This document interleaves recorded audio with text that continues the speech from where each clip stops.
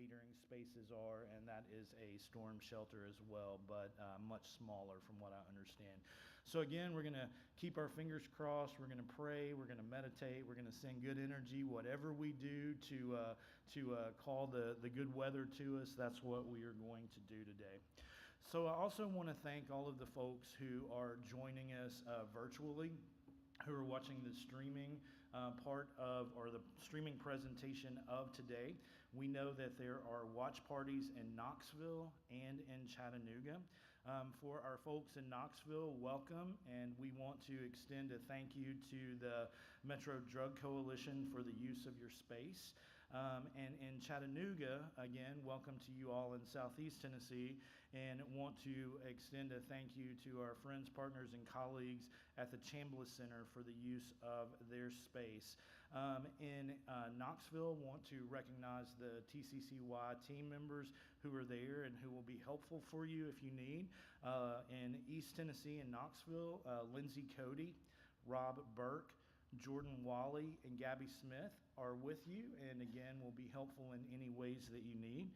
If you're with us in Chattanooga, Marissa Player is with you, and again will be helpful for you with anything that you need there. Some housekeeping kind of things. One is we'll let you know that there are going to be a couple of breaks throughout the day. Most important question of all is if you go straight outside, the bathrooms are right off in that lobby, and so hopefully with the size that we have, there shouldn't be hopefully too many backups. So please know that. I also, as always, want to thank all of the folks who are on our team at the Commission on Children and Youth. I say a million times I am the most fortunate person in the world to have the team that we do. Someone a long time ago told me to hire people smarter than you are, shut up and get out of their way, and that's what I try to do on a daily basis. Some days better than others, but really want to thank all of the Commission staff who work so hard to take care of the millions of details to make today happen. With our team planning, we also know that there are some other amazing people that are partners and colleagues, and so really want to thank Kylan Hadley, who is with ACE Nashville and the Metro Nashville Health Department, for joining the planning team and helping us pull everything together.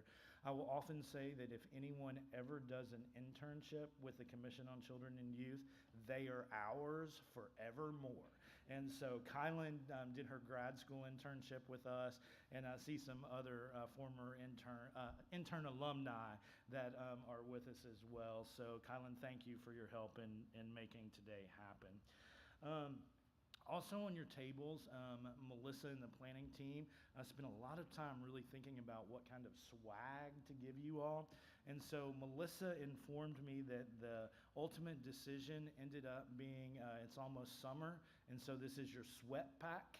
So you'll have a cup to drink from, a fan when you get super hot, and a microfiber towel that Melissa affectionately referred to as a sweat rag. So hope that you guys will take those and on your way home today and use them as you need. So I'm looking for Melissa for some technology help, and I'm going to ask Melissa to come help me because nothing is happening. Oh, there we go. Something happened.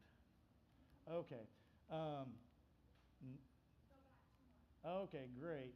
Again, I told you guys I can't do technology at all. So this morning, this week feels a little bit scattered for me, so I feel like I am all over the state and the northern part of Alabama geographically this week. And so as I was driving yesterday back into Nashville, I'd gotten tired of the book I was listening to, and so I just kind of put my car radio on, and it was on NPR. And so there was an interview that was happening, and I can't tell you which show, I can't tell you which research, I'd have to go back and look, but the person that was being interviewed said something that really just kind of I thought was interesting and caught my attention.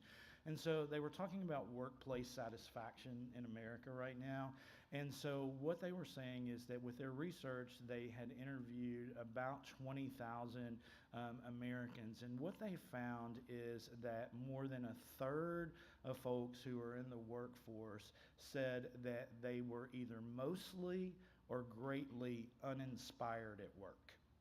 And that kind of hit me a little bit because selfishly I thought, gosh, I wonder how many of the people on our team think that, and what would my responsibility be, and what, do we need to do with that? But then it kind of led me to kind of stop being selfish and egocentric and think beyond just kind of the work that we do, to think about you guys, our partners and colleagues across the state who are doing incredible work with organizations and children and families. And I just kind of thought to myself, I thought, if those numbers even remotely hold true, that's going to make a hard job, a critically important job, even harder. And so as I was thinking about today, I kept thinking, what is it that I hope that we can accomplish with this? So first, I want you guys to know you're appreciated. Not everyone always tells you thank you as much as you need to be told thank you.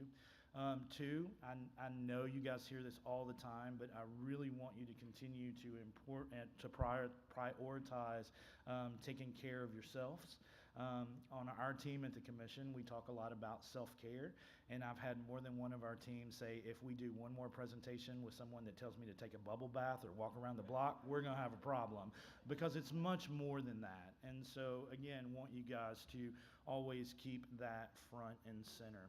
And so, again, thinking about the work that we do at the commission that I'm going to talk about just a little bit in a minute, is that if I boil it all down, if I think about all of the things we do and I try to get it in its most simplistic form of what we do, I think that we do four things, and I hope that we do them well, and it's our intention to keep focused on doing them even better. And I think that's educate. We educate folks across the state and our partners about issues impacting children, youth, and families, what the data says, what national science and research say, what partners in other states are doing. Our second job is to equip. So once we educate folks about really what's going on in the lives of children and families, how do we equip them to do the absolute best job they can do to make those outcomes what we want them to be? The third is to engage. And so we know that all of you in the room get this. You understand the importance of what we're going to spend today talking about, but we have a real opportunity to expand our reach. We have an opportunity to expand our reach to talk with our partners and friends in the business community who make such important decisions. We have opportunities to continue to partner with our friends in faith communities. We have the opportunity to partner with our friends in civic groups across the state. And so it's really our goal to be able to engage folks to be an even larger voice for children and youth and families. And then the last is to be able to empower folks. So we can educate, engage, and equip, but how do we give you that extra oomph, that extra inspiration to be able to go forth and do what needs to be done day after day after day? So if you'll indulge me for just a second, I'd like for you guys to close your eyes. I hope you've had some coffee, so don't fall asleep. And so I want you to think about if in Melissa's summer swag, if she had given all of you a magic wand. And so you all in this room get to wave your magic wands. And so at the end of today, when you walk out the door, your magic wand is going to have fixed everything. And so I want you to think about what that's going to look like when you walk to your car, and you get in your car, and you start to drive back home. And I want you to think, maybe there's not as much traffic. Maybe drivers are a whole lot nicer. Maybe the tornado didn't happen, things like that. And I want you to think about getting close to your neighborhood, and you're driving through the streets of your neighborhood off of the interstates. And I want you to see beautiful houses where every person in your community lives in one of those places that meets their needs. I want you to think about the park that you're going to drive past and what that's going to look like. I want you to look at the community center in that parking lot. I want you to drive past the schools in your neighborhoods, the hospitals in your neighborhoods. I want you to drive past the police departments in your neighborhood. Think about the water sewage places of all things. What does this look like? And I want you to think about getting home and parking in your car. And I want you to think about if you live in a neighborhood or a community where there are kids and young folks, what are they doing?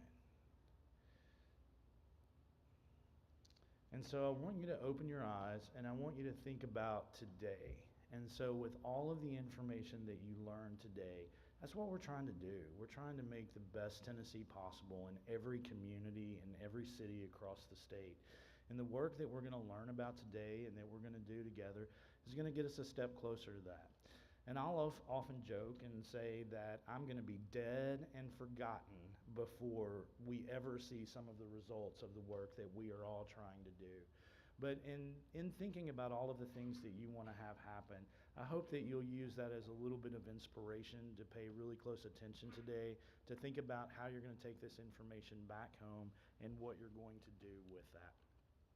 So at the Commission on Children and Youth, again, this is so odd to me because I'm looking at this and I should be looking at that. So figured out technology. Thank you, guys. So as you all know, the Commission on Children and Youth is an independent, nonpartisan state agency. We were created by the General Assembly in 1987. And the reason we were created is at that time in their wisdom, the Tennessee General Assembly said, we want Tennessee to be the best place for children and youth to grow up. And Commission, it's your responsibility to help make that happen. So it's your task to make sure that the state's policies and programs effectively promote the health, well-being, and development of children and youth. We are a little bit unlike other state agencies in that we do not have one commissioner appointed by the governor to provide leadership and guidance for us. Instead, we have 21 members of a commission that are appointed by the governor. And so in effect, I have 21 bosses. So I want to introduce you to two of them and want you to clap and be really nice because I would love to have a good personnel review this year. So no particular order, Mrs. Tracy Silverman. Tracy is a relatively new member to the commission, lives in Sumner County, and in her professional life works at PNC Bank. For those of you that don't know PNC Bank, their foundation does incredible work investing in early childhood efforts. So if you have the opportunity to see Tracy today or any other time that you see her, please thank her for that and get to know Tracy a little bit. Second commission member is Raymond Jenkins. Raymond has been around for a while. We've kind of grown up together in this world, so it makes me really happy that Governor Lee appointed him to serve on the commission. Raymond has done everything that you could possibly imagine, from child welfare case management through juvenile justice work, mental health work, and now at the University, UT Swarps. Is that right? So, University of Tennessee School of Social Work and Research, so UT Swarps. So if you don't know Raymond, certainly get to know Raymond. So again, when I talked about the 4 goals for today and really boiling down the 4 things that we do at the commission with educate, engage, empower, and equip, this is a little bit more formal way to kind of tell you the work that we do. So really kind of where we spend our time is focused on data and insights, where we look at a variety of indicators to be able to identify trends of how our children and youth are doing. Collaboration is key to what we do. I will always stand before you every chance I have, and I will tell you Tennessee state government is an incredible partner improving outcomes for children, youth, and families. However, Tennessee state government is not the answer to every problem. The answer to the problems are communities, or those of you that are doing the work that you're doing as close to the families and folks that need. And so it's, from my perspective, our responsibility is to hear what you guys are seeing, what you need, and be able to use the resources that we're provided to be able to help make that happen. Have our fingers stuck in policy advocacy, where we work with many members of the Tennessee General Assembly, try to be a resource for them as they are writing and trying to pass bills that would make life better for kids and families. Sometimes they like what we have to say, sometimes they don't like what we have to say, but always appreciate the opportunity to work with them and try to share information to help them better frame and better write the bills that they do.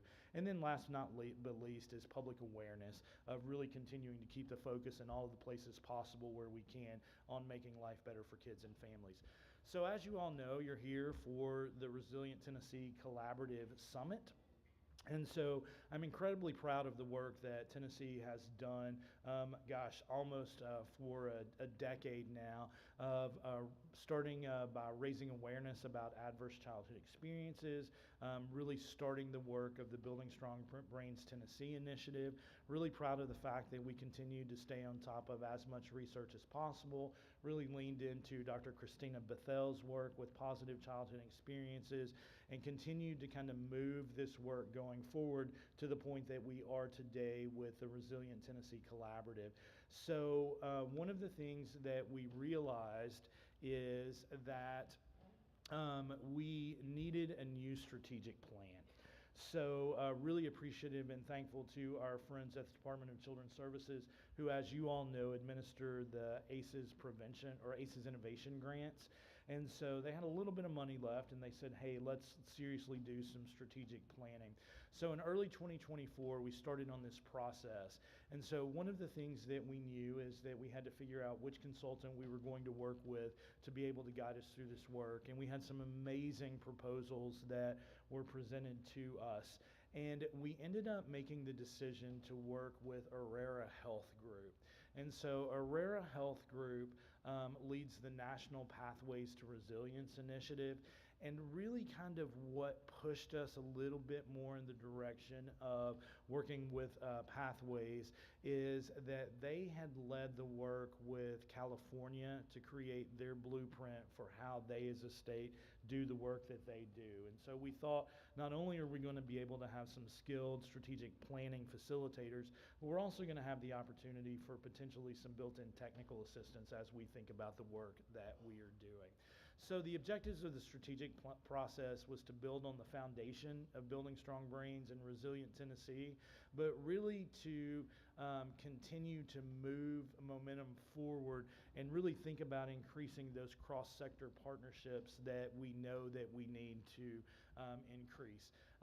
The strategic plan is on this, it says will be posted on the website later this summer.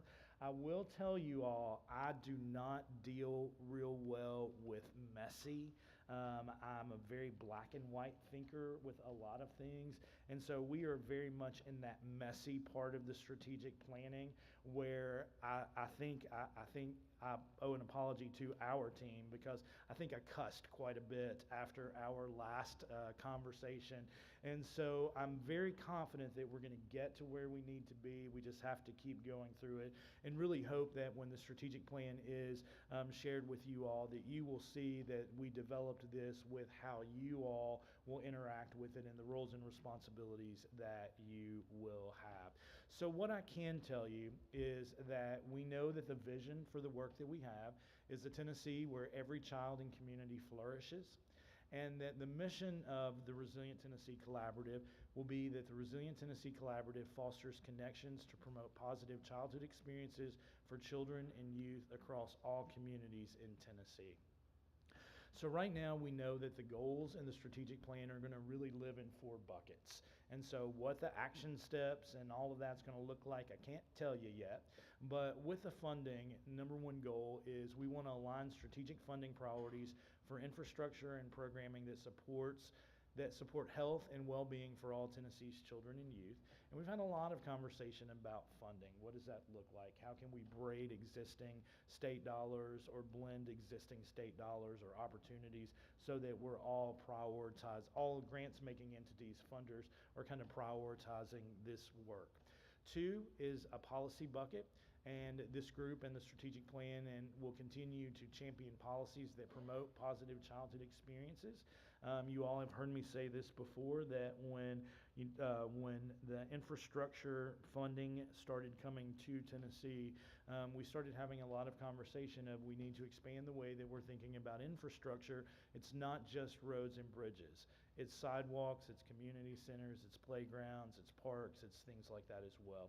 So we will continue to use the voice that we have and try to best equip you all to be that voice as well with policymakers as we're thinking about either funding or individual pieces of legislation. The other thing and the other goal is multi-system and sector engagement. We've done a lot of work really right with this. There are opportunities that we have, much like I was saying earlier, we have an opportunity to engage the business communities in ways that we haven't before, faith communities, civic groups, things like that as well. And then fourth and always needs to be a part of the work that we do is really in a data and metrics bucket.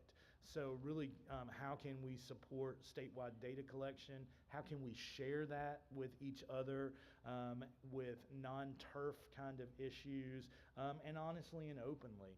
And then how can we analyze that data to really advance the programs, policies, protocols, practices, all of those things that we want to promote positive childhood experiences. So I think I've talked for more than my 20 minutes. I was afraid to look at Melissa because I was fearful she was going to give me that look. But again, want to thank you all, thank Melissa especially for all of her work in organizing today. So you guys are tired of listening to me talk. I can talk all day long, and so I'm not nearly as exciting or knowledgeable or smart as our presenters today. But it is my great privilege to be able to introduce you guys to our first speaker this morning. Dr. Junlei Lee is the program chair of the Human Development and Education and the Saul Zantz Senior Lecturer in Early Childhood Education at the Harvard Graduate School of Education. As a developmental psychologist, his research and practice focus on supporting the helpers, those who serve children and families on the front line of education and social services. Studying orphanages, childcare, schools, youth programs, he co-developed the Simple Interactions approach to help affirm what ordinary people do extraordinarily well with children in everyday moments. His work is significantly inspired by the pioneering work of one of my personal heroes, Mr. Rogers, Fred Rogers, when he served as the co-director and Rita M. McGinley Chair for Early Learning and Children's Media at the Fred Rogers Center. So please join me in welcoming to Nashville from Boston, Dr. Lee.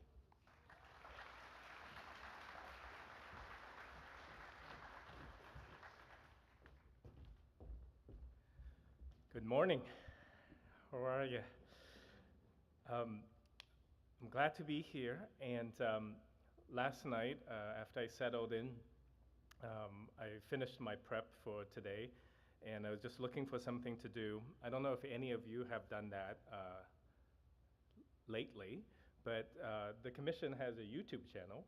Most people by then would Netflix or something, and I was streaming through the YouTube channel for the commission just to look at some of the past speakers and as well as the advocacy day and so on. I went through actually almost 3 years worth of content, going all the way back to when the meeting was still on Zoom. And let me see, okay. So in case you haven't, this could be a nice alternative to streaming.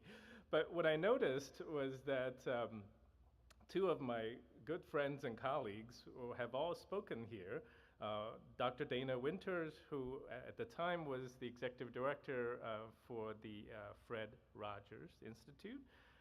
She was here 2022. She wasn't physically here. She did it online. And then Dr. Bob Seki was here.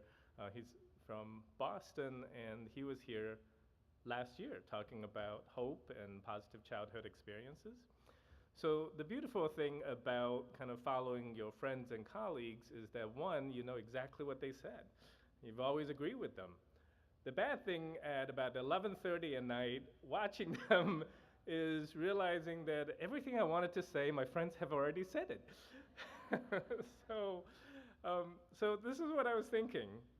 So this was my topic, thinking about relational health, right, as this idea, as the foundation for resilience. But I have a feeling that there's a chance that we can learn and make this time helpful as much in the conversations we have with each other as anyone who's standing up here on the podium. So what I love to do, and when I say 3 conversations, I mean literal conversations. I will pause at 3 different occasions, and I have questions for you, and I would love for you to have a chance to talk to each other. For all of you who are tuning in online, I think from Chattanooga and Knoxville, grab somebody, even if you're watching this by yourself, just say, come on over and watch this with me. Not my part, just the part that are for the conversation. So if you don't mind, just look around you, just make eye contact with people that you may want to talk to. If there's someone who's sitting kind of by themselves, reach out, bring them into your group, or better yet, move to sit with them, just to make sure everyone's included. What it works really well, I know once everyone starts to talk, it'll get loud. So typically, like if you have a cluster of like, let's say 3 people, right? 2 to 3 people, it works. It's a little hard to talk across the table because we don't have as much time allocated for this as I typically would. So just very briefly, my colleague and friend, Dr. Dana Winters, did, I think, a 30-minute online event in 2002 for the commission. And just a quick show of hands, I'm sorry if it shows your age too, but how many of you have some familiarity with the PBS program, Mr. Rogers' Neighborhood? Well, that's a good amount, right? There's a couple of faces that are younger than what I would expected, but I'm glad to see that. So I spent most of my adult life in Pittsburgh, which we call the original Mr. Rogers' Neighborhood, right? And Dr. Winters and I, when we worked together for 7 years, almost side by side all the time, one of the things that always kind of led and inspired us was this quote that you hear a lot of times, the news media and so on, kind of would re-quote Mr.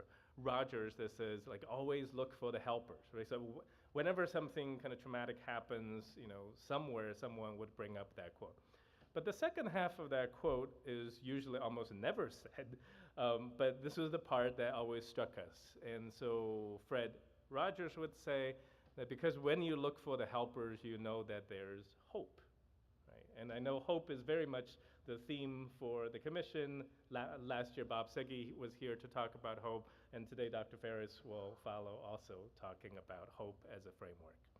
So we took that quite literally, so in our work at the time, and we spent a lot of our time with the helpers. And by helpers, we mean anyone who's in the helping profession, right? Who serves children or serve family and serve communities, often on the front line, but also indirectly, right, through their service in administration and leadership and as board members and so on.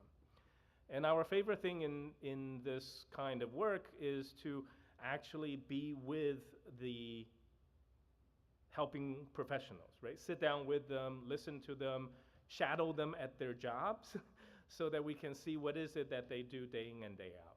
And some of the most interesting but sometimes heartbreaking conversations we have are also with the helping professionals. One of these conversations I remember, this was maybe about 10 years back. I was in Florida leading a workshop for child welfare caseworkers about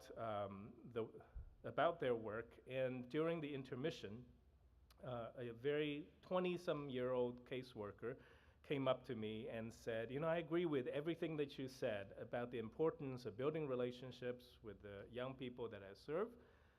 And then he said, and that's why I'm thinking about quitting my job. Right?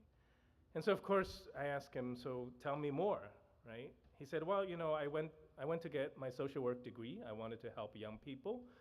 And we learned, right, even in School of Social Work, about how important these relationships are between us and these young people. I had been working as a child welfare caseworker for foster care youth for 3 years. He said, I've never felt in my actual job that I could build the kind of relationships that I learned in my books. Right? And I keep trying, and I don't think I could. Right? And he said, I'm not the only one. Right? And in that particular line of work, right, he would say, like, I don't know when a youth comes to my case. I often don't know when the youth leaves my case.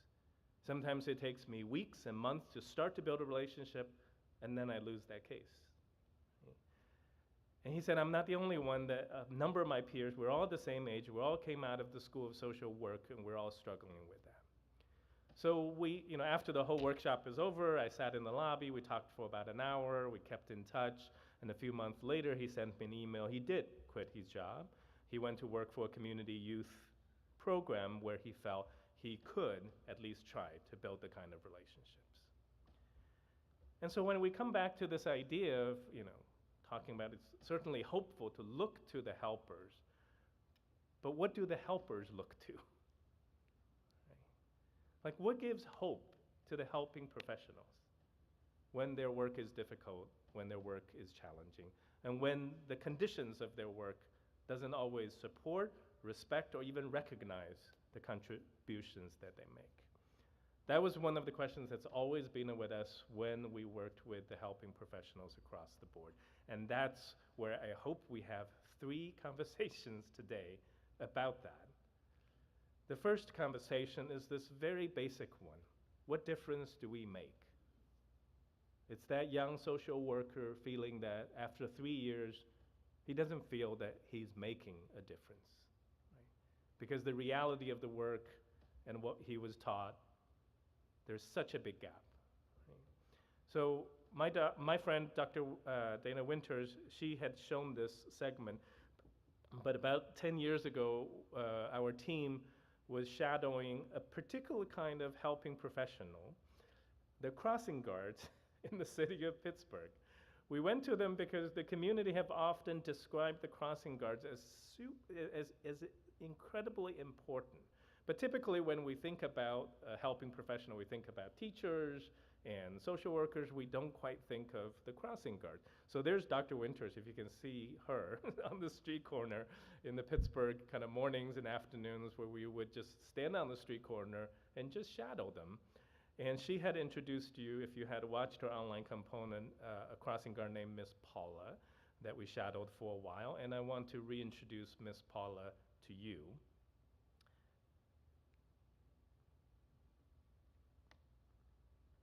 Good morning. I like you here. Go ahead.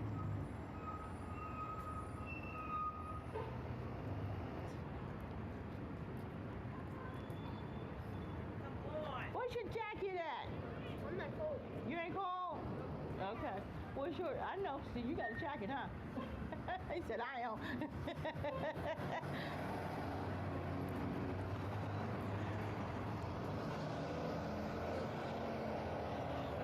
Good morning. She's grown up to be so beautiful. Look at her. Wow. I know. Wow. She looks just like you. That's your twin right there. Oh my. Good morning. Y'all go to the high school? Yes. All right. Have a blessed day. Thank you. You're welcome, baby. And your lips is shivering. All we care is about That's me too. That's the worst time when my face is cold. Yeah, it's so like, oh mama, shh. I wish I could just warm you up. But if it's just like my hair, I'm good. Okay. when my face is cold. Well, hurry up in then. It's time to go in, okay? Good morning. Right. Good morning. So, when are you going to know about the election? When you going to know if you won or not? Okay. Oh, huh. I got my fingers crossed for you. Even though I didn't get a cupcake, but I got my fingers crossed.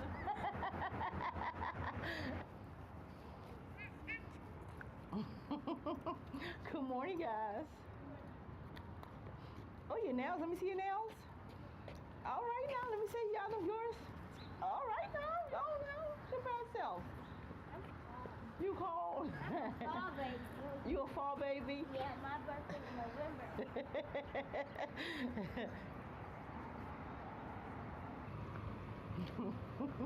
See, I hold traffic for you. Good morning, baby girl. I like your little bun. Your mom did your hair? Tell her I give her 100%. So that's Miss Paula, who's been at that particular street corner for about 8 years, but been in the neighborhood for 13. And she's one of 125 crossing guards in the city of Pittsburgh.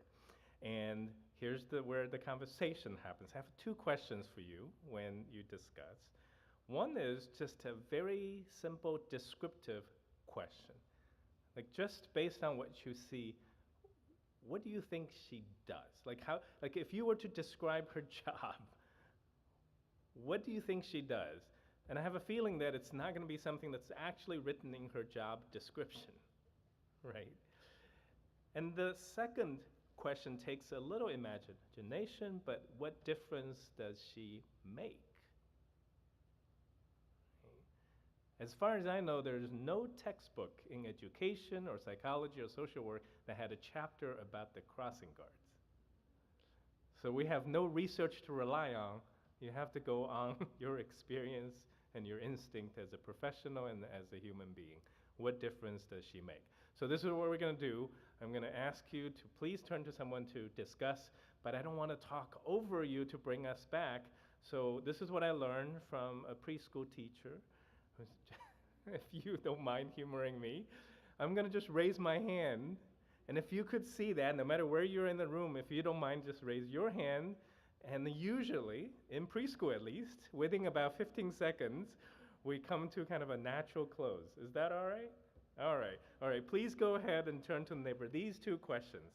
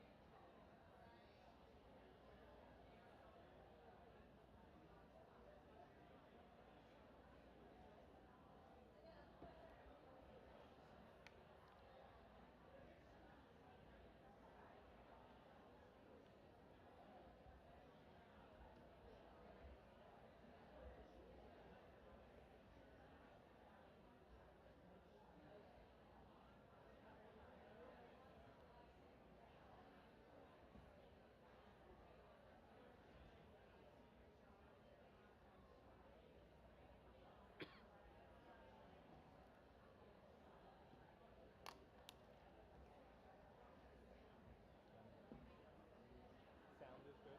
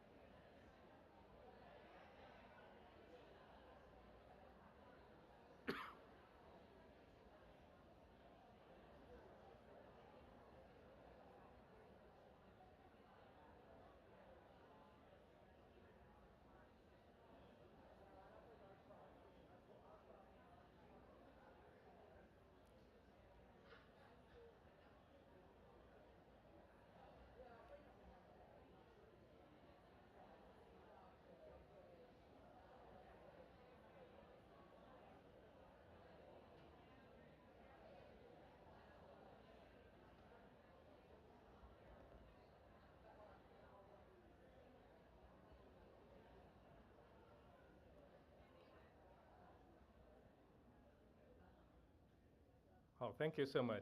Preschool teachers really know what they're doing with all these things.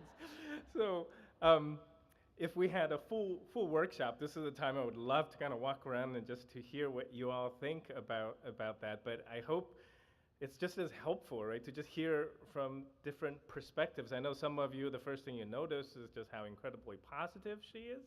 But then some of you very quickly will notice it's not just like a generic positivity, right? Like she knows something so specific about the children. I have no idea how someone even keeps track of that. Because for you to tell a child you got new glasses, you got new nails, you not only have to remember the child, you have to remember their glasses, right? And their nails and so on. And when we did this with the crossing guards themselves, right? So there are 125 of them, so we would do this with 25 of them at a time. We would bring these videos from their own street corners. We'd play it and we would ask them, like, what did they think about their job? And so they're very proud of their work, right? And Miss Paula and their group, because whenever they're done with their thing, they would walk across a couple blocks and they would just hang out with each other for a while, 4 or 5 people. And they refer to themselves as early morning street parent, right? Right. So they're there not to replace the parent, they're there to support the parents, right? And you notice how she talks to the parents and she tells the students to go home and talk to their parents and so on. And and just in case any of you kind of think, well, maybe it's just her personality, maybe she's just all positive, you know, she can do it without a smile. I don't know if some of you might have noticed, Miss Paula can be really tough. There's this one split moment years after watching this video that was my favorite. There was this big white car, I think it was a Mercedes, who dared to enter the pedestrian crosswalk while she's still in the middle. And she just did a stare down. She just stared them down. I would not want to be the receiving end of that stare down, right? She can be tough if she needs to, but what so inspired us about that project, and that's why Dr. Winters also showed this video, this wasn't just one person, right? She shadowed about a dozen of them. We have never, either in research studies or in book chapters, have ever encountered a theory that can help to explain what 5 seconds of interaction does. You think about relationship, you think about how we talked about it, it's usually these attachment experiences, deep, intense experiences. There's hardly anything that tells us about what 5 seconds, 10 seconds of interaction does, day in and day out, with children, with youth, and with the parents. And some of the parents used to be children that walked across the same street corners in the same community. So when Dr. Bob Segi and we met a few years ago, and he was talking to me about positive childhood experiences, which I think many of you are familiar with, and I think there's a handout on the table with that. When I thought about positive childhood experiences, I start to understand, at least from the research side, what the crossing guards have already been doing for decades in the communities. When we think about resilience, if you roughly think about this as kind of a balancing scale, right? That the development of our resilience, not just skill, but our body, our mind, as being tilted and shifted by the relative weight, right, of our negative experiences and the positive experiences. So traditionally for the last 20 years, right, we thought and talked a lot about the adverse childhood experiences, but for most of those 20 years, this picture is incomplete because we don't know what to put on the other side, right? We just thought, well, if adverse childhood experiences were bad, let's do everything we can to remove them, but then what is on the other side at the same time? And I think one of the things that I just love about Dr. Segi and Christina Bethel's work on positive childhood experiences is it gave us a complete picture about how you can tilt the balance, not years later, but right in the middle of it. And these positive childhood experiences, what sets them apart from the adverse childhood experiences is that adverse childhood experience seems so traumatic, right? That it's not part of everyone's everyday experiences. But positive childhood experiences, as defined in these public health studies, with these very simple questions about people in your family, right?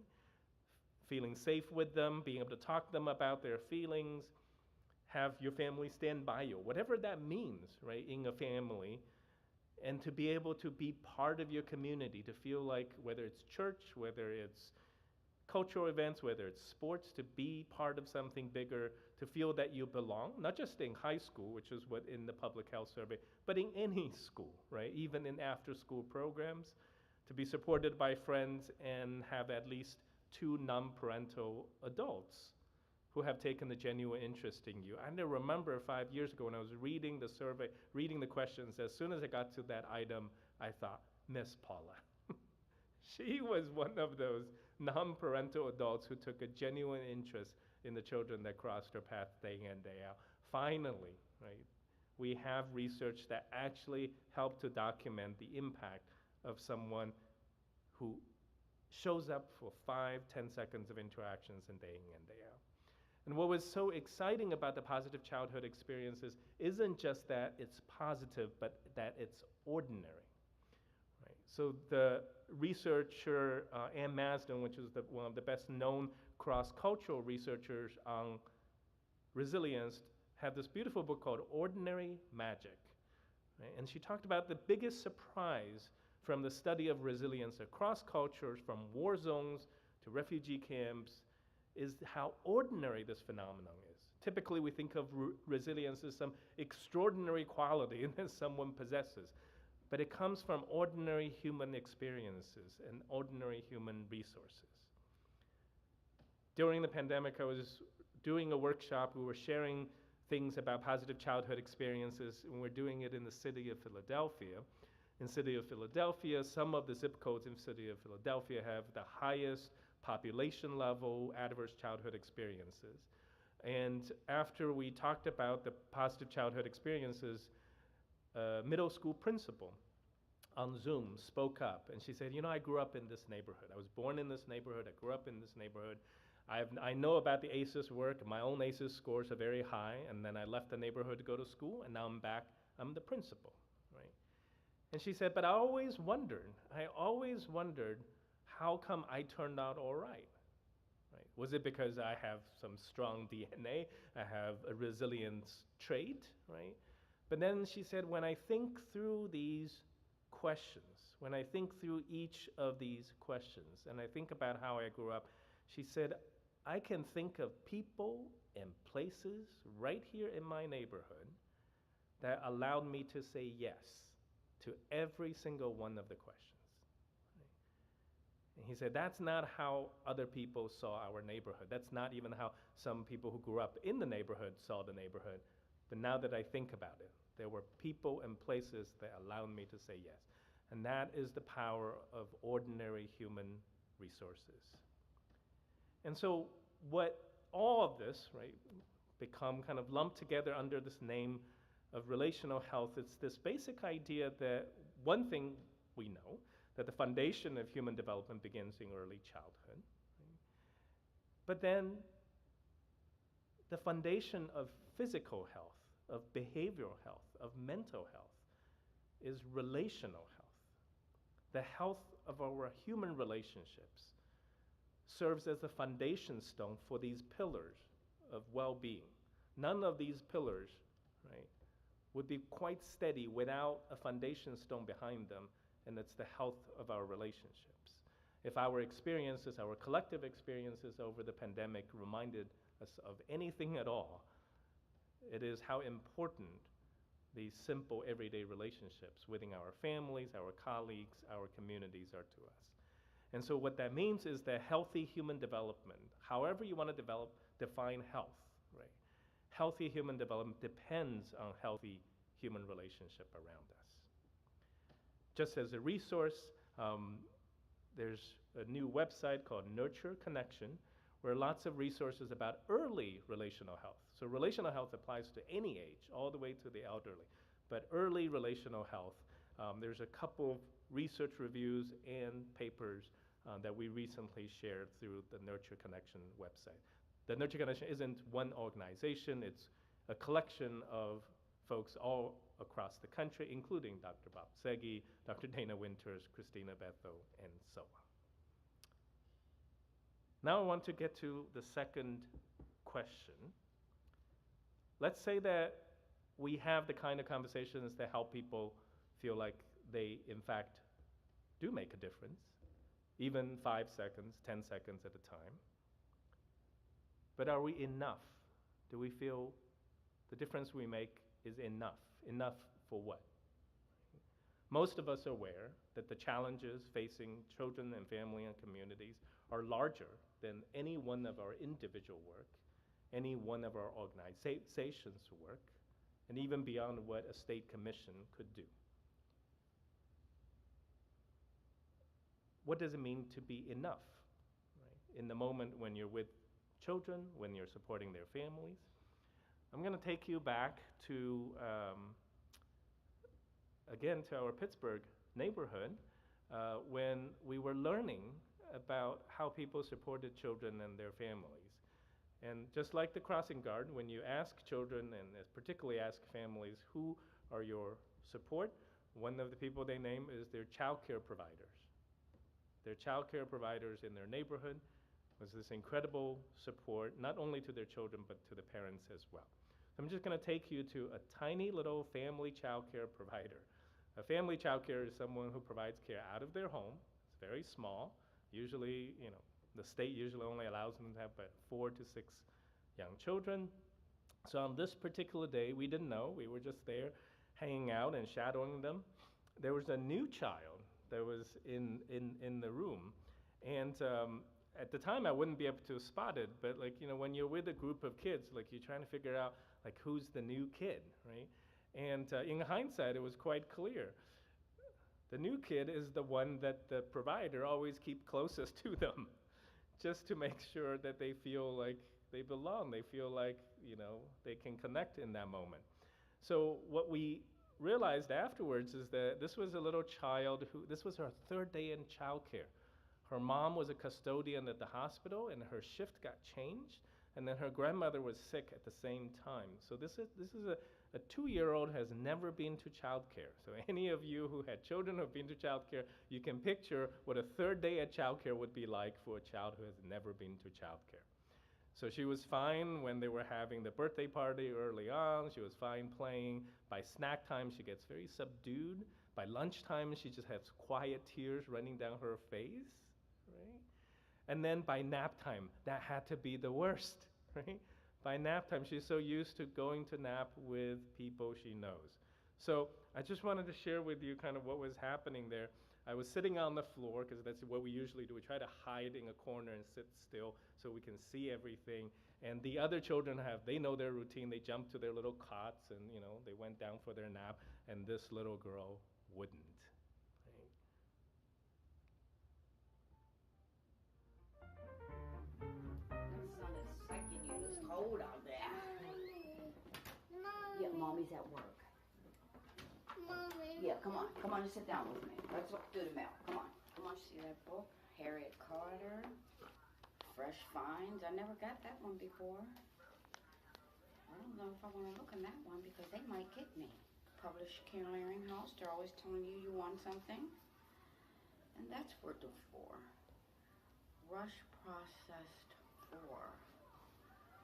Huh. Let's open that and see what that is. It tells you it says fold along perforation and remove. Let's see. Oh, would you hold that for me? Thank you. Hold that one for me too. Thank you.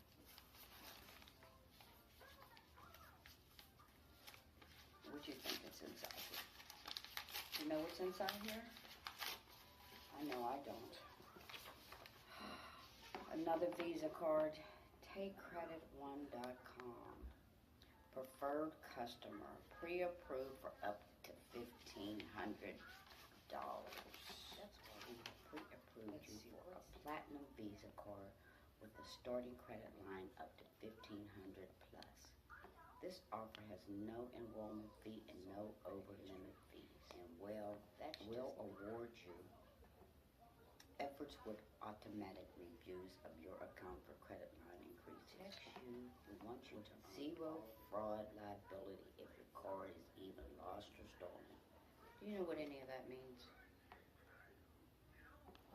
I don't think you know what any of that means. It sounds good though. 3 easy ways to accept your credit.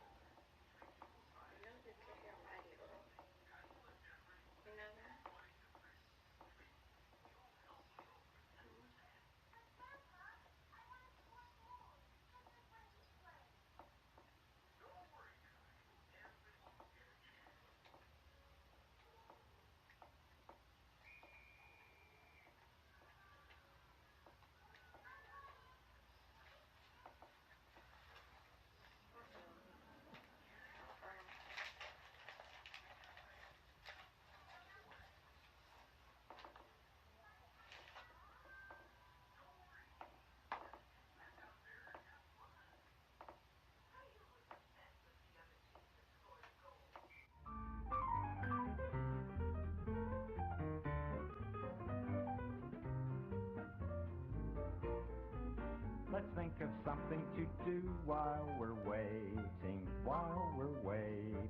for something new to do. The only thing I want to add to the context was that that process you just saw there on the screen, we usually, when we film, we don't like to make cuts because we want you to see what is real. We couldn't do that in this case because it took 45 minutes.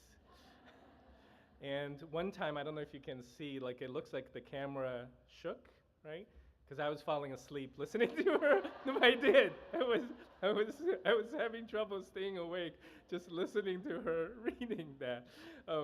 But two questions, same routine, right? The child doesn't speak much. This was a 2-year-old, right? She said mama, and that was the only word she ever said.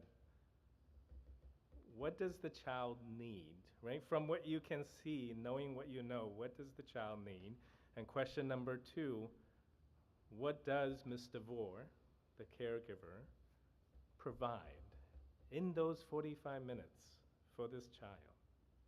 Go ahead, I'll do my hand thing towards the end, but please turn to your neighbor.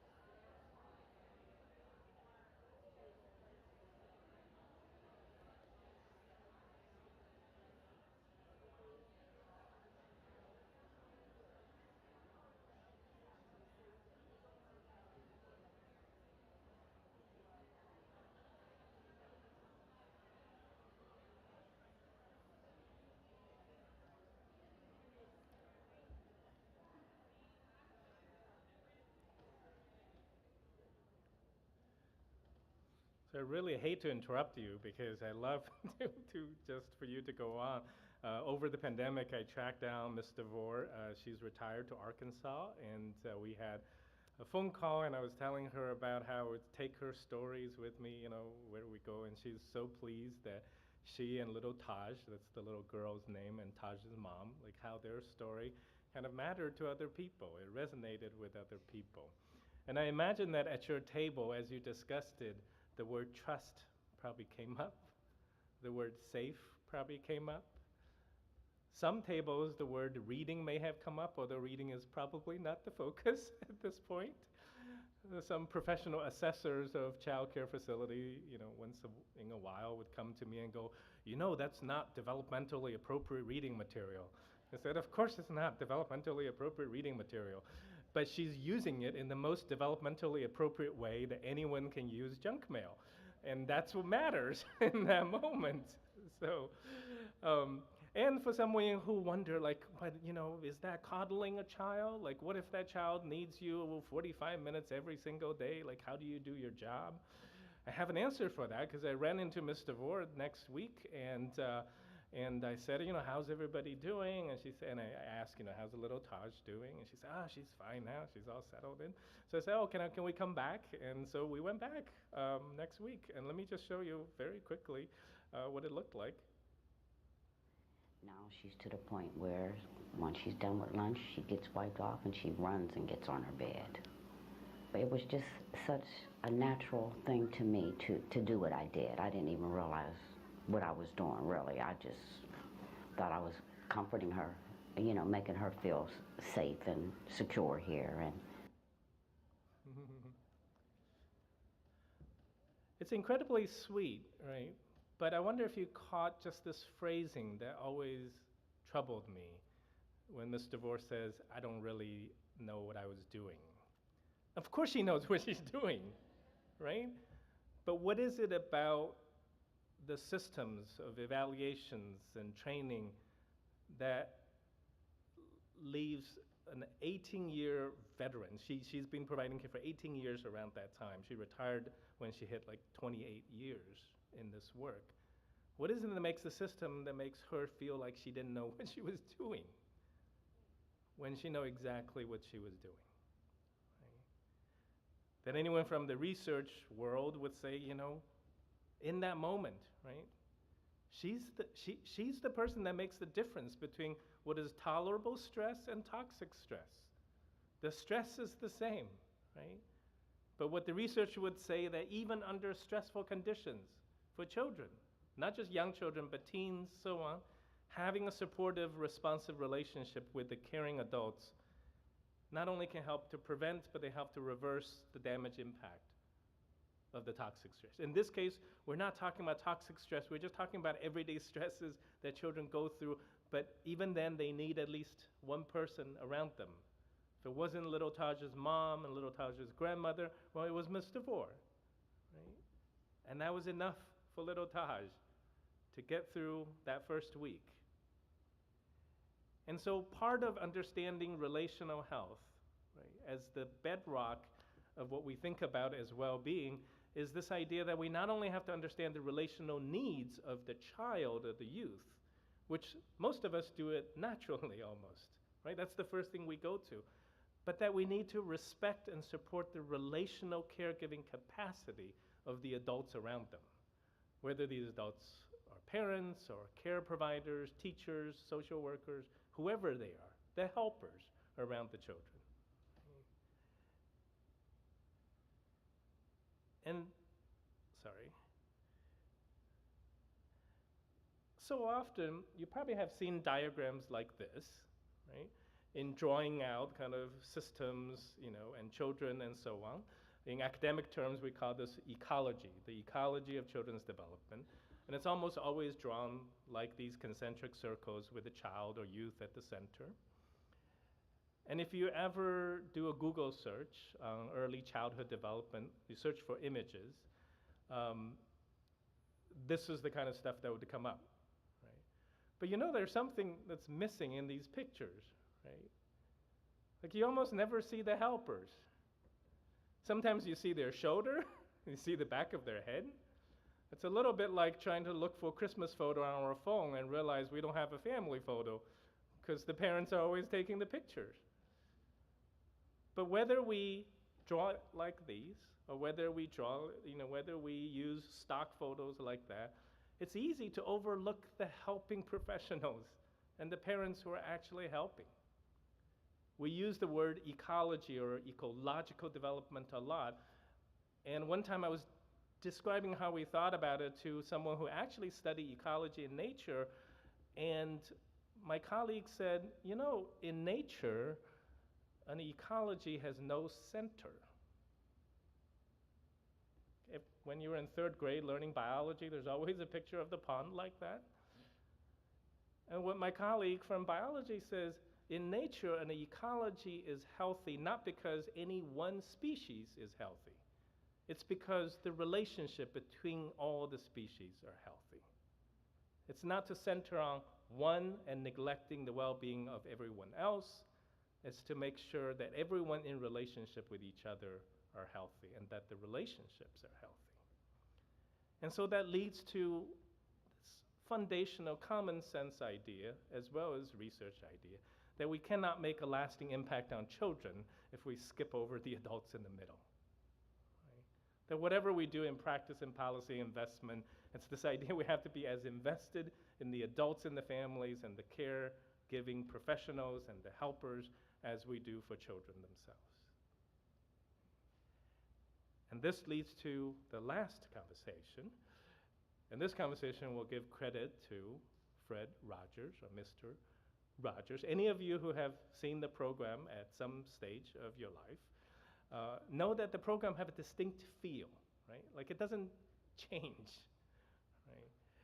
And one of the things that Fred Rogers held himself to, a standard, which is what he calls deep and simple is far more essential than shallow and complex.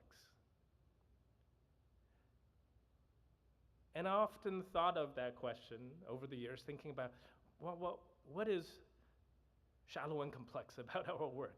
There's a lot of shallow and complex, right? But then sometimes you get so involved in the shallow and complex that it's hard to remember what is the deep and simple that brought us to our work in the first place. I'll use early childhood as an example. A while ago, someone sent me this article about here are the most beautiful preschools in the world, or wouldn't you want to leave your children there? And I looked through the article, and there's all these pictures of these beautiful places around the world. And I was teaching child development, and I thought, well, it'd be fun to collect all the pictures just to show people kind of what preschools can look like around the world.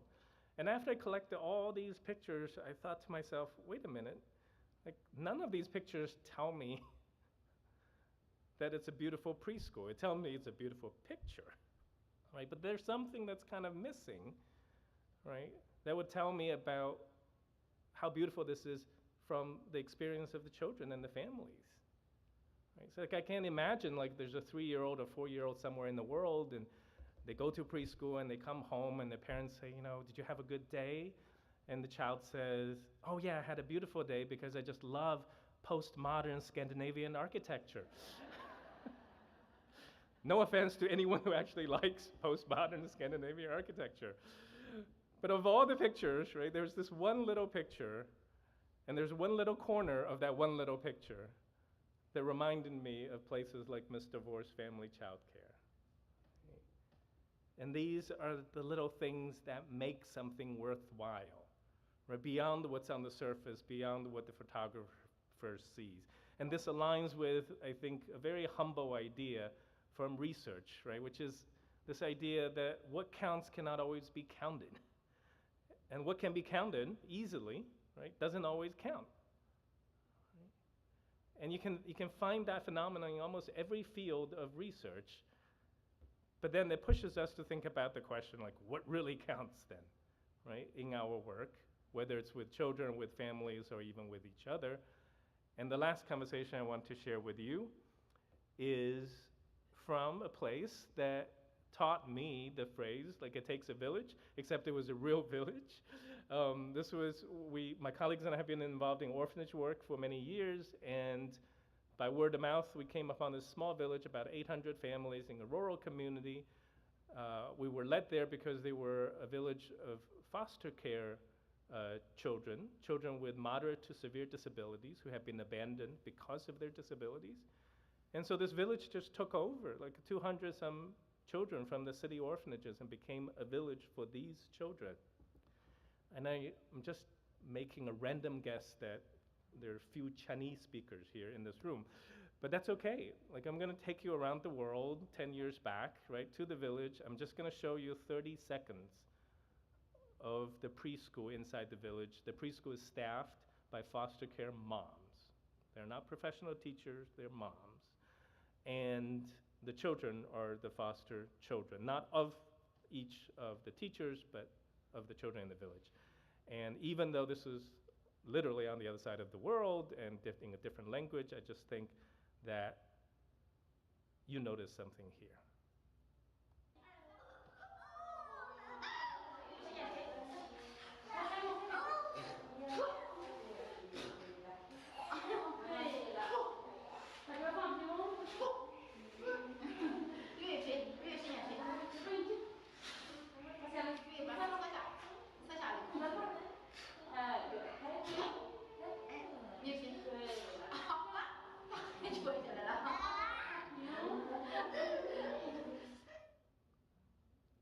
It's very quick, right?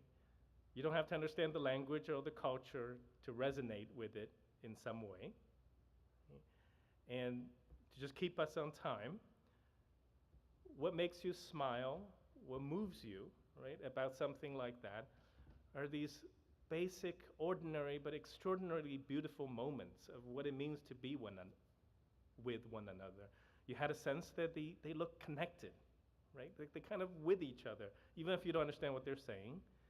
You have a sense that whatever is happening between them seem to go back and forth, right? It's a reciprocal, it's a relational. You notice that even though all these children have their own abilities and disabilities, some are more able to engage in that moment physically than others. For example, the two boys on this side, right? Compared to the child in the lab who had a severe cerebral palsy. But if you watch that child, you notice that how that child gets to be part of this in a way that's unique to her. Just to be able to turn her head at the right time to the right person and smile. Those are huge developmental opportunities for that child. And then when everyone's included, right, that everyone gets an opportunity to grow, but in their own way, right, that suited who they are at the moment. And what was astonishing about that village, we have gone back every single year, except the pandemic year, was that it was this one place where the positive childhood experience seemed to be everywhere. That we were in the village, whether we follow the parents when they drop the kids off at this temporary school or whether we go do home visits, no matter where we went, right? Like all these pictures you see, these are not photography.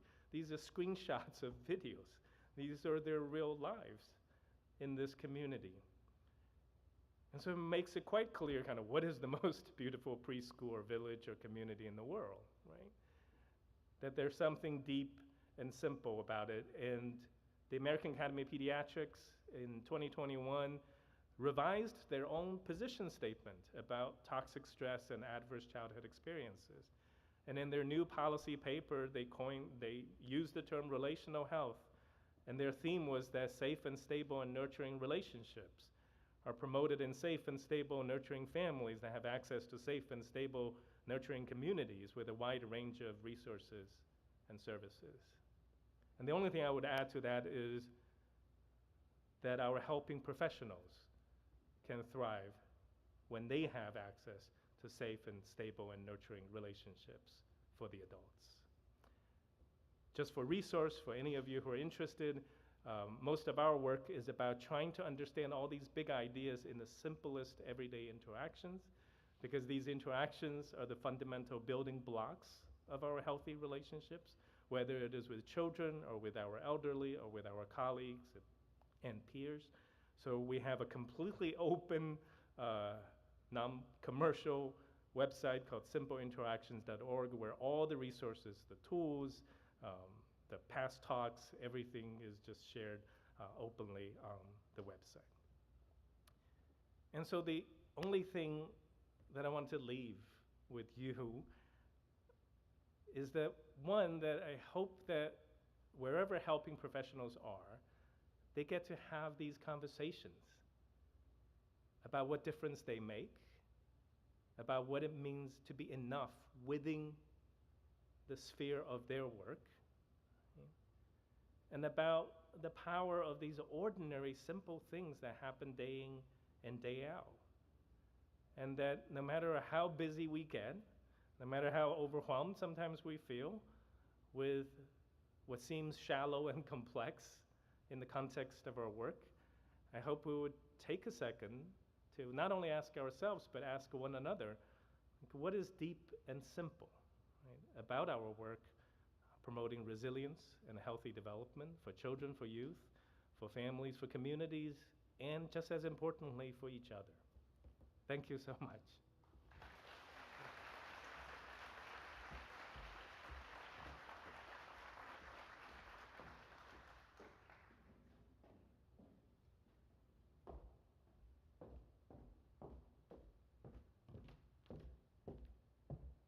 So quiet. Can we say thanks to Dr. Lee again?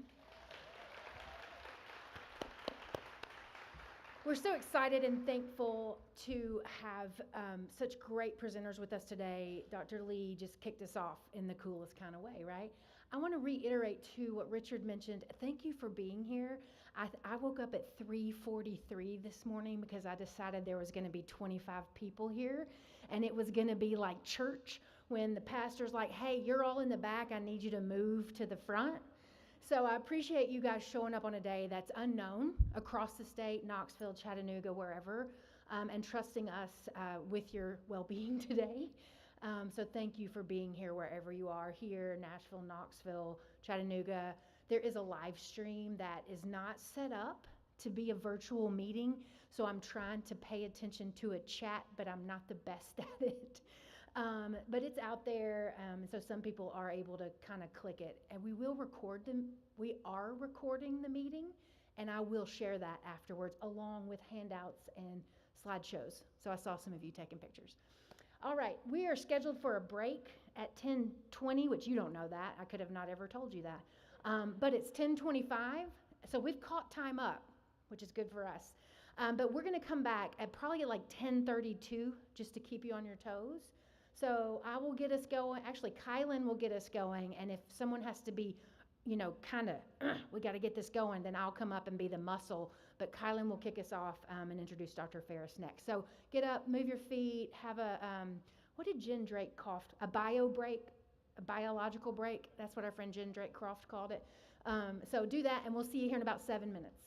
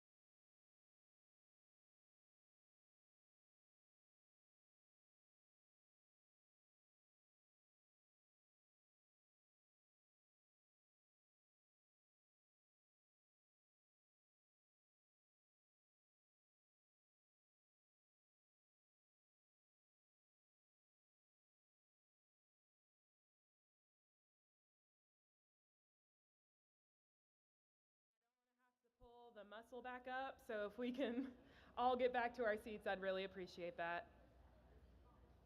We all did learn a new skill from Dr. Lee this morning. Maybe we could try the hand raise again. Okay, see, wow, that is impressive. Thank you for that skill.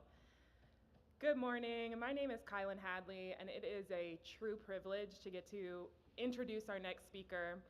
I want to tell you, we got a little bit of a preview yesterday of this talk, and I want you to really strap in because this is incredible, incredible information.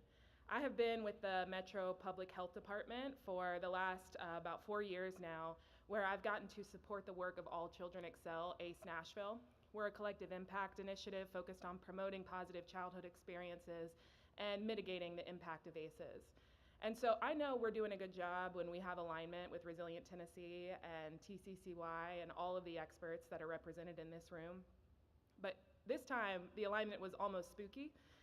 We, for months, have been talking about, we plan quarterly meetings, and we try to we highlight programs that are doing really well and systems that are doing really well in trauma-informed frameworks, and then we bring in experts as well. We started this series talking about positive childhood experiences with our good friends at the Tennessee Department of Health. And then we asked ourselves, what are the next experts we want to bring in? And for months, we have been talking about wanting to bring in Dr. Angela Ferris to talk about Hope Science. But we're just one little county, right? And we don't have a huge budget. And so we were asking ourselves, how can we budget appropriately so that we can really bring the best voices here for this conversation?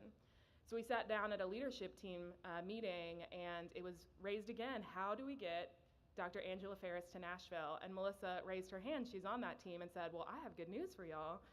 Your meeting that's already scheduled for May 7th is the day before.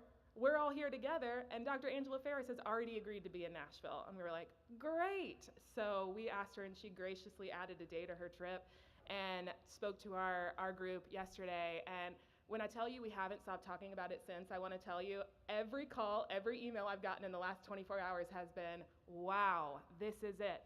You know that feeling when you have several different buckets of things you're holding and talking about, and then someone puts that puzzle piece that links it all together. That's how we all felt. My colleagues and I with ACE Nashville and at the Metro Public Health Department are still so impressed and so excited to talk about Hope Science, and I'm really grateful that she's here to talk again so I can take even better notes than I did yesterday. Dr. Ferris is an assistant professor at the Ann and Henry Zarrow School of Social Work at the University of Oklahoma, director of the Center for Child Welfare Training, and senior research fellow at the Hope Research Center. Her research is focused on the application and implementation of hope-centered and trauma-informed practices and their impact on human service programs. Angela's current research is in child welfare and human service organizations and the application of hope-centered and trauma-informed frameworks. Hope is a psychological strength and a buffer to stress, adversity, and burnout, and a hopeful mindset improves organizational and individual outcomes. She's interested in the impact of intervention services which improve program outcomes and client well-being. Please join me in welcoming Dr. Angela Ferris. Thank you.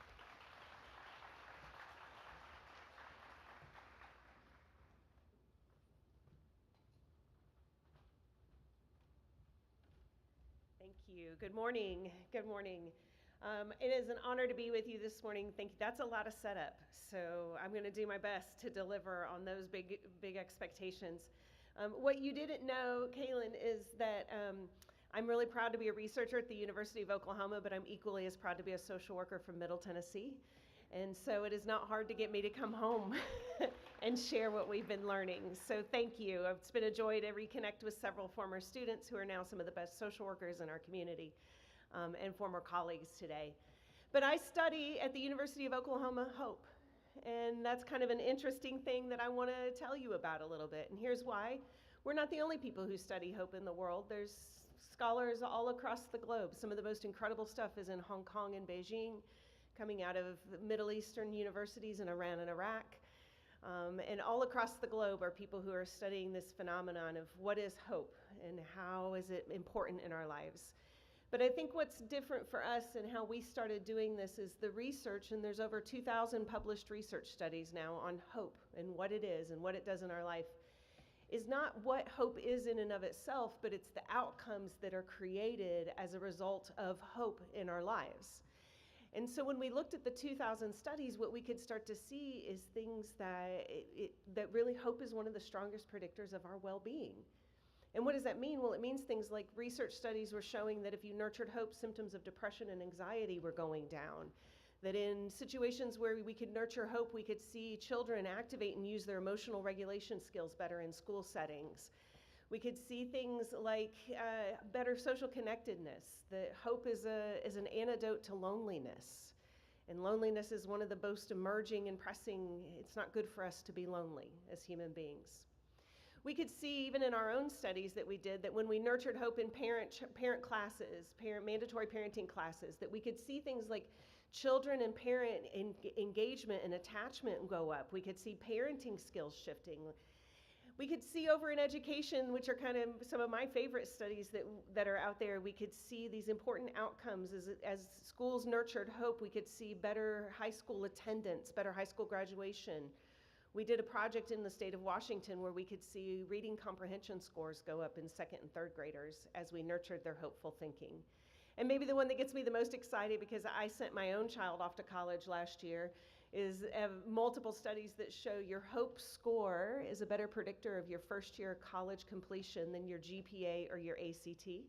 So those of us that didn't do so great on the ACT but finished college, I bet you had a high hope score. And so what we begin to think about is these are the outcomes that programs and services are striving to achieve. Like, these are the descriptions of, like, what are we doing in our communities, right? Well, school social workers are trying to drive up high school retention and graduation rates. Our behavioral health programs and clinics are looking at strategies that nurture and remedy symptoms of depression and anxiety. That we're building parent programs in order to nurture and restore parenting practices. And so for us, it became really clear of we need to start thinking about what does hope look like in practices, in institutions and programs and services. But one of the other things that we began to consider, and what makes us unique from other research teams that study hope, is nobody was looking at hope in the context of trauma. So we began to ask that question at the University of Oklahoma. Well, if hope is such a strong, important predictor to well-being, what is it?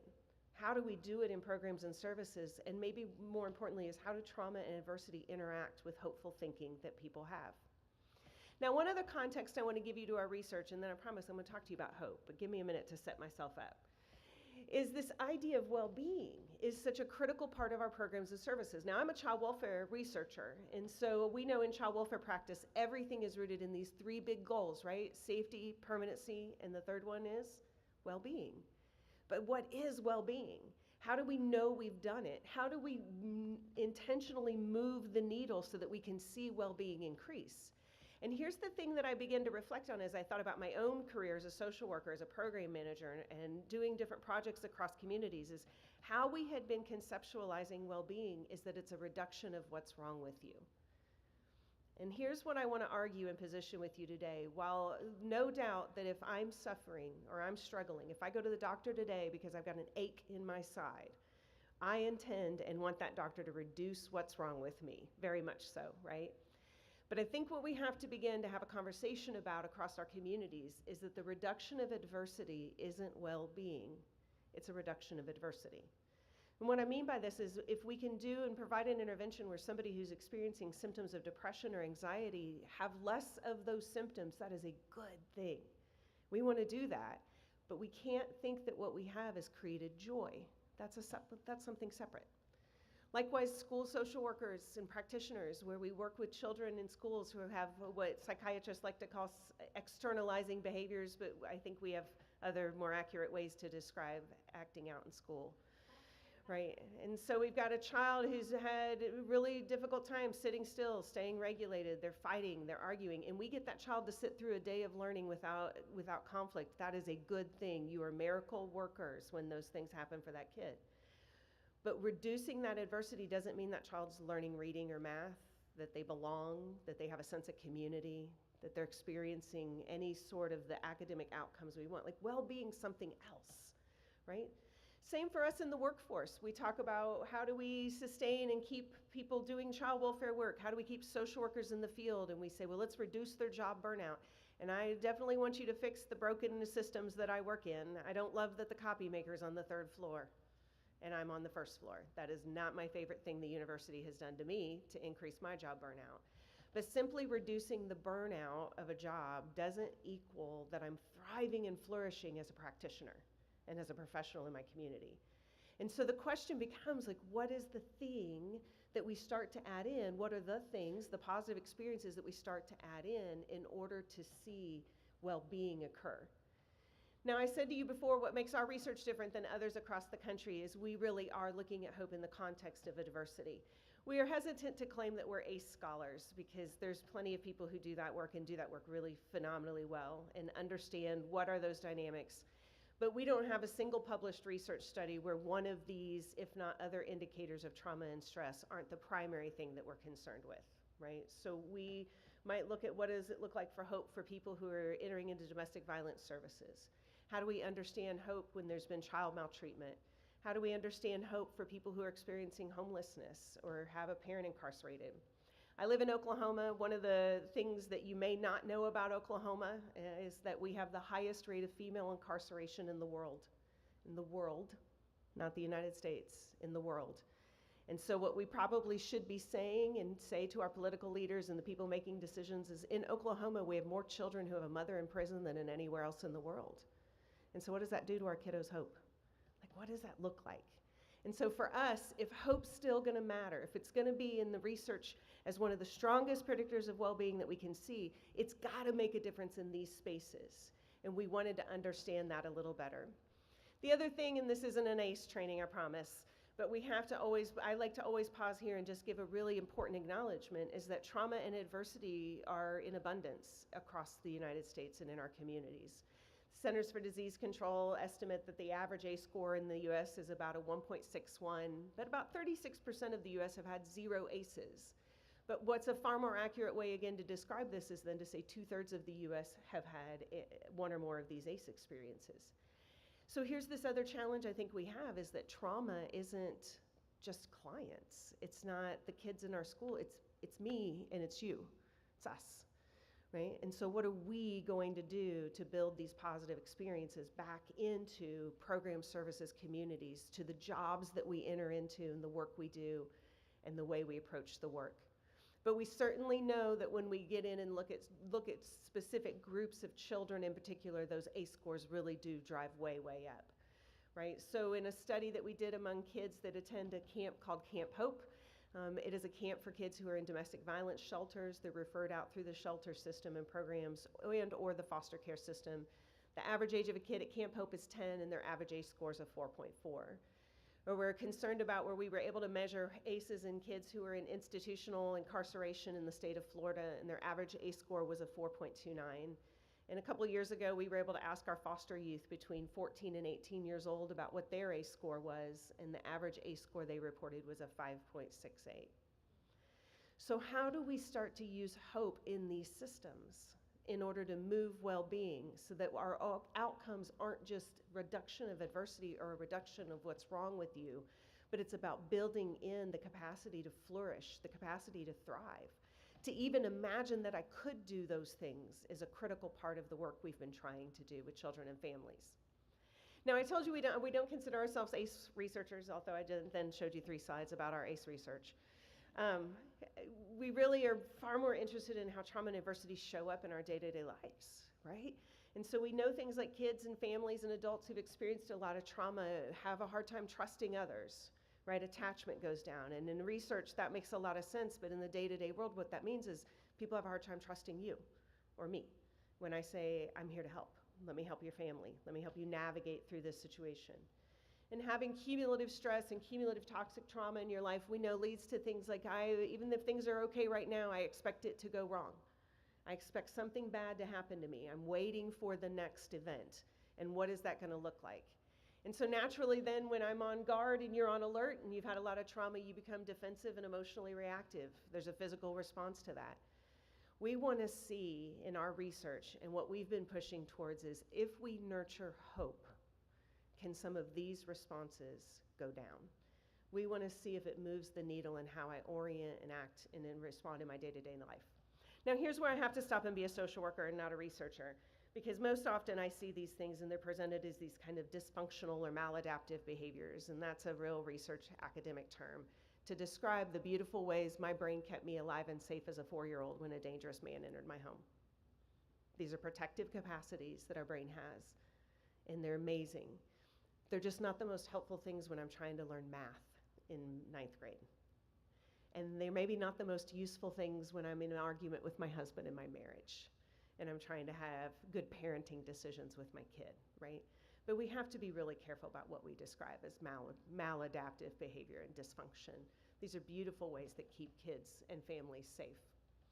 All right, so what we want to do then in our research is we want to think about well-being as a continuum, right? That oftentimes we interact and meet with people when they're in a state of survival. And what does it mean to survive? But what do we need to do to move the needle a little bit so that we're not just moving families from something like a -8, maybe at the end of an assessment, we're like, ooh, they got a lot, there's a lot going on here. They're in a pretty rough space as a family. How do we begin to reduce the adversity? So the what's wrong and how do we reduce the adversity is still very, very important in our work. But here's what I want to pose to you is that what I think we do a lot is we build programs and services that move families from that -8 up to the 0, the neutral state. We're going to bring you up here, we're going to remove the adversity, and we're going to drop you off. And that's where our services often end. And here's what I want to do is I want to raise a challenge to you is where do we have an opportunity when we get people to that neutral state? And I want to acknowledge as a social worker who's worked in this community, it's hard work to move a family from a -8 to 0. But where do we have an opportunity to just turn their attention and build their capacity so that they can look towards what's it look like to be in that +8 zone for my children, my family, and my community? What does it mean to thrive? And how do I begin to imagine that that's even possible for me? And that's what we've been doing, is how do we build a model together with you that is hope-centered and trauma-informed? We're really honored. Vince Folletti has even commented and looked at the research and made some statements around thinking that the next generation of work in trauma is going to be around the PACES work you just heard and how do we integrate hope science into that work. All right, so here's the big question. Well, let me bounce back because I just showed you my answer. What's hope? What is hope? This is where you get to shout things at the presenter. Please don't do it later. But right now, what is hope? Things can get better. Thank you. What else do you think of when you hear the word hope? There's a future. We're talking about something that's coming. What else? Joy. There's something positive about it, right? That I have a future, something can get better, and that's a good thing, right? When you hear the word hope, do you think of it as a feeling? I'm feeling hopeful today. Or is it a cognitive process? I'm having hopeful thoughts. It's a mindset. What do you think? Both. Oh, no, I didn't give you that choice. If this were an exam, you'd have an A, B choice. I understand why you say both. It feels a little about both. But which do you think it is? Who thinks emotion? I feel hopeful today. See, maybe you've seen the lecture before. Very good. Okay. All right, so these are important constructs. I want us to get a definition together of what I'm specifically talking about. So hope, as defined in how we define it and conceptualize it, and other researchers too, we didn't define it, others did, is it's a belief that the future can be better than where I'm at right now, and I have the power, the ability, the strategies, the capacity. You can substitute words in for power there to make that future happen. This is important. This is different from optimism. Optimism, the first part of this definition, a belief that the future can be better. If we just stopped right there, that's optimism. And here's what I've heard, optimism's really, really good for us, right? As a cynic, I can only speak to it in that way, right?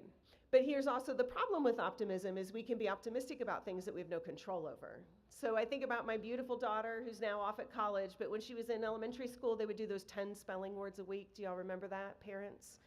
Right? And so we'd get the words on Monday, we'd test on Friday. So usually about Wednesday, I'd start checking in, like, how you doing, baby girl? You got those words down? And she every week would say, I've got 'em, Mama. I'm going to spell them all right. And that baby couldn't spell 2 of those words. But she believed that Friday would be good, right? She was optimistic. And if we didn't come in as her parents or her teachers and build strategies, what she would continue to be is just optimistic about Friday's test. The difference between optimism and hope is, do I actually have ways to get there? Now, I'm going to tell you, I had a job here in Nashville for a few years where I worked at the mental health court. And I had the privilege of meeting people and offering treatment and services in lieu of incarceration. And I mean this with all sincerity. There is no other group of people who are optimistic about their future than a group of people you're about to offer and discharge out of a jail setting, right? But the question became is, could our programs and services actually help them have the strategies to do it, right? And so this is an important concept. All right, now the other thing about hope I asked you is this cognitive or an emotional state. And what we believe and know from our research is it's a cognitive process, it's a mindset, it's a way of thinking. The belief that my future can be better and that I can make that future happen is a way I think about the world around me. It's a cognitive process. But here's why this is powerful, is because if something's cognitive, it means you get taught how to think that way. And it means you can teach it, you can nurture it, you can model it for people, you can let people borrow your hope until they're ready to have some for themselves.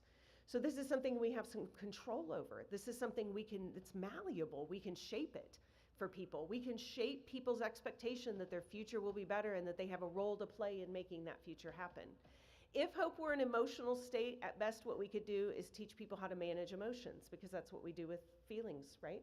How do we have them? How do we recognize them? How do we manage them?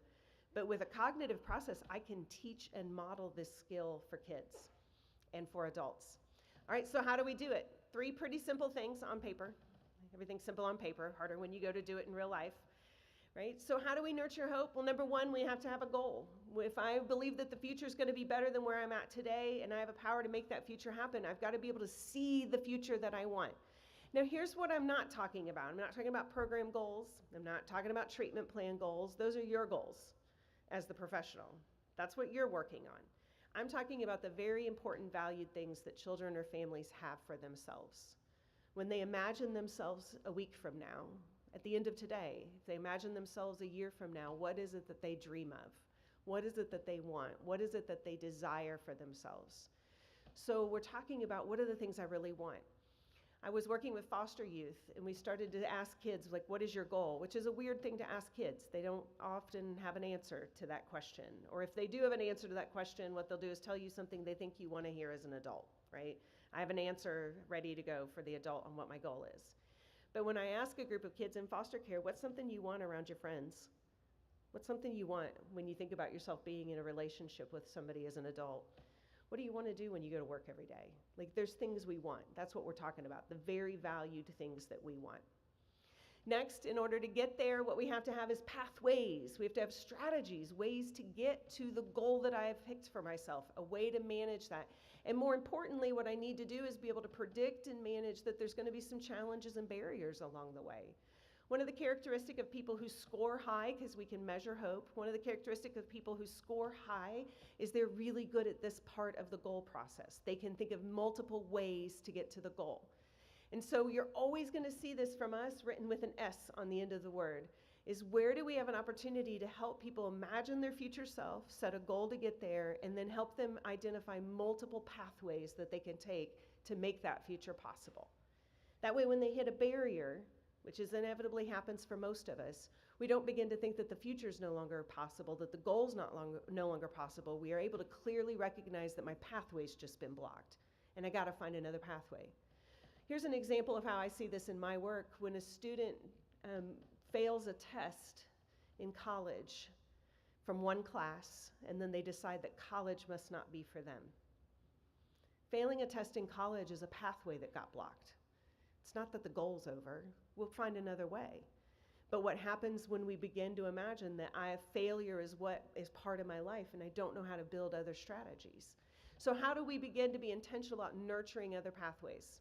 Now let me tell you something else interesting about pathways is I think this is my superpower. I don't know that the Marvels are going to call me up on this one. They could use a social worker. Any fans of the Marvel people?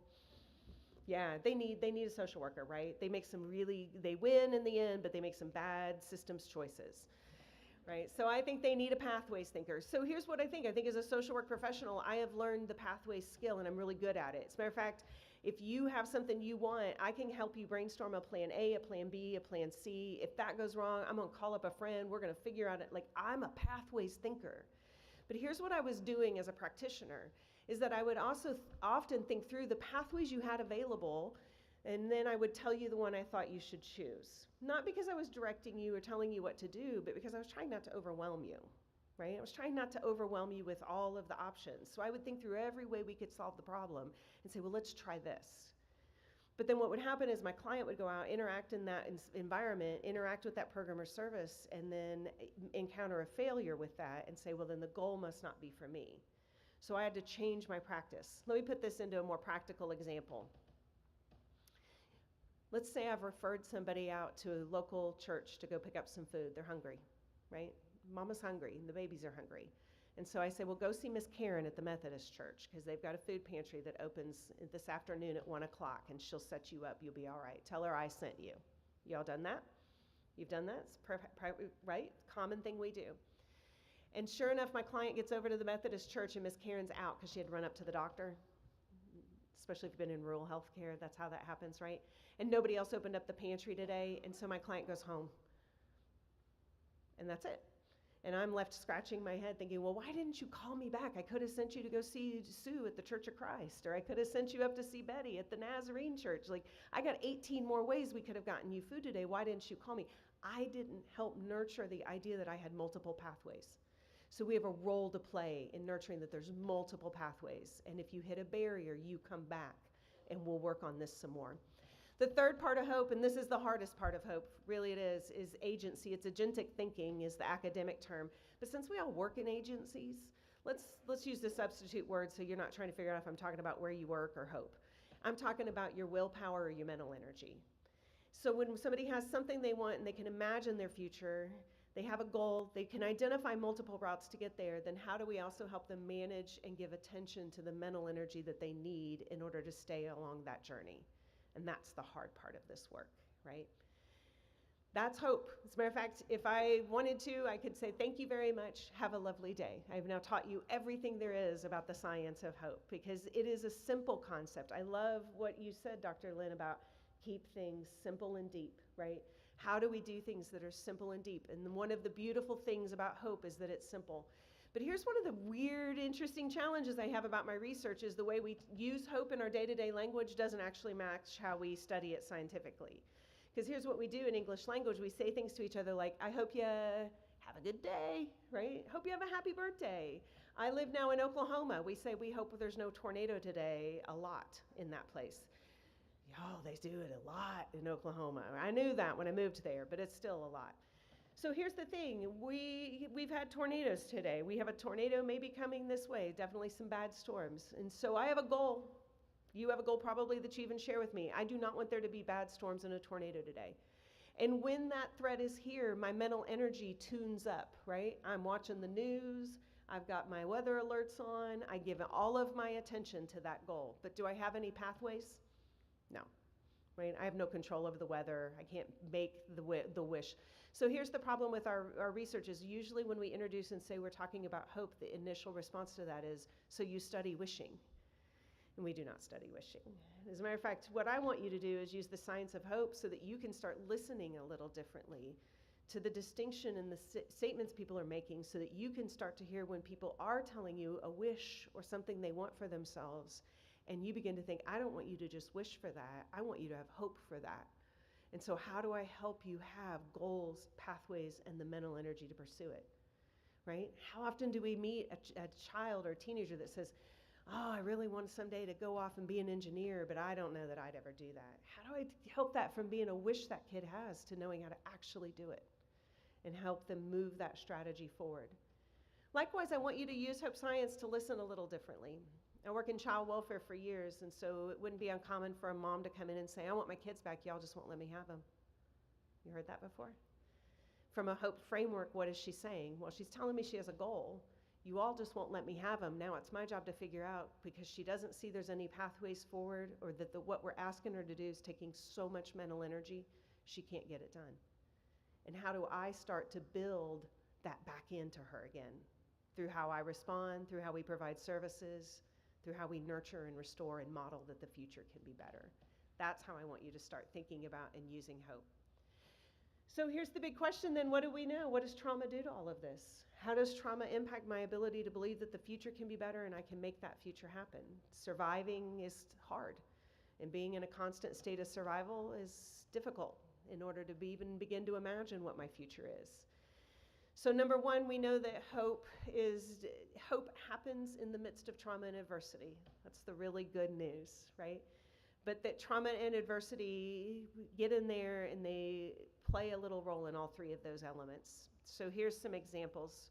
I think one of the most interesting things we've learned is that trauma and adversity change the kinds of goals people pursue. At a fundamental level, when you're experiencing stress and trauma and adversity, you are so much more likely to set avoidant goals. Goals that are just no more failures, no more risk, no more bad things happening to my kids or my family, no more losses. I can't take any more. So what I set are goals to avoid something from happening. And let me tell you, avoidant goals are usually good and purposeful and functional and meaningful, right? I'm not against avoidant goals. Don't hear that as the lesson for today. What I want you to hear as the lesson to today is that the root of avoidant goals is worry and fear. And it's really hard to get to well-being when I'm driving every goal of my day from worry and fear. And so where do we have a space where we can nurture hopeful thinking and allow people just to begin to become a little bit aspirational, just a little bit achievement focused in their own lives? The other thing we learned that I think is pretty important to this is that most people tell you what their goals are and they don't explain whether they're avoidant or achievement, right? So I think about a kid who comes into school today and they're like, what's your goal? And they're like, I'm going to do good in school today. That's a great goal. I want you to do good in school today too. I want you to do well in school today. Well, is that an achievement or an avoidant goal? I don't know. And here's why this matters. If it's an avoidant goal for that kid, doing well in school today may mean I'm not going to get in a fight, I'm not going to get in trouble, I'm not going to fail a test. And so that child's going to need pathways that align and help them to achieve that goal. But if doing good in school today means I'm going to ace this chemistry exam, that child's going to need a different set of pathways in order to get to their goal. The problem is if I'm a helper and I come in and I start offering strategies to ace a chemistry exam and we're just trying to not get kicked out of school today, I lose trust. I lose that relationship. So we need to explore goal setting in a little bit more detail and try to understand the nature of the goals that people have for themselves so that we can offer the right kinds of pathways to get there. Likewise, we know then that when we get into stress and adversity, we need short-term goal setting. What do I need and what do I want for today? But once I get into a space, this is kind of a piece of what we've been told from trauma research is like, I can't think about college when I'm surviving 8th grade. And I think there's real truth to that. But also, let's not always believe that people can only imagine what today is, right? What does it look like to start to extend my imagination of myself into the rest of the week, into the rest of May? What will summer look like, right? Where do we have some chances to stretch?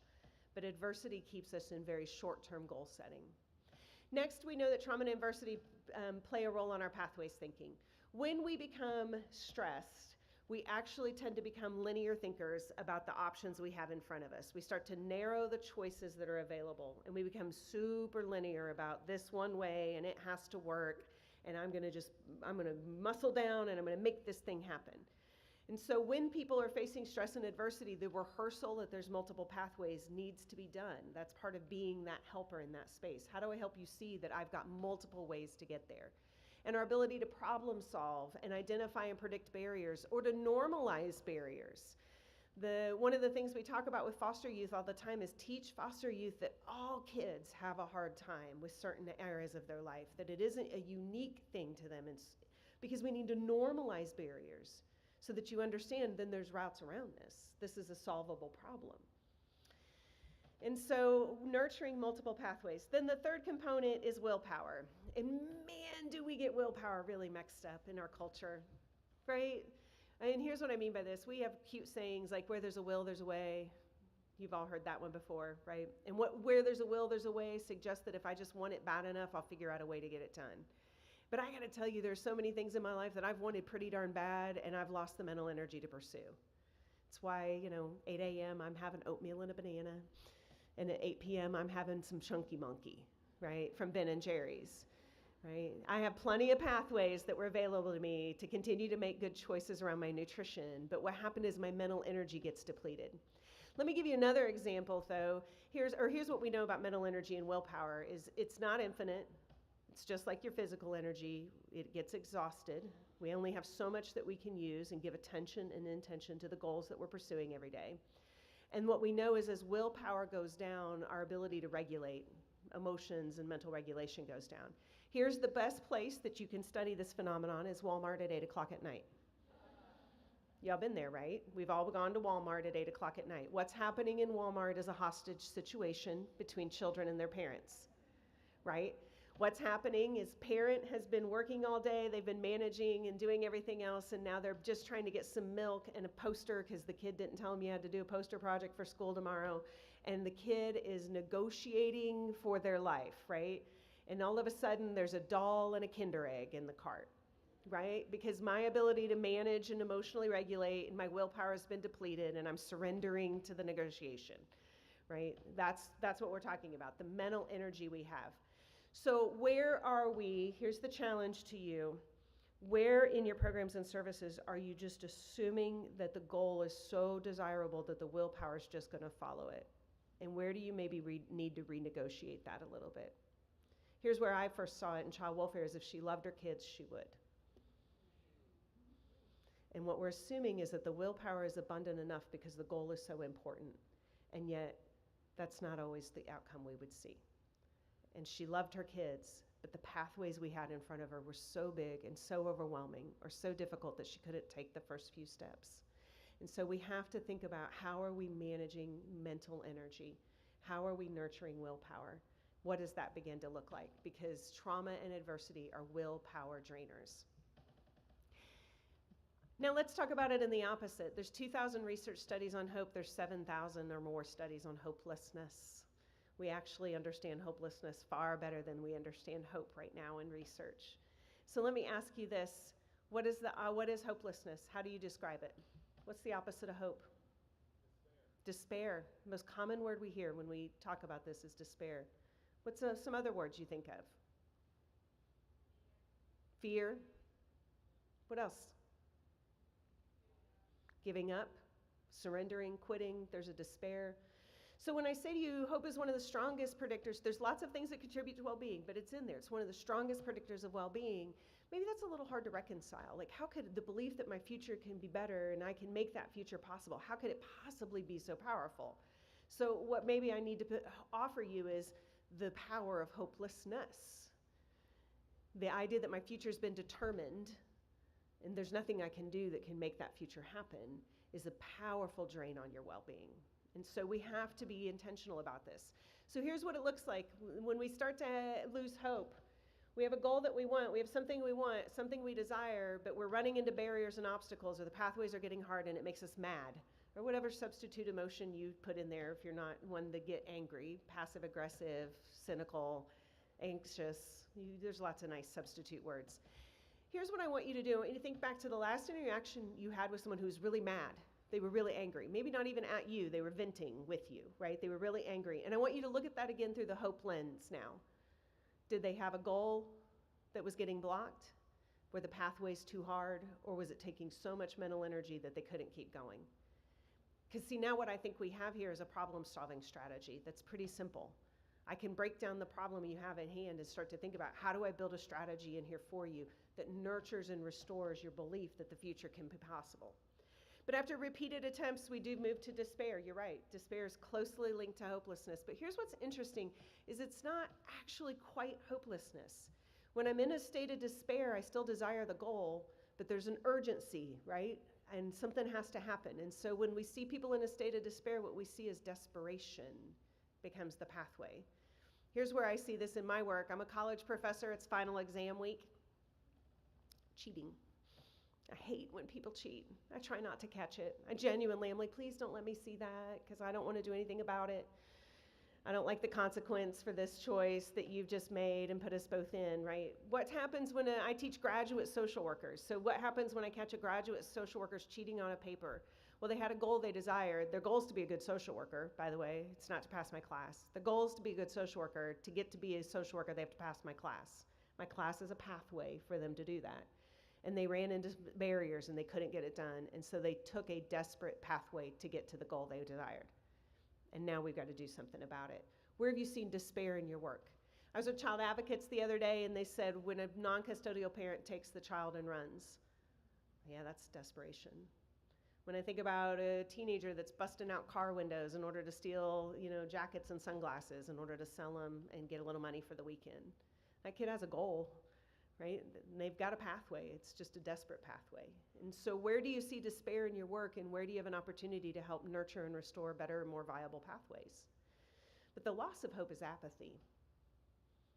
Apathy is the belief that the future has been determined and nothing we're going to do is going to make a difference. So why bother with your program? Why engage in your service? Why talk to the teacher today? It's the kid that comes in and sets their head down at the start of a school day and never looks back up. By the way, we begin to talk about this with teams and leaders, and when we talk to leaders, we talk about where do you see this in your work and in your teams? Who are your employees that are mad right now? And what are they mad about? And how do you start to build pathways back to the goals that they have? But I'm even more concerned than the colleague I have who sits in a faculty meeting and is very angry through most of the meeting. He's the closest to hope. I'm more concerned about the colleague that maybe hasn't said a word all year. Why do I have somebody who's doing this work that's apathetic to fixing the system and fixing the change? And what do I need to do to restore their belief that the future can be better? Can you imagine, and where do we help people imagine their future selves and that the future can be better? Now, we don't want to nurture hope just because we're trying to back a truck up and make people more hopeful. Like, that feels a little pixie dust to me, right? It's not about that. Hope isn't the outcome. It's that when we nurture hope, good things follow with it. Hope is a mindset that drives resilient behaviors. Hope is a mindset that activates good outcomes. So here's some examples. In a youth survey in the state of Washington, we were able to take hope scores in the Healthy Youth Survey for 6th through 12th grade. It's every other year. We look at their hope scores, and here's what we could see. The kids who reported being no or low hope were also the most likely to tell us they're making C's and D's and F's, right? And the kids who were reporting higher hope were significantly less likely to tell us they were making C's and D's and F's. Now listen, chemistry happens to all of us, right? You can be high hope and chemistry happens. That was my class where I was like, I'm a great student, and then I was like, maybe not. Right? Maybe not. So we all, high hope isn't a fix all of everything, but look at moving the needle. If my job is to help kids do better in school and I can move them from no hope to slightly hopeful, look at that change in the jump. We don't have to summit the mountain and take a low hope kid and make them high hope before we start to see positive outcomes. Now, I'm a social worker, though, and I care about a kid's grades, but that ain't my deal. That ain't my deal. That's the teacher's job, right? Build up the environment so they could make good grades. Sure, that's my job. But here's something I really am worried about as a mother and a parent and a researcher and a social worker is that same sample of kids in the Healthy Youth Survey, they ask them, have you thought about suicide in the last year? And our no and low hope kids thought about suicide in the last year because they can't imagine that future anymore.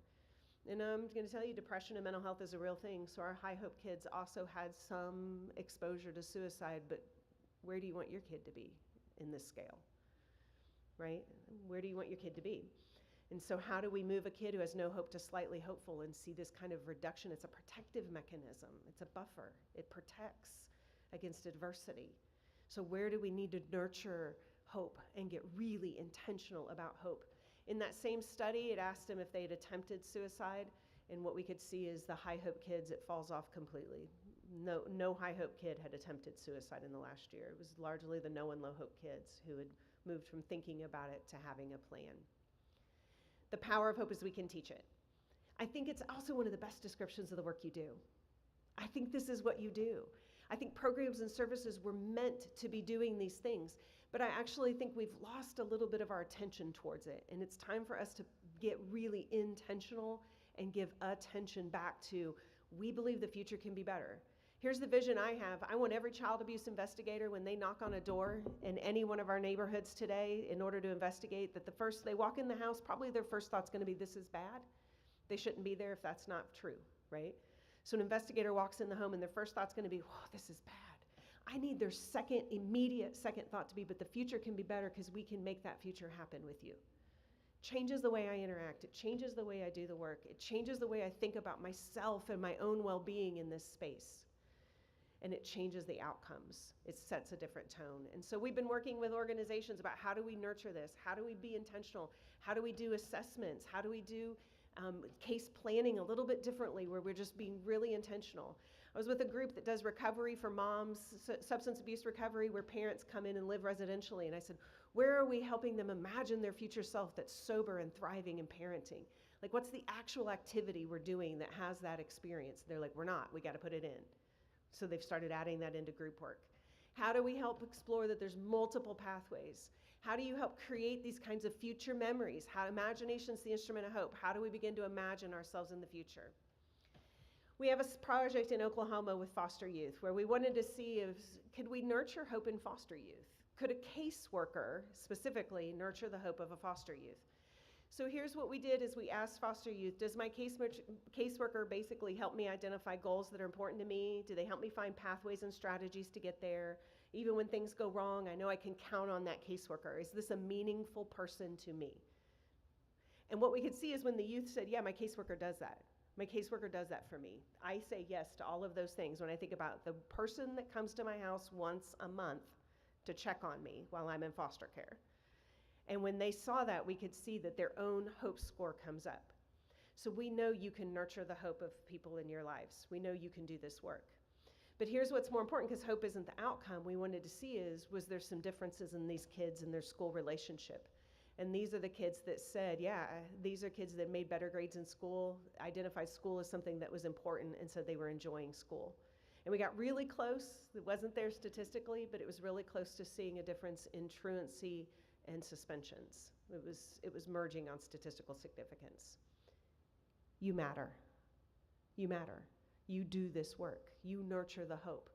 So we went back in Oklahoma and we changed the case management system for how we do work with youth, so that caseworkers aren't by chance nurturing the hope of youth, but they actually have a process in place where they can sit down and identify the most valued goals for that young person, figure out pathways and strategies, and help them brainstorm lots of pathways to get there. The tool that we created does that now. And how do we select sources of motivation and mental energy and tap into that? And the caseworkers come back and they tell us that this is good for them too, that they like this work. I love the question that was asked this morning is, did it matter? Did I matter? Right? That my well-being matters in this work, and knowing that I'm nurturing your expectation of the future. So in programs and services, does your environment nurture hope? Do your policies and programs advance avoidant goals or achievement goals? Do employees use hope language in their day-to-day? These are simple things I think you can start doing tomorrow when you go back to work to start to nurture hope. My last thing I'm going to say, and then I'm going to thank you for my time today, is this isn't just about children and families, although I think most of the examples I gave you is about children and families. Hope is really good for you. I need you to believe that the future can be better for these kids, for these families, for this community. I need you to see that you have a way to make that future possible. And that when we nurture hope among the workforce, what we can see is a significant reduction in your own job burnout. I sit every day in a classroom full of people who aspire to be social workers, and I think, what do I need to do today so that they can retire as a social worker, and they don't start dreaming that maybe Costco's hiring, right? That's my go-to. Like, if I ever have to quit, I'm going to go work at Costco. They're an elite employer. Things look really good over there. Right? But I studied and trained to be a social worker, and many of you did too, and you wanted to be a helper. And so how do we help you do this work? Nurture your own belief that the future will be better. We can see that when we nurture hope and hire hope employees, they come back and say, I intend to stay in this work. By the way, this is child welfare workers, who we notoriously know have high rates of turnover, high rates of retention problems. We can see those numbers go up as we nurture hope. Hope is a social gift. We teach it, you can model it, you can help people enhance it when they've lost it. You can help people find it when they aren't sure they have it anymore. And maybe more importantly is, I'm going to let you borrow mine until you're ready to have your own. And so thank you. That is the science of hope.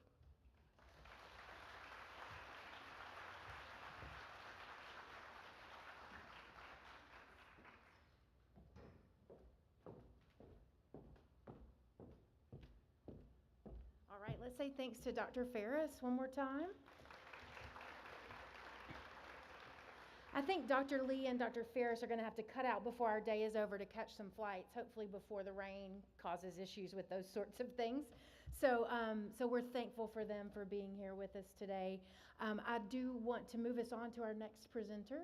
And Millie Sweeney is the Director of Learning and Workforce Development for the Family Run Executive Director Leadership Association, or FREDLA, as we love to affectionately call it.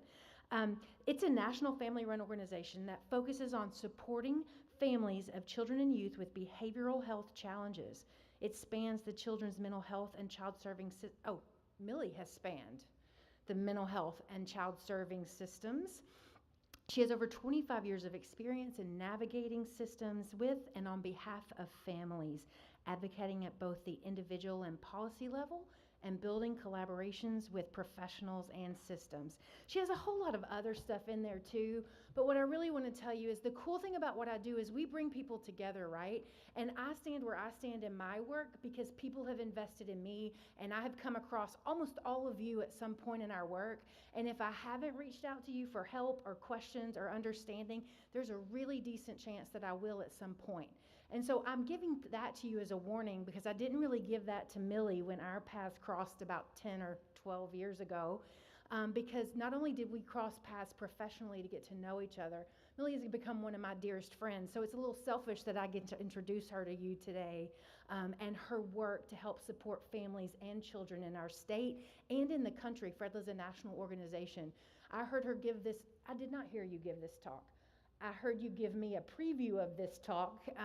We traveled with her to England. If any of your friends say, hey, I'm going to a conference in England, you want to go? It's free lodging. You say yes as much as you can. I did, and it was phenomenal. And one day she's like, hey, can I practice my talk with you? And I'm like, yes. And at the end of it, I'm like, ooh, what are you doing on May 8th, 2024? Because I need you to come and tell us about the importance of family engagement. She can speak so much more eloquently. But please help me welcome Millie Sweeney.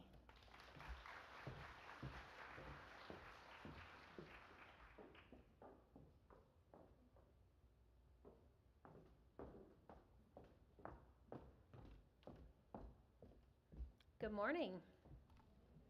I guess it's almost lunchtime. Not quite afternoon. For those in East Tennessee, I know it's afternoon. I was told to use my mom voice, so I wanted to make sure everyone can hear me.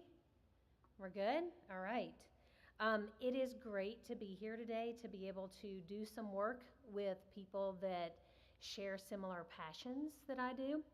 And I'm also thrilled to follow Dr. Lee and Dr. Ferris because everything they said, I was like, yes, that is it. As a parent of children with emotional and behavioral challenges, I really know firsthand the importance of having a relationship, having a partnership between myself and providers for my children, and how it significantly impacts outcomes of anything that we do, any supports, any services that we engage in.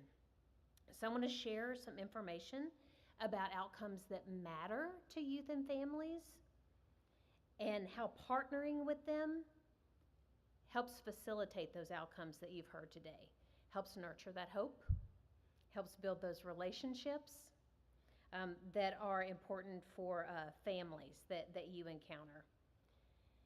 I think to start off, we need to understand what partnership is.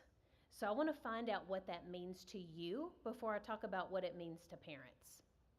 So everybody is probably familiar with Mentipoles. Pull out your phone. You know you got it on you. You know it's close by. If you will please scan this QR code and then just respond quickly with some words. What does partnership mean to you? And this is going to give us a word cloud.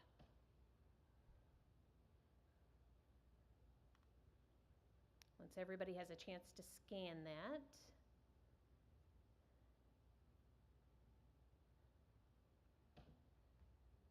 Okay. Is it possible to show the results? I think they may be working on that.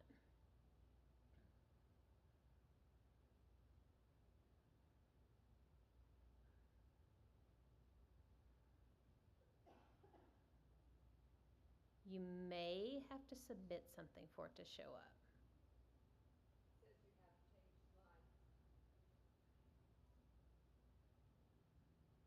Okay, this may be a failed experiment. But that's okay, because I have hope that the rest of the presentation is going to be fine. Okay, that's fine. Let's not do the Mentipole. If we can go back to the slides. Shout out. What does partnership mean to you?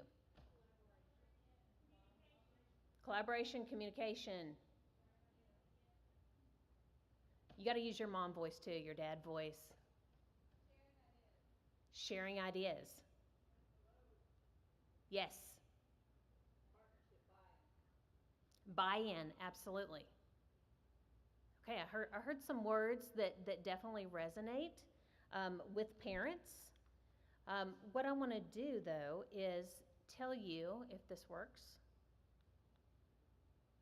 I'm going to pull a Richard and ask for help with technology. There we go. So the relationships that families have with providers and others from any child serving system, those who are there to support and help them, is very important to them. In fact, for families, that relationship is an outcome for them. So what you see here is something from a research study that we completed last year. Frella collaborated with the University of Texas Arlington, the University of North Carolina, Chapel Hill, and 6 family-run organizations across the nation, pulling together families and youth from diverse backgrounds, diverse geographically, diverse in the services and the systems that they navigated. And we asked them, we used 2 rounds of focus groups, what really matters to you when you engage in behavioral health services? Whether that's at school, whether that's in a clinic, whether you're in residential, whether you have to go into the ER for a mental health crisis. What does that look like to you? And the graphic that you see here highlights their top 10. So in the teal, the blue color, that's parents and caregivers, their top 10. In youth, it's in the red. And where those top 10 intersect and they're similar is in that middle piece. They had some common priorities. But what's interesting and what we were just so thrilled to find out is that it's not necessarily the things that you would normally think. It's the relationship, it's the experience of accessing and receiving services is such an important outcome to them. So caregivers, who I'm here to talk about, they prioritize service quality outcomes above everything else. They expressed a desire for an accessible, respectful, and supportive treatment environment underpinned by well-trained and culturally responsive professionals. Caregivers also desire seamless transitions, collaboration between their partners so they don't have to tell their story again and again and again. You talk to each other. You have one plan for me instead of 5 plans that I have to somehow navigate at the same time. They also want to see insights and preferences that they have integrated into the service delivery. They want a customized care plan. It's all that experience. They had other outcomes that weren't related to service quality, including hoping to gain more knowledge, more resources, more tools that they could use with their children and with families, to see their kids improve their daily functioning, for their child to develop more effective interpersonal communication skills, and they were hoping to experience less stigma. That came up a lot with both the parent group and the youth group. Stigma is still alive and well out there. And they want to achieve personal fulfillment for themselves and for their children. Now, more of this study is going to be included in the resources that I think Melissa's going to send out afterwards. But this partnership that they talk about the service experience and being a partner in their child's care, it occurs on a continuum that differs in authenticity and in intensity, from family involvement to family engagement and then to family driven, which is probably something that you've heard before, but what that really means is full partnership at all levels. All along this continuum is transparency, is respect for what parents bring to the table, and respect from parents for what service providers bring to the table. And it's about building collaborative relationships for the better outcomes for their kids. Family involvement is what happens at that individual family level, because families are an important and an essential source of information in developing goals and approaches. They know the needs of their child, the effectiveness of what has been tried before in past services, and the supports that they're going to need in order to be fully involved in their child's treatment. So if I'm a family member, what that means for me is that when I seek out a therapist, that therapist treats me as part of the intervention for my child. They listen to the goals that I define for our family. They listen to the barriers and the challenges I might have in addressing those goals. They include me when we're developing a plan. We do that together. And you use my expertise just like I draw on yours. That's what that means at that individual level for involvement. Now, family engagement, the second on that continuum, builds on family involvement to incorporate family experience and expertise at a programmatic level. That's family perspective in program design, delivery, and evaluation, and it really helps programs become more effective. So from a family perspective, it means that maybe I've received services from you, maybe I filled out a satisfaction survey or provided some kind of insight into a survey you sent out. Now you're asking me to come back and be part of a committee to help you improve a program. It means you're asking me to come be part of a focus group to explain what exactly and interpret what that survey meant when you get the results back. It means that you're seeking family input into the type, the frequency, and the modality of services offered.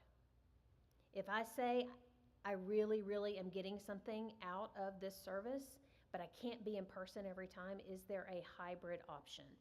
Sometimes can we do a Zoom call instead of coming into the office when I'm rushing right after work? Then your program adjusts to have options for families to participate in the way that they can. That's what that means. Family driven, which is full partnership with families, refers to the full integration and support of a family perspective and partnership approaches at the organizational level. And I'm going to go beyond that to say at the system level, at the state level. It includes family representation in executive groups, in paid positions, parent-peer support providers, peer supervisors, and into operational functions, including being part of your hiring committee, helping you develop your organization, even down to the spaces. Is it welcoming to families when they walk in your door? Who answers your phone? Having a family member answer your phone may make everything else you do look different. It means that I may have been part of receiving services. I may have been in that work group to help you improve a particular program, and now you're asking me to be on your board. That's full partnership, and not an advisory council, a voting member of your board. And there are other parents sitting alongside me there. That's family driven. It also means that your organization prioritizes supporting families to be able to participate in that way.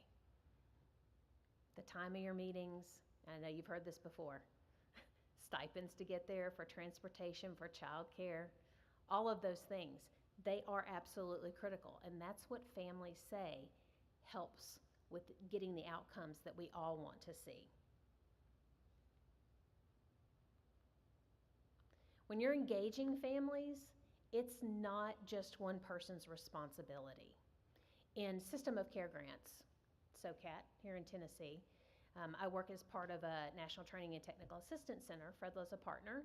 And so we work with System of Care sites across the nation. There's a role called a lead family contact. And the biggest thing that we run into is that that's the person who's supposed to do all the family engagement work. But that's not true. It's everybody's business. It's how you do your role in partnership with families. It's a responsibility of everyone, And it's incumbent on all of us to engage families and use this approach, whatever role we have, because it is everyone's business. And it's not just us that says that. Of course, Fredla's going to say that. We're a family-run organization. We're a national association of family-run organizations. We're all parents ourselves. But during the past 30-plus years, all of these researchers that you see here, and more, because more and more is being added to the literature, have conducted studies showing positive outcomes that result from engaging families. Their studies are across systems, they're across settings, they're across interventions, diversity of families in terms of backgrounds and needs and geography. And so you should recognize some of these names. These are the top researchers in children's mental health. And this is what they discovered. Engaging and partnering with families yields positive outcomes for everyone. You heard through both of the previous speakers speaking about the workforce and how we need to take care of ourselves as well when we're doing this type of work. Family engagement helps that. So it improves outcomes for children and youth. You do have this on your table. It's the first page there, and it will be sent out along with all the citations. It improves outcomes for children and family, improves adjustment and functioning, prevents deeper engagement with child welfare and juvenile justice. It improves outcomes for their families, including stable living situations, decreasing parent stress, increasing their confidence, increasing hope that things will get better. It improves outcomes for agencies, quality of care, and satisfaction of staff. For communities, it improves the ability to respond to specific community needs that are unique to each community. Child-serving systems, a more effective use of what's often limited resources, reduced out-of-home placements, and even managed care. It produces a return on investment and improves coordination of care. So you do have this information so you can more easily read these, but I do want to highlight that I'm not sure if you can see. Yeah, you should be able to see the ones that are in italics under child and youth and under family outcomes. I just want to point that out, that those outcomes are specific to engaging fathers and involving them in their children's treatment. Dads are so important, but they're often not intentionally engaged. And in our professions, we really need to do better in that area. So as you can see, there's much value in family partnerships. It changes institutional culture. It changes the practice, regardless of what role or what system you have. It builds awareness, understanding. For families, it helps with their self-efficacy and their sense of community. And they also help you innovate new practices, new policies that better fit families and get to those outcomes. It improves individual and organizational outcomes, outcomes for your staff, outcomes for your organization. You have more families that are thriving instead of just surviving because of the work that you do. And it informs aligning resources to where they're going to be the best fit for families and be used. Their participation and their leadership in research and evaluation helps in interpreting results and maximizing the use of the data you collect.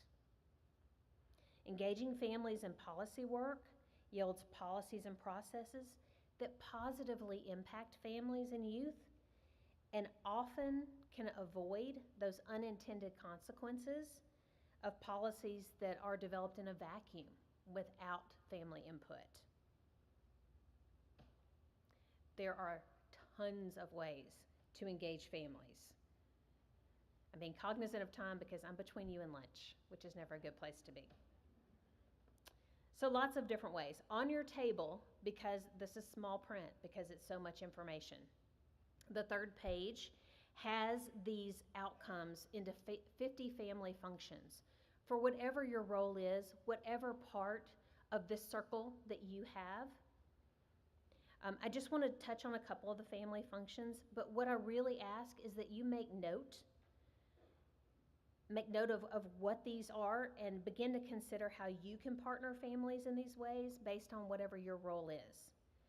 So you can see at the child and family level, you can partner with them in obviously the care of their children, such as using a teaming approach, having families define goals, respecting how families define themselves as a family, individualizing things to their unique needs, offering skill building, connection to resources. This is probably the type of engagement that you're most familiar with. Is that true? What you're doing one-on-one with families.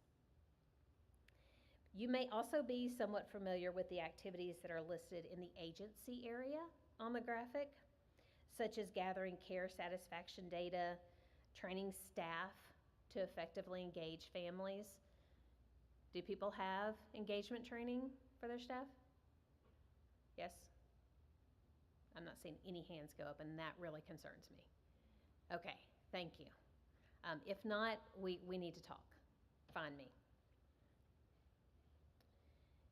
You need to employ families to serve on governance bodies and committees, partnering with them to host events, or act as an agency guide, and obviously employing parent peer support providers. To get to any of these outcomes, parent peer support providers can be your bridge for that. For systems, families offer that consumer perspective that's very valuable to improving operations and the efficient use of resources. Partnering with families for strategic planning, reviewing and developing policies and processes, and having that lived experience voice on committees can change your operations for the better. Honestly, they make some of your best consultants. You may pay tons of money for consultants with lots of letters behind their names. Families will tell you like it is, and they will help you find solutions. They make the best consultants. In the community, family partnership and community events, outreach, and helping you understand community culture are really strategic approaches you can take in partnering with families for better outcomes. And then finally, for managed care, families can inform medical necessity criteria, be part of those care coordination teams, and offer workforce coaching and training, as well as supporting engagement and treatment. Now, I want to emphasize that although family partnership adds value to your work, it is not an add-on to your work. It is foundational to everything that you do. Family partnership requires commitment, the commitment of your leadership, the commitment of resources, the commitment of staff time. And it is important that staff receive training on meaningful engagement strategies.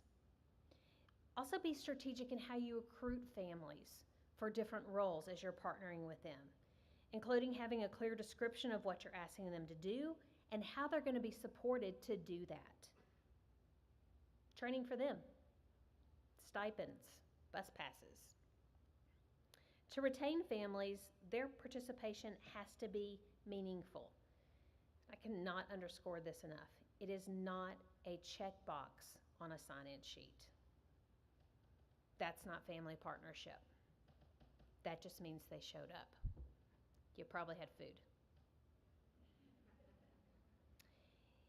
You have to treat them as equal partners who bring valuable expertise and experiences to the table. It's helpful to have written policies and procedures about family roles in your program and organization. And remember that this is a shared responsibility. It's not the responsibility of one person in your agency or one department. It is how we all do this, regardless of what our role is when we're interacting with families. You do need to be prepared that not all families will want to engage beyond the care of their individual child, particularly afterwards, because they're probably tired. We're really tired. The Walmart story resonated with me. about at the end of the day and giving into that negotiation. They may also have differences in how they would want to be involved. There may be things that will impact their ability to fully participate, even if they want to, even if they've signed up to do something. There may be something that comes up that keeps them from doing what they want to do. So as you think about developing partnership activities, include families in your planning for that. Include them in the implementation, and then get back with them and review. Do a feedback loop. Do a debriefing. Ask what they thought about it. What worked and what didn't work? How can it be better? Be mindful of the terminology you use. This is really important. I mean, beyond avoiding acronyms and spelling things out, but I mean practice partnership language. Talk to me like I am part of the solution, not part of the problem. Words matter. Refer to me by my name, not as mom. Refer to my family as a family, not a case. The words that you use, both verbal and written, live on for families and impacts how they engage with you. You can either make a family feel comfortable and included, or tokenized and dismissed. Family-run organizations can help you with these partnership efforts. They're built for families by families, and they've been doing this for decades. So you can always reach out to them for training. They can help you recruit families. They train families to hold leadership roles. They train you to sit at the table as partners. It's not just the families that need the training, we need it too as providers.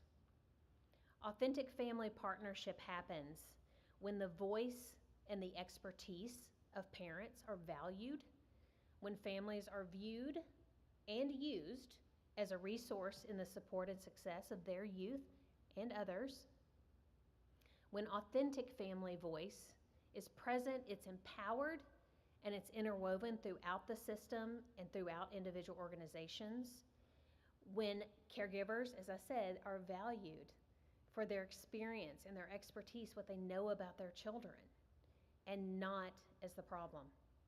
Parents and family members are advocates and they're educators.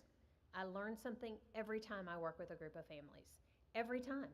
And I weave that into the other things that I do every day. Parents are actively involved on boards and committees. They are decision makers. They're part of policy development, and there is equal partnership and shared respect. What I'd like to do is leave you with some words from Emma, who was a young person who spoke about youth and family partnership in a Words Matter episode that we did last year. It was a series of episodes about how words impact youth and families and what we can do better and what are the better terms to use. And it was from Youth and Families. Emma spoke about partnership and what it means and how it should continue after you've interacted with youth and families. So if we could play this. I think I may have to push.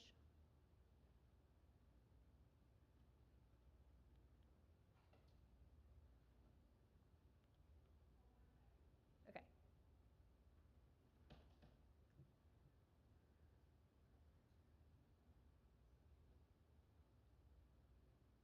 I hope this works because I really want you to hear from Emma.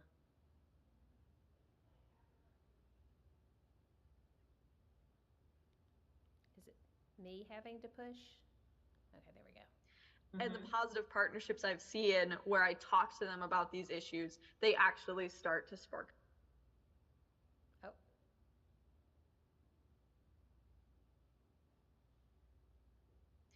And the positive partnerships I've seen where I talk to them about these issues, they actually start to spark change, where it's not just on me, to tell them, hey, you're doing this wrong. Hey, I noticed this. Hey, have you thought about this? Have you tried this training? It's been taken in where I've told you this kind of information once, I've directed you towards trainings, and then that partnership ends, but they still take that information and effort to continue after I've left. Like the partnership doesn't have to be you just learn stuff while you're with me. You take what you've learned and you change things in the long run, which I think is a big part of partnership on success that I want to put here, because most of the time when we're partnered with something, it's not forever. And it's really important that we recognize that not only did it work with this relationship, not only did it work to improve this, but it'll also keep improving in the long run. I really don't think I can say that any better.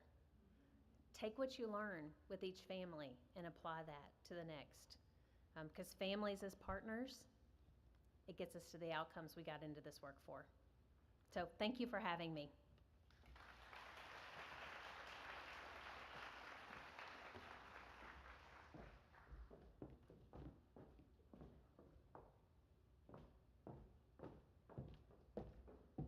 All right, thanks, Millie. Can we say thanks once again? Because I know you're hungry. That's the bonus of being in Chattanooga or Knoxville. They already have their food and they've been eating because they're an hour ahead, and I didn't want to make them wait until 1. So, but thank you for being here. Thanks to Millie. I am thankful for, I mentioned all the people that come into my life, maybe in a professional way to begin with, but then you kind of get stuck with me, whether you want to get out of my life or not. You don't always have that option. But I'm glad that Millie let me stick around, because I've learned so much about the importance of family work and acknowledging the value of families bring to our work. And so Millie, I need to give shout outs. Brenda Donaldson, Laretha Fentress, Elizabeth Setti-Reeve, all those folks have just helped me have a different understanding than just being a trained counselor. So just want to say that. Now, it's lunchtime and there is food in the back. So these are your options, just so you know.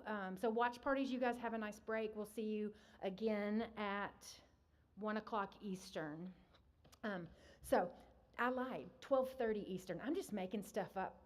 1:30 Eastern, 12:30 Central. Judge Sheila Calloway will be here with us, so I want to make sure I say all that well. 12:30 Central, 1:30 Eastern. So Nashville, we're going to eat quickly but safely. Your options are sandwiches. We have some nice gourmet sandwiches back there. Turkey cheddar and chipotle mayo, or smoked ham, brie, and apple, or a hummus wrap for our veggie friends. We do have some salad, chips, brownies, cookies, fun stuff like that. I will say there are a very limited number of gluten-free options because I was a slacker and forgot to ask, and David was awesome and did it anyway. And so if you have a significant gluten allergy, please come and let us know, and I can get you to David or one of his staff, and they can help us get you a gluten-free option, okay? All right, here we go, kids. Enjoy. There's also 2 tables of food.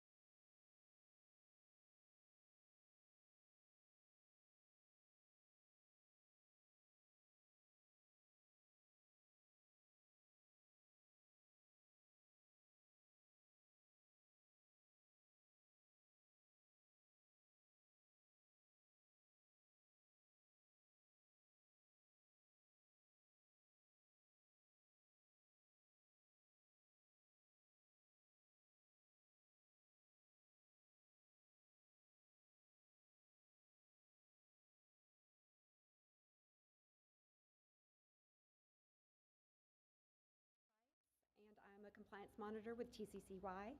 It is an honor to introduce our next guest. Sheila Calloway earned her BA in Communications in 1991 and her JD in 1994. After law school, she began a dedicated career within the legal system, beginning at the Metro Public Defender's Office, serving both adult and juvenile systems. In 2004, Judge Betty Adams Green appointed Sheila to the esteemed role of Juvenile Court Magistrate. And in 2013, driven by her desire to continue serving her community in an impactful way, she announced her candidacy for Juvenile Court Judge in Davidson County. She was elected and in 2014 began the first of her 2 8-year terms in office. The second 8-year term is a testament to her effectiveness and the trustworthiness that she has as a judicial leader. Outside of the courtroom, Judge Calloway shares her knowledge and experience with future legal professionals as an adjunct professor at Vanderbilt, where she teaches trial advocacy, and at Belmont, where she teaches juvenile law. Her commitment to education underscores her belief in the importance of nurturing the next generation of legal minds. Please join me in welcoming Judge Sheila Calloway.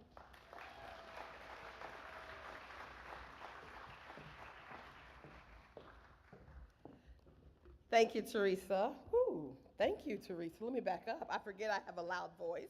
Thank you, Teresa, for that wonderful introduction. I thought she was going to talk about how crazy I am, but she left that part out, so I appreciate that. I am excited to talk to you all today about the new stuff that's going on with the Davidson County Juvenile Court, what we affectionately call Nashville's Youth Campus for Empowerment. Nice. Everybody say it with me, nice. It's a different way to spell nice, but we like it. We use it. I want to start just with this quote that says, "Those who do wrong need healing as well." Those who do wrong need healing as well. And that's so important in the space that we all work with, because we see those who have done wrong. We see those who have had wrong to them, done to them. And most of those are the same individuals. And so it is important for us to make sure that we are giving them the most ability for healing, that we're doing what we can to cure the harms that have happened to those that we serve. So let me tell you a little about the current Juvenile Justice Center. Anybody been there? Anybody like jump up and down when you have to go there? Anybody like excited? Say, "Ooh, I get to go to juvenile court today." No, I still see no hands. I see no hands. This building, if you don't know, is right next to the current Nissan Stadium, right next to the current Nissan Stadium construction. In fact, the construction is running right in our parking lot. So we are right there in the midst of it all. It opened in 1994, so that was 30 years ago, just when I was becoming a public defender. At that time, there was one elected judge. That was Andy Shookoff then, and it went to Judge Betty Adams Green, and then to Sophia Crawford, and now me. And at the time when Andy Shookoff was a judge, there were three magistrates. So it was a courthouse built for 4 judicial officers. You know, we're a little bigger than that now. At the time when it was first built, we were able to have plenty of space for organizations like CASA, Court-Appointed Special Advocates, to have room. We had a room for, at the time, CSA, which was the non-custodial, people that remember the CSA that we used to have. That was in the building. We had room for DCS. We had room for child support services. We had room for people. We did not have room to grow. So currently what we have in our Juvenile Justice Center is that we have me, the one elected judge, and we have 9 appointed magistrates. And because we have 9 magistrates and we are trying to figure out how to make that work in 7 courtrooms, 4 of which were made out of closets or former offices, we have to have 2 separate locations. So 2 of our magistrates operate out of the Metro Student Attendance Center. Our magistrate that does all of the truancy and educational neglect cases, and our magistrate that does the safe babies cases. So it's a little tight. We had to kick out a bunch of people. We had to kick out CASA. We don't really have space for child support services. We do have a space for Department of Children's Services. But other agencies, the district attorney's office is very, very small. No place to really talk to those who have been harmed by any crime. They don't have any interview room spaces. There's no spaces for attorneys to talk to their clients. It's a small, ineffective type of courthouse. So the current justice system really has outlived its effective usefulness. If anybody remember the flood of May 2010, we were affected tremendously by that flood. We were because of the flood, the entire basement level was flooded, and we were displaced for about a 9-month period. During that time period, because of FEMA regulations, they were only able to replace what was torn up. At the time, they realized that our sewage and our pipes underneath the building were really old and needed replacing, but because of FEMA restrictions, we could not replace it at that time, although it needed replacement. And so what that means is we keep having, still to this day, we have a lot of sewage and flooding issues within our building. As I stated before, there's inadequate meeting space.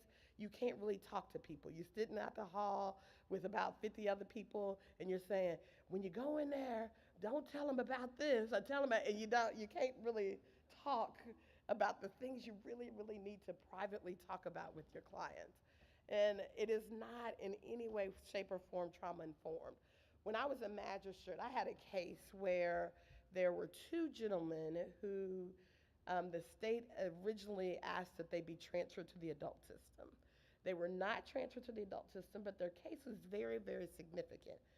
I was the magistrate that made the decision on what the consequence of their action should be. And it was a very serious aggravated robbery case where someone died in the commission of this robbery. They were not transferred. They didn't have as much involvement in the robbery. They just happened to go, they were the ones that were Whiffums. They were the Whiffums, as we call them. And so as the Whiffums, they didn't have to get transferred to the adult system. But one of the things they had to do was they had to go to different community events and tell what happened to them. So why they did it, how it changed their life, and just tell their story. And I went to one of the occasions where they were out speaking, and at this particular occasion, one of their fathers was with them. And someone in the audience said, I want to hear from the family. I specifically want to hear what it felt like for you to go through that process. And so the father stood up and he said, it was very emotional and it was extremely depressing. And he said, from the moment that we walked into the building, we felt depressed. The walls were depressing. The people looked depressed. Everything about that building was depressing. Now, mind you, I had been working there for several years, and I was like, I'm not depressed. What is he talking about? What courthouse did he go to? He must have went to the wrong thing. I took it a little personally. I was a little offended by that, because I know I wasn't depressed, right? And so I went back the next day with a new lens on how I looked at the building and the people and all of us that worked there. And as I walked in, I said, well, darn, this place does look a little dark. Does anybody get excited again when they get down there? Doesn't it look dark? How many think that it looks dark in our building? It's like dark and dreary, right? And people walk around like, dark and dreary. And so I was like, oh, he has a point. Maybe this is a depressing place. We've got to change some things. And so over the last several years, we've worked on becoming a trauma-informed court system.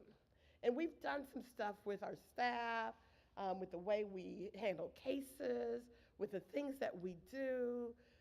We've done a lot of process mapping to make sure that we're not bringing people in and out of the courthouse all the time and that they just have to come as limit time as possible. We've done things to change the processes, the way that we connect with people, the things that we say and the things that we do, but we really couldn't really change the structure of the building.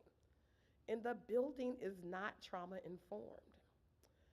And so what we set out to do was to have a family-centered, trauma-informed building. And we want to increase our occupancy now is about 92,000 square foot. And so we're going to increase that to about 279,000 square foot.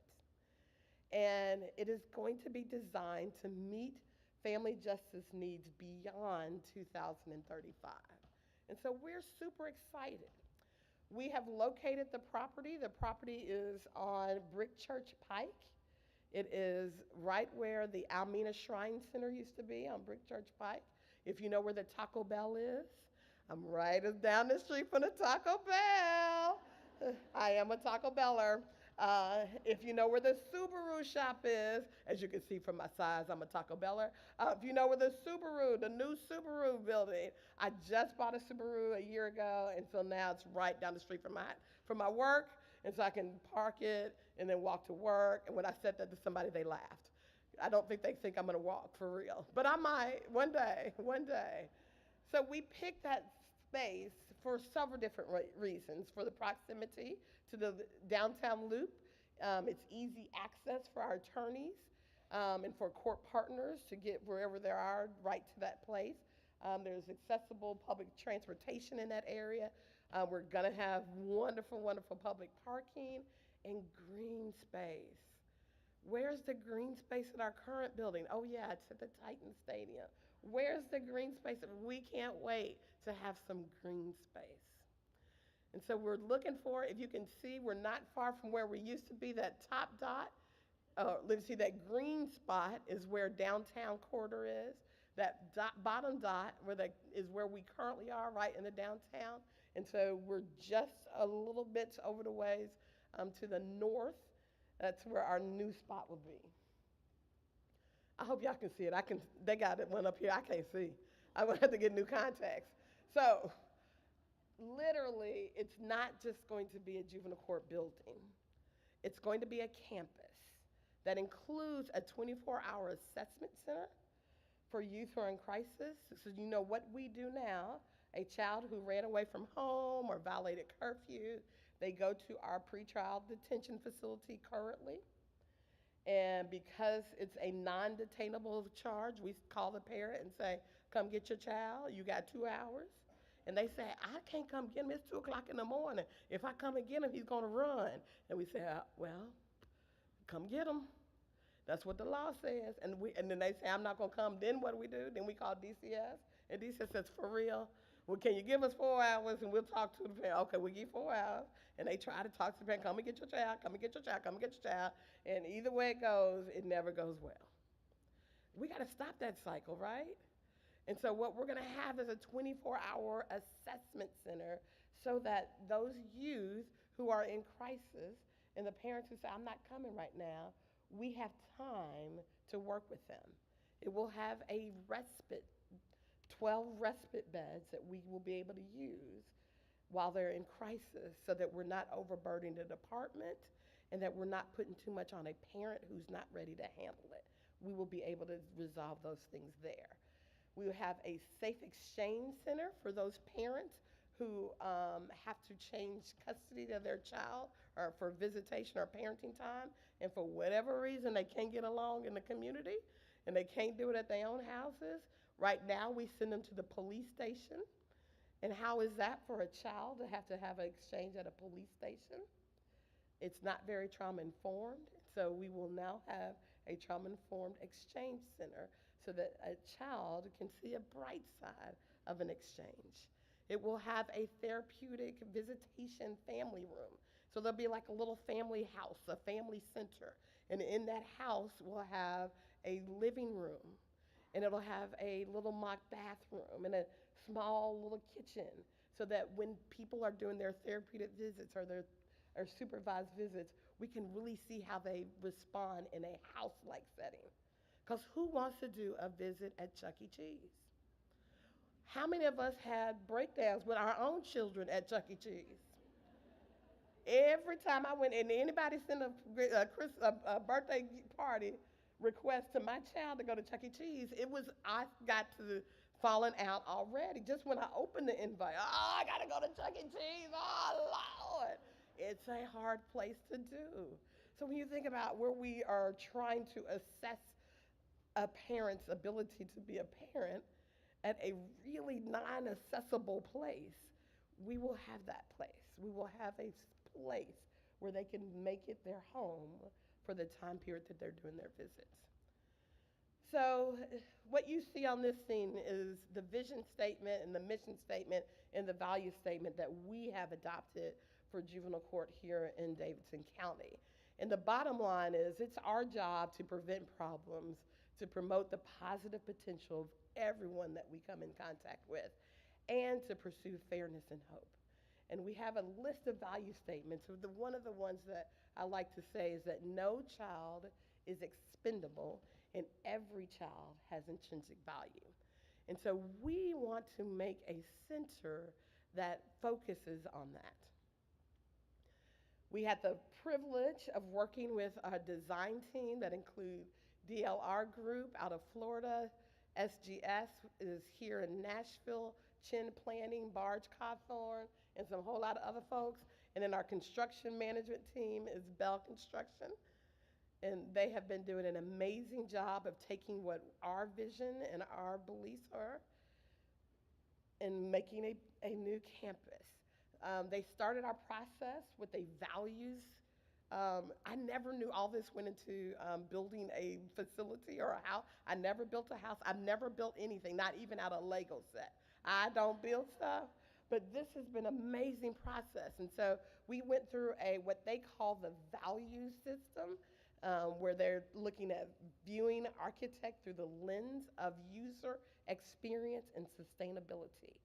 And so we had a bunch of meetings that we had to talk about what our values were as a staff, as partners.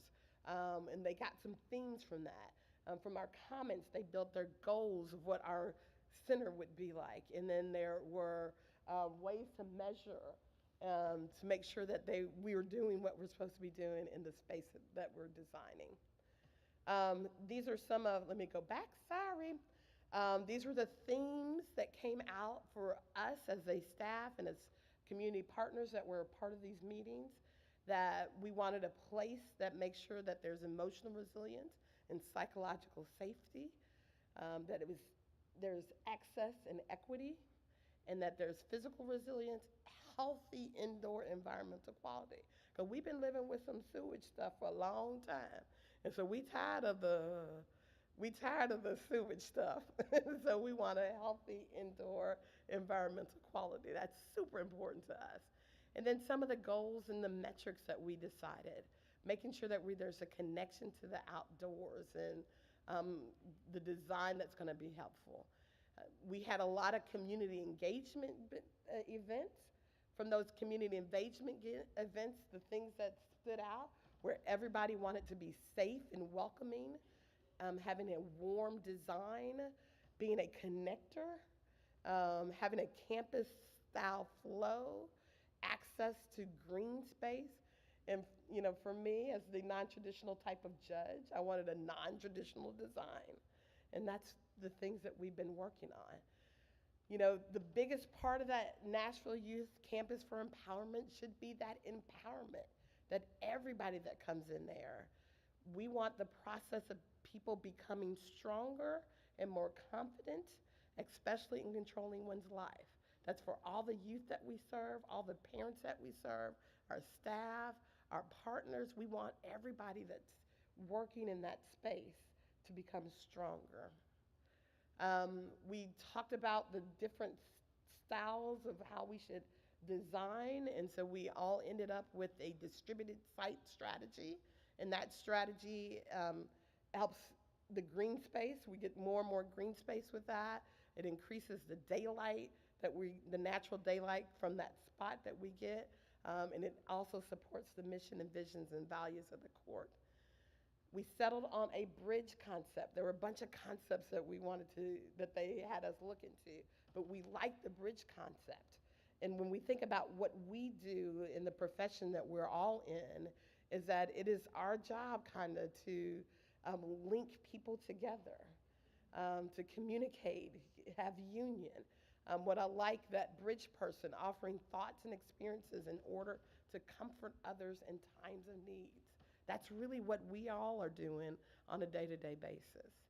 And so we have a bridge concept that you'll see some bridging of concepts and buildings and color schemes and everything throughout this building. That's the basic design of what it looks like. This parking garage, woohoo, we get a parking garage. The little things that make me happy. For years I hear people coming to court and say, yeah, we had to dodge all kind of traffic running from the parking lot to Woodland. No more dodging traffic. So that's literally the design of it. That's what the concept is. And then we're gonna see a little video now. In making the community's vision for the Nashville Youth Campus for Empowerment a reality, we are creating a destination where youth and families can enter with conflict, find resolution, and leave empowered. When our community enters this new campus located on Brick Church Pike at the site of the former Almena Shrine Temple, they will be greeted by a family-centered, trauma-informed campus designed to support all families of our community. In making the community's vision for the Nashville Youth Campus for Empowerment a reality, we are creating a destination where youth and families can enter with conflict, find resolution, and leave empowered.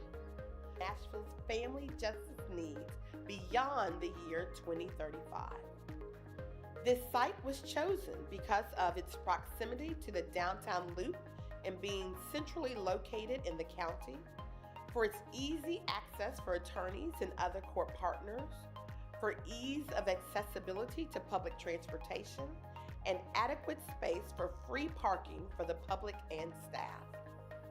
In addition, there will be ample acreage for green space and courtyards to create a tranquil campus setting and to develop a positive center of hope for families in Nashville and Davidson County.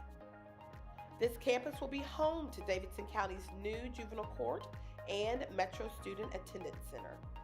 It will also include a pretrial housing facility for justice-involved youth that features dormitory-style housing.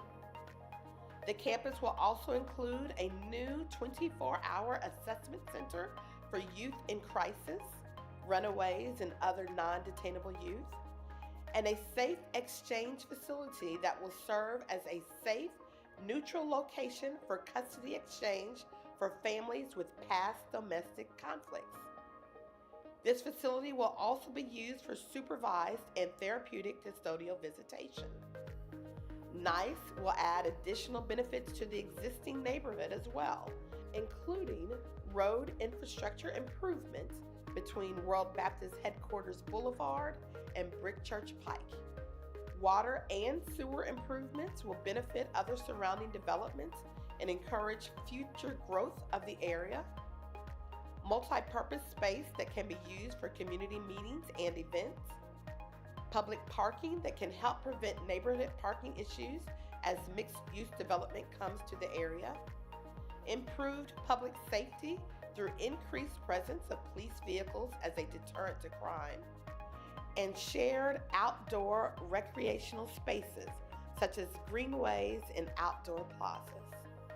In short, NICE will provide a center of growth, opportunity, and empowerment for young people in our community from birth through adulthood.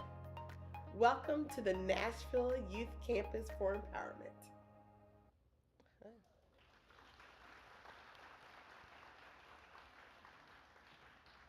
All right, and so I'm going to just take a few more minutes to go through some of these spaces that you'll see.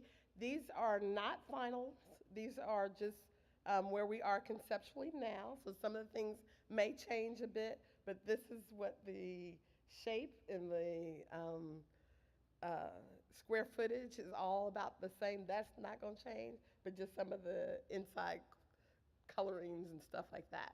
But this would be what they'll look like on the outside.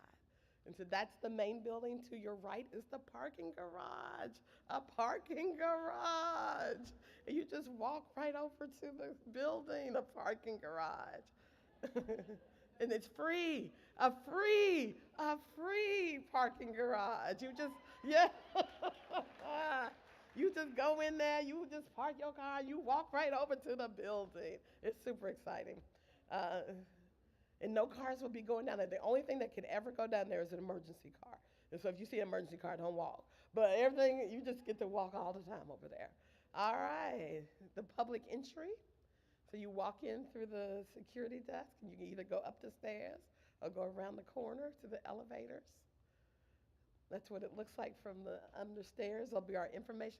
Y'all say hi to Miss Connie. Miss Connie will be right there. Hey, Miss Connie. That's the public entry. Again, another look. That's the public entry that way. And then a little cubby where you can come and chill. To your right, you'll see, is that y'all? Yeah, to your right, you'll see the little cafe. We'll have a little cafe. So if you got to wait and you got to be in court all day and it's all day here, and guess what? You can go to get a cafe and get some food. Yeah, isn't that wonderful? Go to the cafe and have some food. We're hoping to partner with Cafe Momentum so we can have our youth actually serve. We're in talks now. Me and Rokisha Bryant yesterday went and viewed some kitchen space and what we could make out of our space. Keep your fingers crossed that that's going to materialize. If you're in court and you're just tired, you just need to go outside, go on outside. Go take a break, go de-escalate. If y'all want to have a meeting so y'all don't have to come to Trevecca, you can come over here. You can come use our community conference space. It will be open to the public. These are some of the entryways, the suites, if you go up to different areas. Lots of little cubby spaces where people can sit and chill and relax.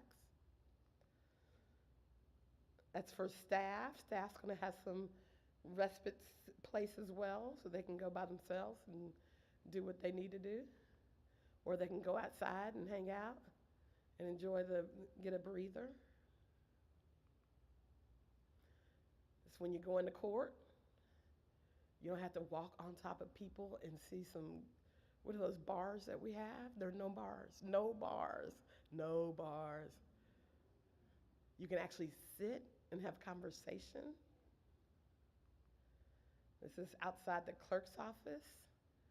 You can sit and have conversation. You can do your clerk business, go over to a nice area and sit. Your children, there's a space for children to play while they're waiting on their parents to file whatever the paperwork they have to file. This is the space outside of the courtrooms on the 3rd and 4th level. So you're in court or you're waiting to go in to testify. You don't have to sit on top of each other. There's plenty of seating spaces.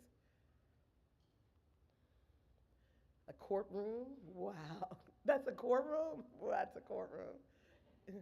And we got some outdoor light coming in from the courtroom and make it a little lighter. Light paneling.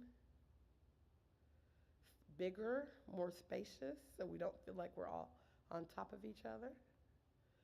That's what it looks like if you're sitting in the back of the courtroom and then you're in the gallery area. You got some space. You're not sitting in those hard chairs trying to move. Oh, we do have hard benches, don't we? Yeah. Those would be soft benches, I tell you. This is if you're going into the pretrial housing facility where our youth who are detained are going to be. If you got to go in for a child and family team meeting or attorney visit, that's the entrance to that part of the building. And you can only get in one way, so you can't go through the courthouse to get to that area. So the issues that we have now that caused help to help an escape. Can't do that at this building. That's if a child is coming in, that's his intake process.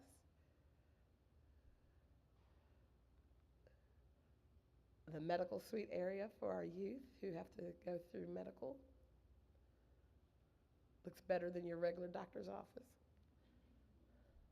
Visitation. Lots of coloring, lots of green. The visitation area looks out onto their pod area where they're outside, so they can sit and kind of look outside with their parents. Their dining area, again, they get to look outside on the pod and see what's happening. These are some of the classroom spaces for our youth. Up top is the library. Underneath that is like where we have our barber shop. And then 2 of the classrooms. You can see in the back where there's cubbies, so if a kid needs to just de-escalate and can't be a part of the conversation, they can go and put themselves in the little cubby area. These are the insides of the cottages, so our youth will be living in cottages. They will not be living in a jail cell. They will have cottages. There will be no jail cells.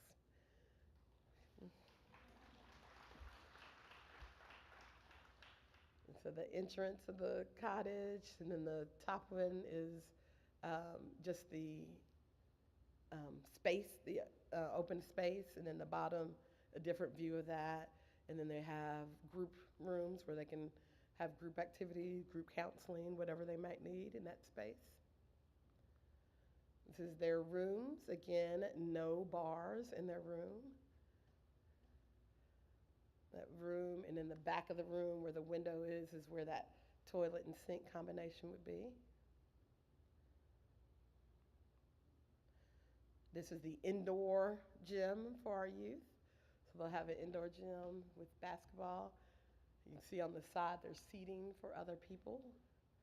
And we're going to make it where there can be more seating, so if they have graduations or basketball tournament or whatever, Jelly Roll likes to come now, so if Jelly Roll wants to do another concert, we can have a Jelly Roll concert. I love that Jelly Roll likes to come down there. He's been down there at least 5 times. It's a lot, but he comes. I love it. I love it. They have their own little gym, weight training area. We have done yoga with our youth in detention before, and so they'll have our youth in our pretrial housing will be able to participate in yoga activities and other activities. We probably won't have the free weight training. We won't have those, but we'll have everything else. Our security team said, no free weights, no free weights. Oh, okay. That's our parking garage. Parking garage.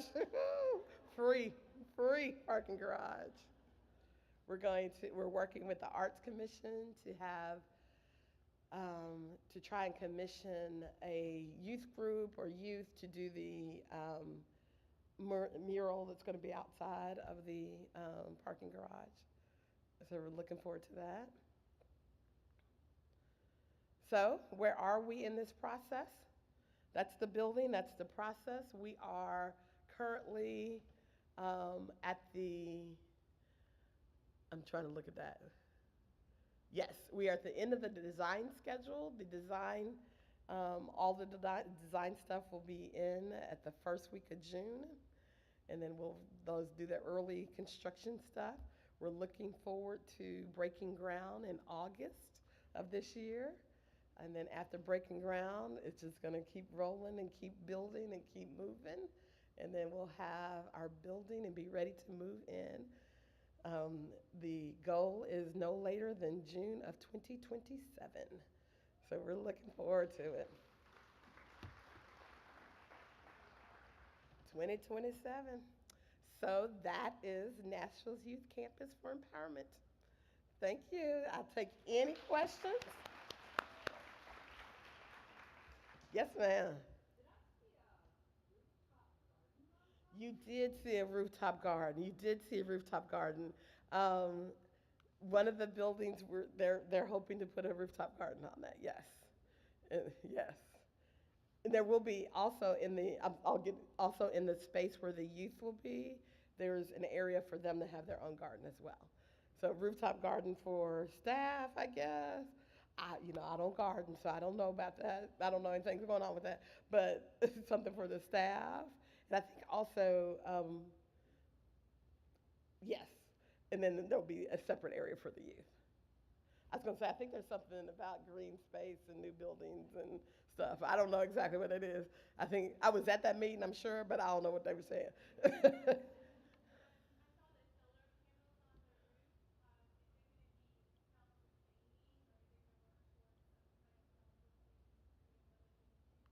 So I think all of that goes in that same conversation. I was at that meeting. There's some requirements for new buildings to have something like that. I don't know exactly what it is. I'm just the one looking at, can I see the courtroom again? So I skipped over, I hope my builders aren't listening. I was in the meeting, but it was over my head. And I said, well, whatever y'all got to do, just do it. But make sure I get everything else that needs to be in there. So, yes. Oh, yes. I apologize. I forgot we were online. So she asked about the solar panels and whether this would be self-sustaining.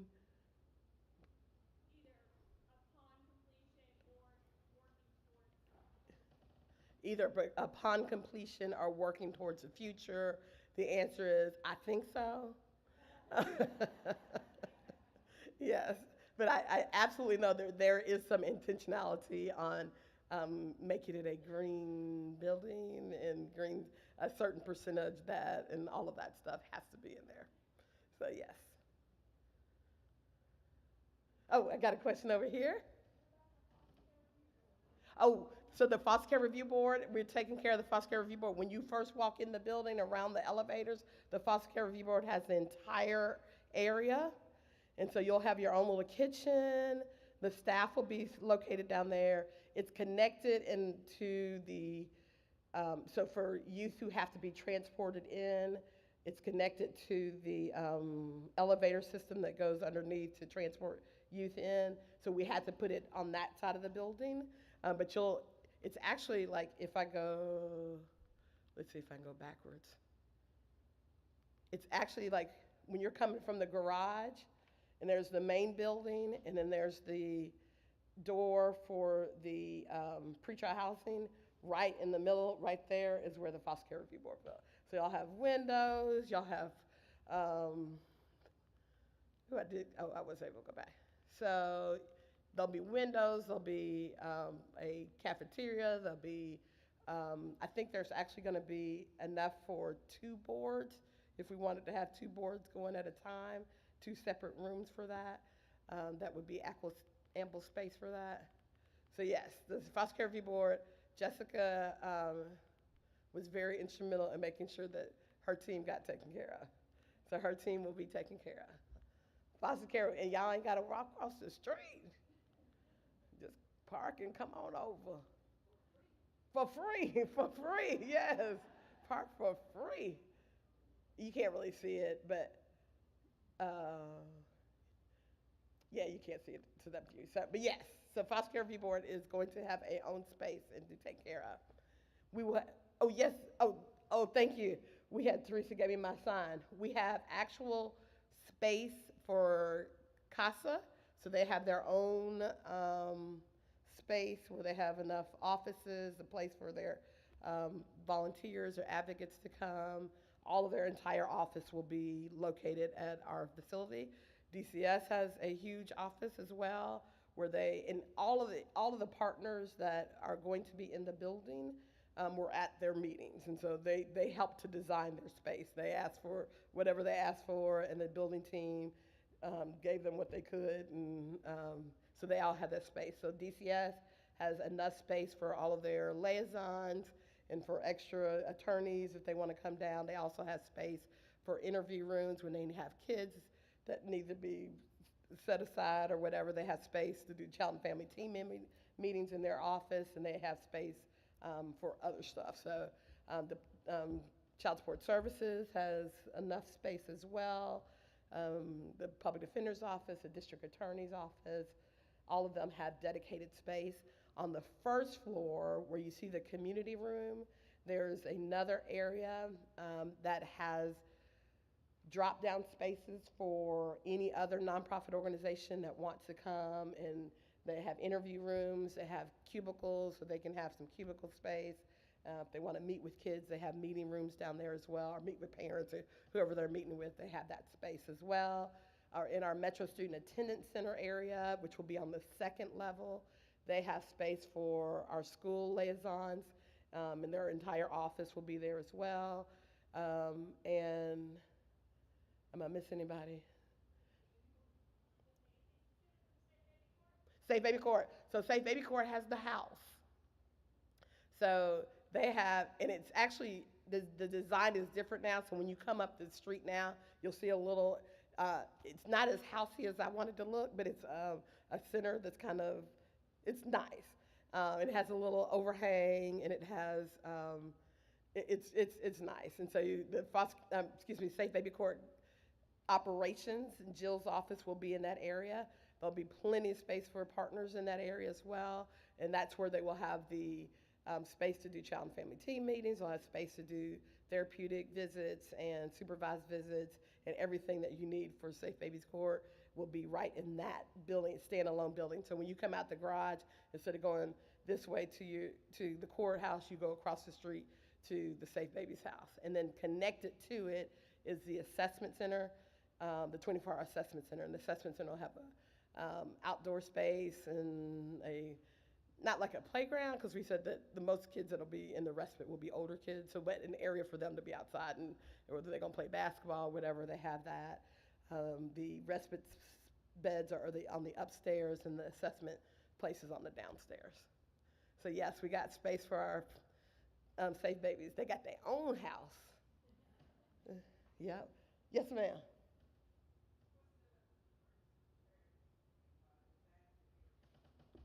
So the disaster emergency preparedness area, where is that? I don't know.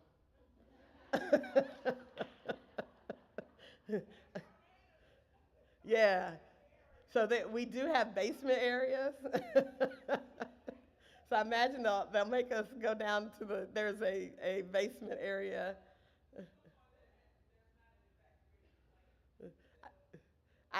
I'm sure there is. That's another one of those meetings that was there an evacuation plan, someone asked. I'm sure there is, and that's probably one of those meetings I was like, oh, okay, y'all just tell me where to go when it comes. But I absolutely know that there are spaces in a basement area that I imagine that they'll have to send us down if there is an emergency. Is that good for you? All right, I appreciate your time, and I look forward to seeing all of you all at NICE when the time comes. Thank you.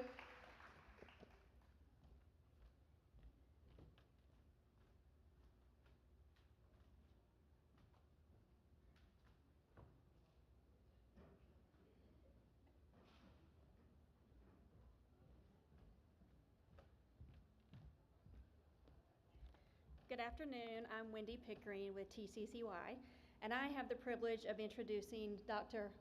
Melinda Baldwin. Dr. Baldwin is a senior advisor in the National Policy Laboratory at SAMHSA. She leads the Interagency Task Force on Trauma-Informed Care, and she splits her time with the Office of Management and Budget, leading the implementation of trauma-informed approaches in the disaster recovery space. Dr. Baldwin is a subject matter expert in behavioral health, trauma, program evaluation, and its intersection with child welfare and the mental health practice and policy. Dr. Baldwin's interest in this work began and is shaped by having grown up in Sao Paulo, Brazil. She has been in extensive field experience, beginning on the front lines as a social worker with families and the child welfare system, training resource families, and conducting forensic interviews. And she provides behavioral health services to victims of sexual abuse and their families. Dr. Baldwin has a PhD in social work from the University of Illinois at Chattanooga, an MSW from the University of Illinois at Urbana-Champaign, and is a licensed licensed as a clinical social worker in both Illinois and the District of Columbia. Please welcome Dr. Baldwin to the stage.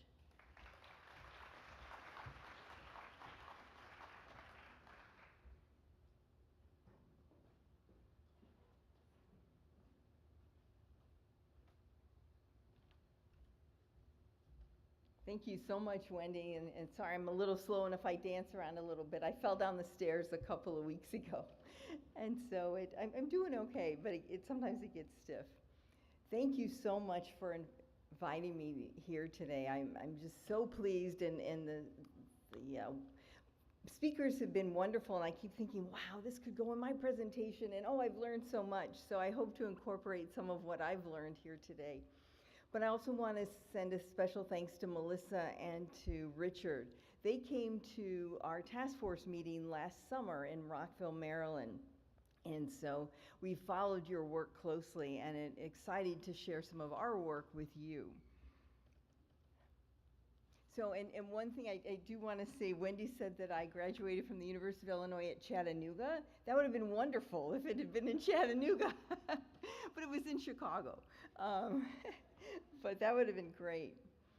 So I want to talk to you a little bit today about the history and the work we do at the Interagency Task Force for Trauma-Informed Care in Washington.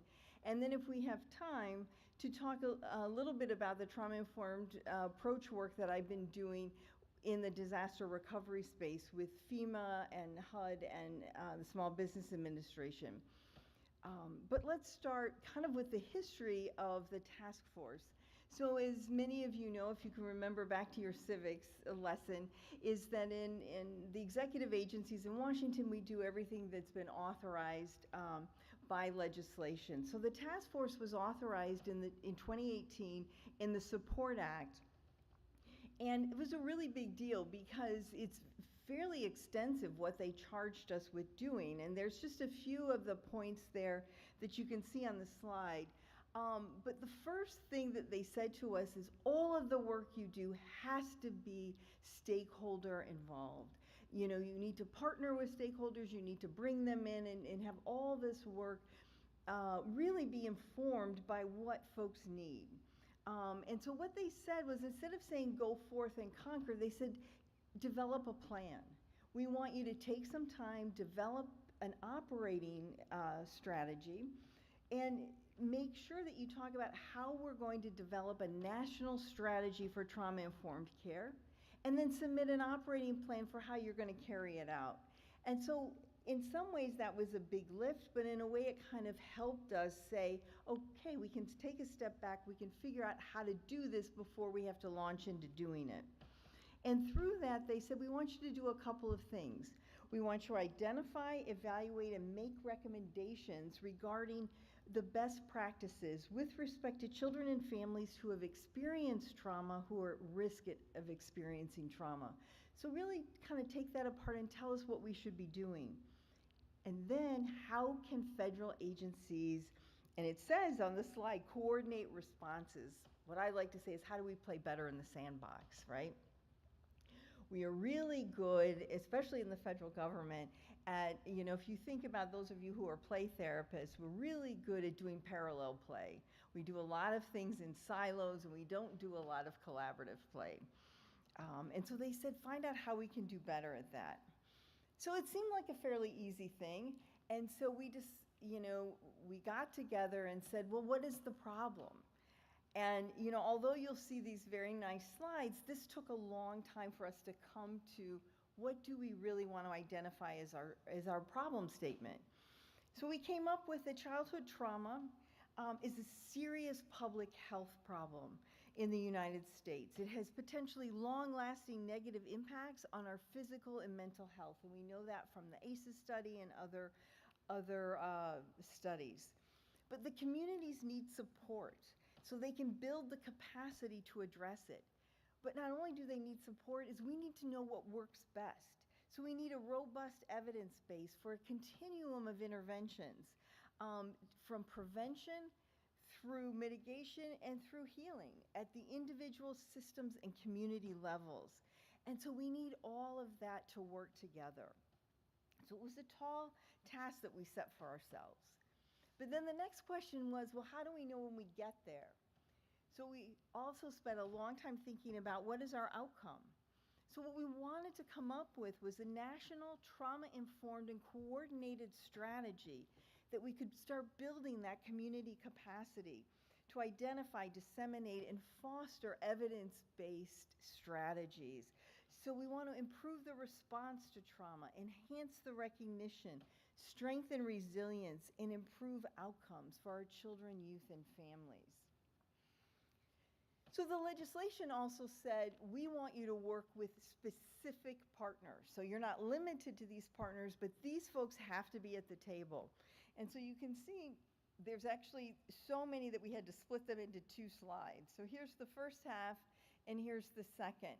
And some of the ones are volunteer agencies, people saying, we hear what you're doing, we want to be a part of it.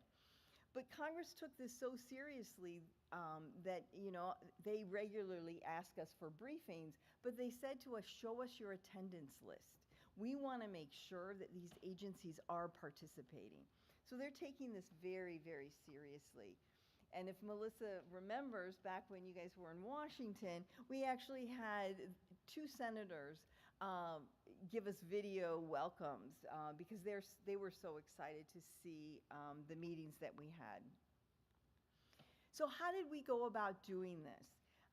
And so this was how we developed the national strategy. So as you see, our first meeting was in May of 2019. This is right before I came to SAMHSA. So I've been lucky to be leading this work almost since its inception. And we started having monthly task force meetings. But I want you guys to remember what was happening in 2019 and then what happened in 2020. So we had several meetings, we got folks together, if you think about group process, we were storming, we were norming, we were trying to figure out how we were gonna all come together. Because if you saw that list of agencies, we had people coming from very different disciplines. We had scientists coming from, the National Institutes of Health who were, really talking almost a different language than those of us who are more social science related. And then the pandemic hit and we went down on lockdown. So we had only had so many in-person meetings before we were all virtual. And so we didn't have a lot of time to really get that group process going. And so we had engaged 20 agencies at that point. SAMHSA had a continuous commitment, and then we had stakeholder engagement. But we didn't have an appropriation. So we were doing this out of the goodness of our hearts. And so that ended up, as you'll see, causing a little bit of consternation on our part because we had the authority to do it, we just didn't have any money to do it. And so the other thing that really gave us pause was how do we come up with a shared language? And so I know that when Dr. Ferris talked about the definition of hope, and some of us thought, well, I thought hope might mean a little different than what she talked about. These 4 terms gave us pause in terms of how are we going to define this in a way that we can all come to the understanding that this is what we mean. And so when we think about trauma, we think, well, we all know what trauma is, right? And SAMHSA has a beautiful foundational document that was done in 2014. And that kind of set the stage for defining trauma. But what's happened since is very good thinkers have gone beyond that and have said, well, but you know what, let's get more in the weeds. Let's really expand that definition. And so we went round and round and round about how do we define this. And we ended up coming back to the SAMHSA definition of 3 E's, right? The event, the effects, and the experience of those events, because that was a very basic definition, but it was also one in which embraced different experiences. We define trauma-informed care, and we define that as an evidence-based trauma intervention or a broader systems-level approach that integrates trauma-informed practices throughout that service delivery system. The next one, best practices. I didn't know if we would come to an agreement on this one because of the difference of our scientists in the group really wanted a very rigorous evidence-based definition. And those of us working in areas where we were doing interventions that really spoke to the cultural environment in which we were working knew that we didn't have that, maybe that rigorous of evidence to support those, that definition. So this is the definition, I'll let you read it there, that we came to, but it was difficult. And the last definition, which is why the timing and the context in which we were making these, having these conversations and making it really played into place in terms of how are we going to define equity. So what was going on in the summer of 2020, right? We had social justice movements, the Black Lives movements. In Washington, we had folks protesting in the streets. We had all kinds of things on our sidewalks. We had windows being broken in churches, lots of things happening. And so we really wanted to sit back and think about how do we define equity. And I would posit that this definition needs more work. As we have come to understand equity from a multitude of different voices, we are in the process of revisiting this definition. But the other piece that caught us up with not having the appropriation was how do we engage stakeholders? How do we do this? And so we needed to come up with a mechanism to fund this work. And so the United States Digital Service, I don't know, are you guys familiar with the United States Digital Service? USDS are the group that came to help out healthcare.gov. If you remember when the Affordable Care Act was implemented and there was a lot of struggles with that system, they were the team that was assembled to really work and make that happen. But they've broadened and they've become a team that you can approach anywhere in government to have them come in and help you design and really think about systems and problem solve. And they had designed the system of schoolsafety.gov. And schoolsafety.gov is a website, I encourage you guys to check it out, that was designed in the aftermath of a lot of school violence. And they had engaged stakeholders in designing that website. And so when we heard about that website, we said, can you come help us do this work to engage stakeholders? And they said, sure we can. Here's our MOU of how much, you know, our services cost. Because even though we're in the government, they need money to self-sustain. And I was like, I don't have any money, you know, and I'm thinking like, how am I going to spin this in a way that gets them to want to help us? And they said, oh, Melinda, we found out about the task force and they said they do the work for free. So they embarked on an amazing stakeholder engagement. And what the legislation asked us to do is talk to folks like all of you on the front lines. You know, don't talk to folks in government, in federal government, but get out. So they conducted 41 interviews, and these were hour and a half interviews, 20 of which were frontline providers. And you can kind of see how they shake out there. And it was a snowball sampling methodology. So everyone we talked to, we said, who else should we talk to? And we went to congressional staffers to get their ideas of who we should talk to really make sure that our operating plan was informed by folks like you doing this work in the field.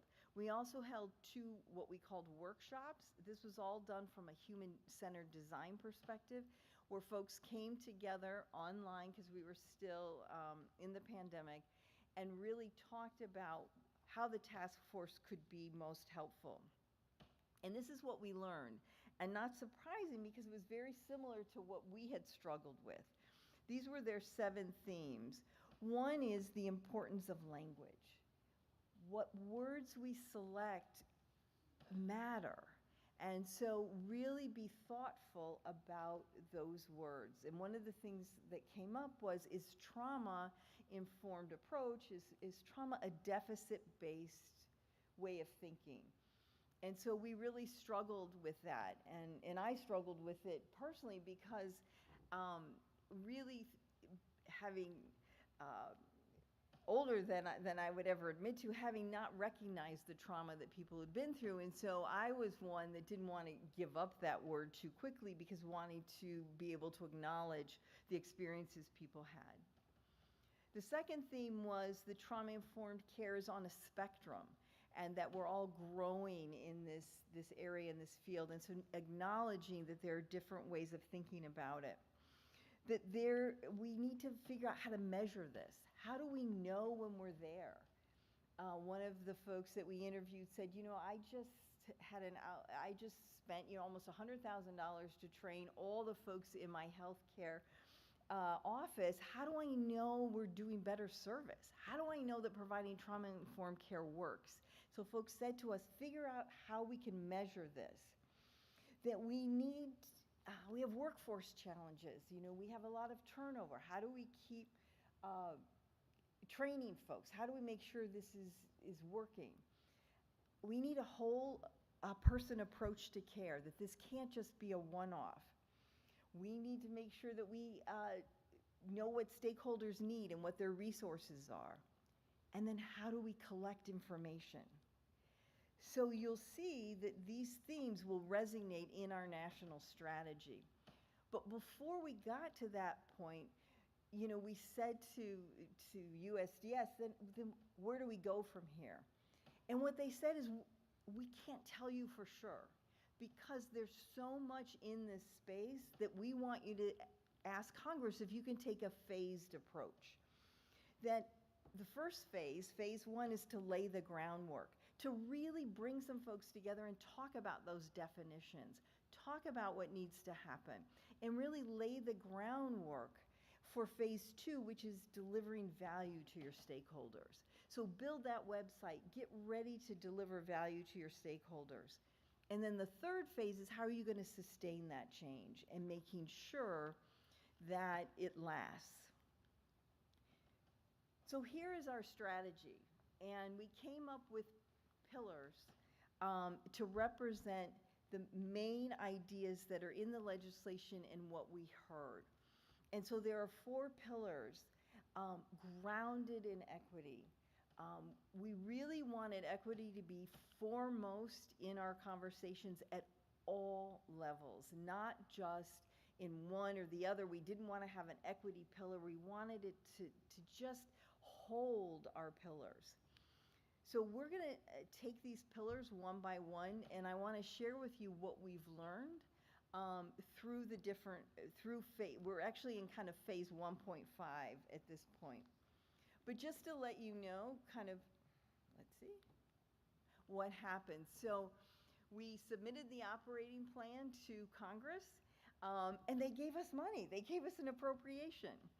So we got $1 million in FY22, which allowed us to have the meetings. We got $2 million in FY23. And then we got $2 million again in FY24, and we have $2 million in the FY25 budget. But as many of you, and you may not track the budget cycles like we do in Washington, but you know, our budget approval process is sometimes delayed. And so we got a late start with that first $1 million, which is the research that you'll hear about today. We're in the process of working through the $2 million that we got in FY23.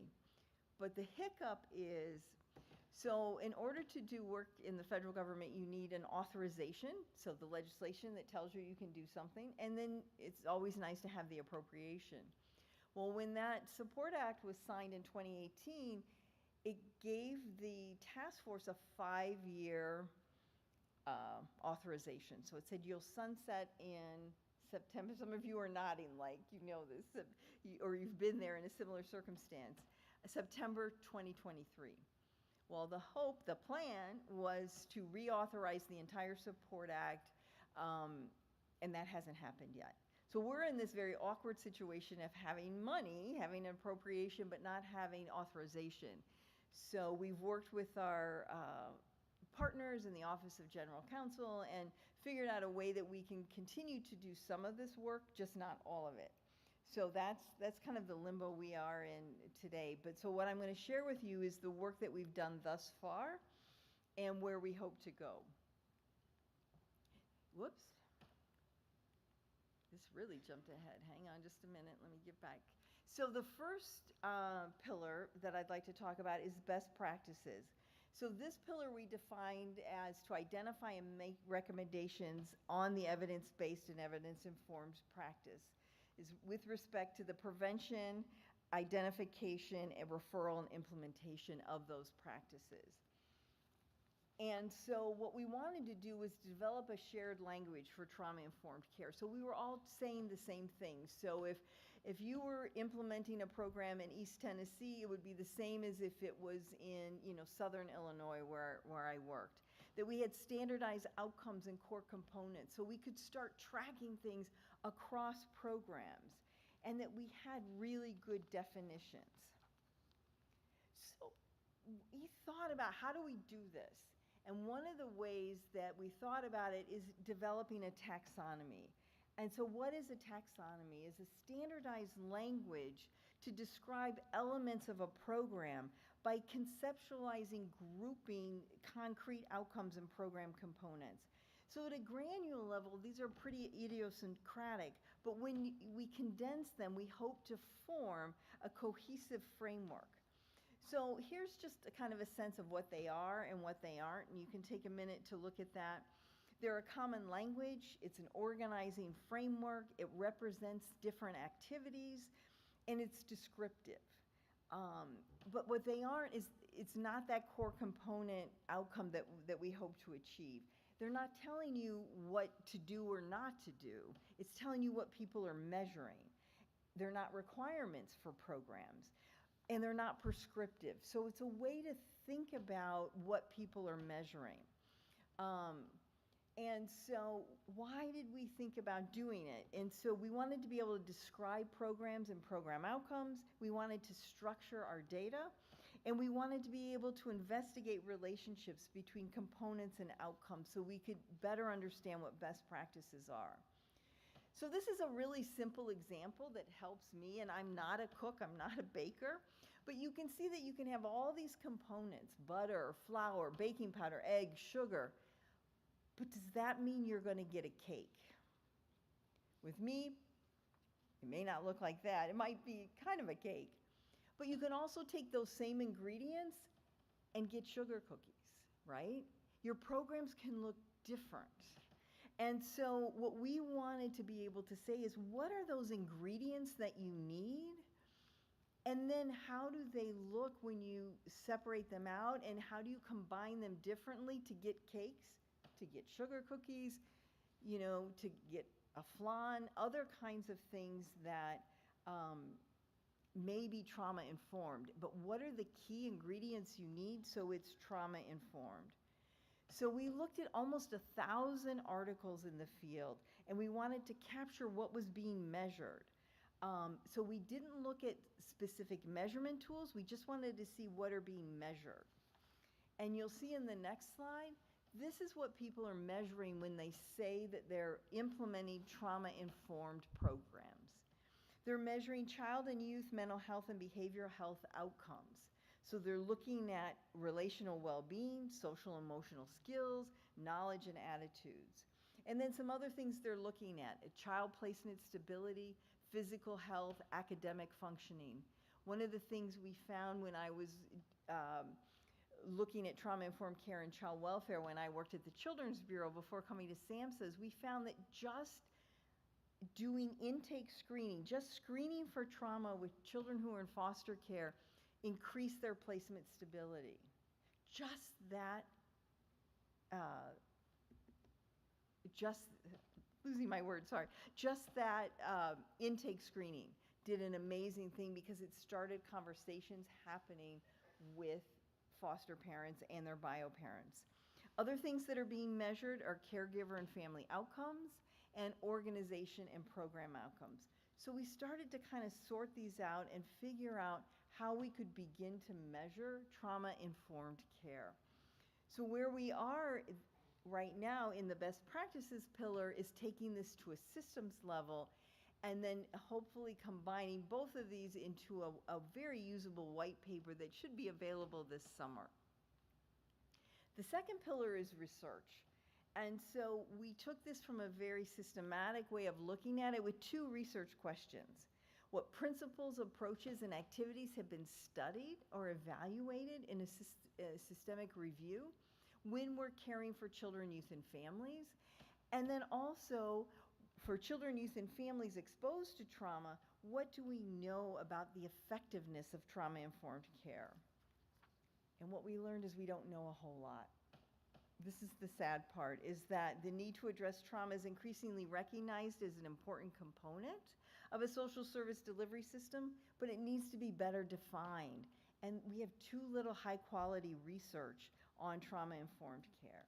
So we need to define, we need to measure better. So that's what we hope you guys can do, and we hope to give you tools to be able to do that. The next thing we looked at is who's measuring trauma-informed care at the federal level.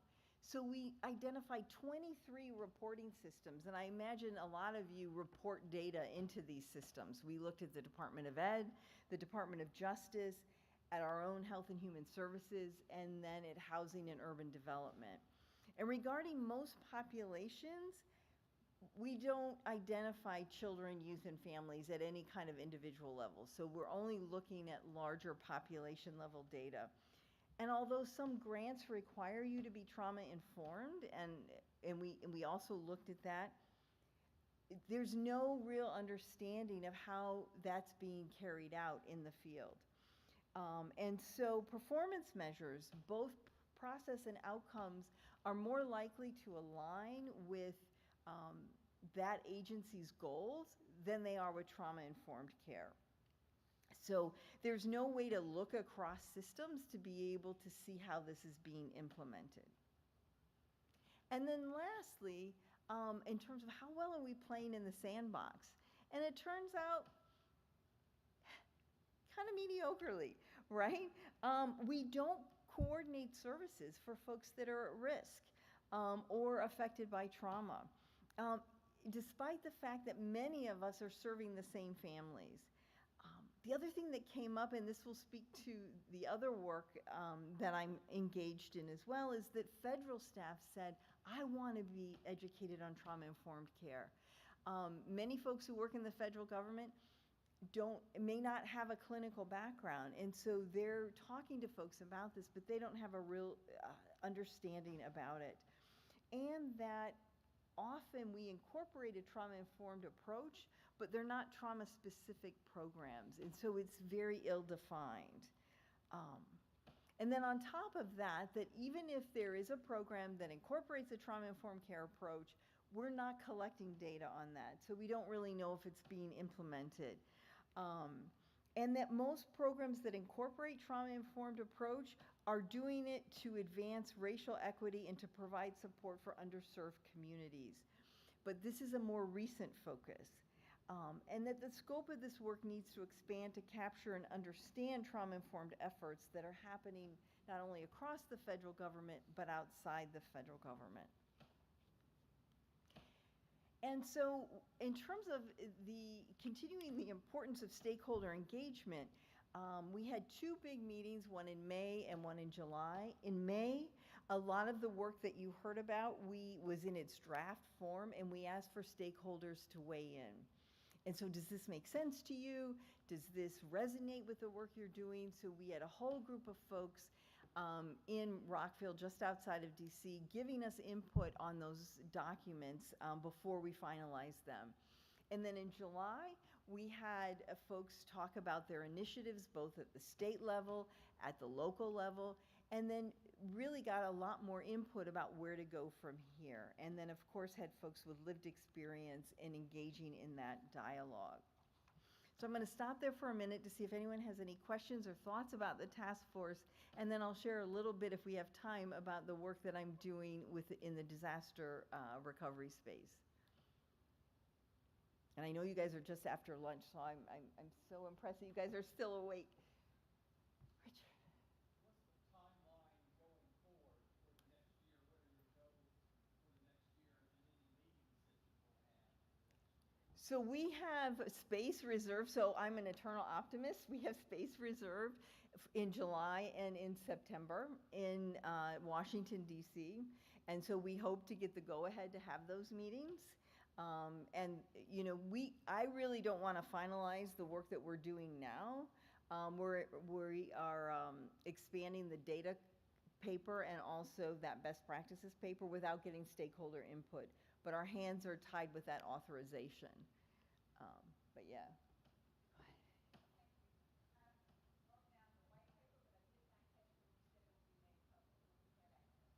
So we hope to make it public in July, if we can get stakeholder input on it.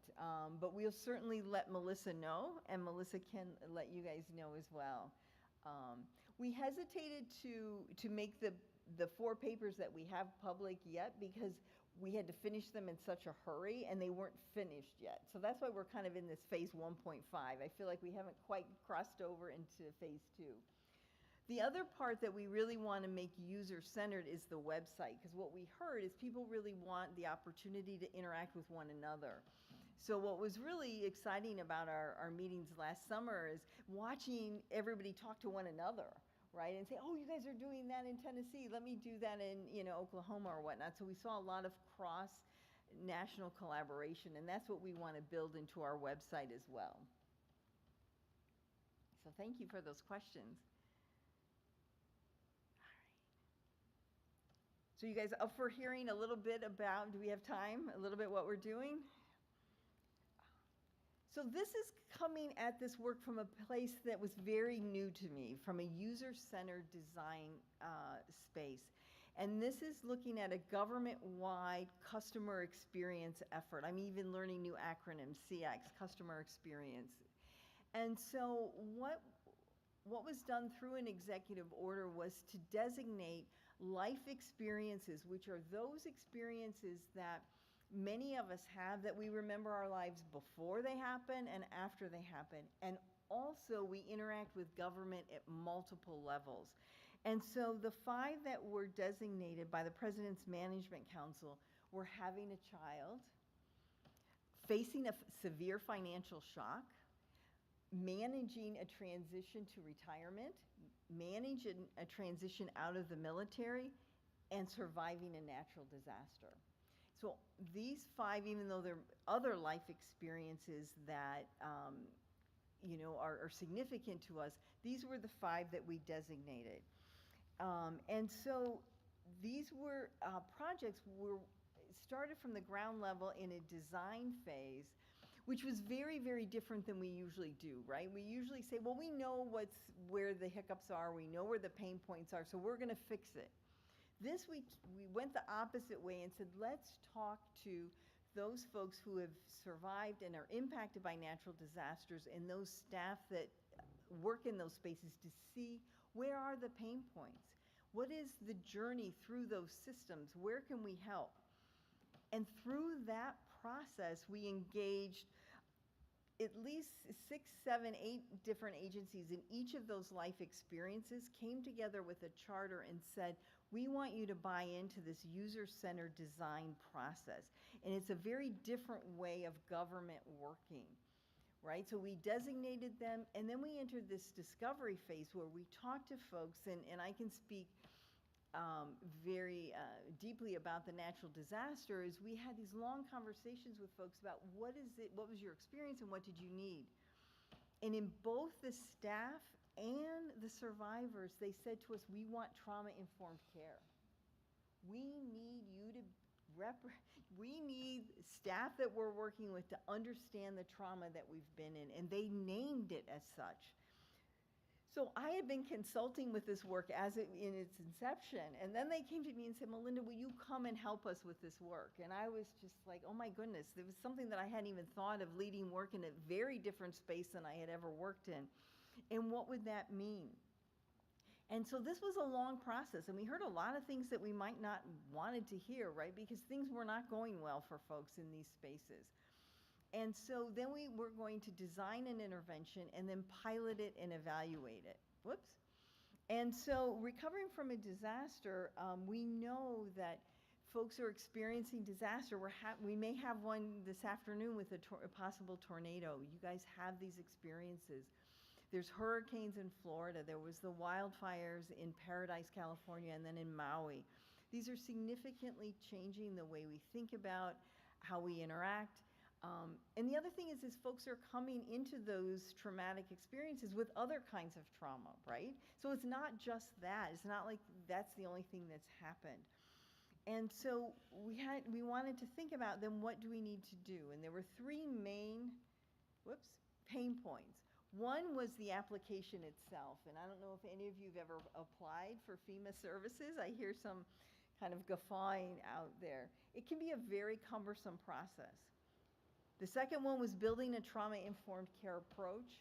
And the third was developing a formula to calculate burden. I think that's the rain, isn't it?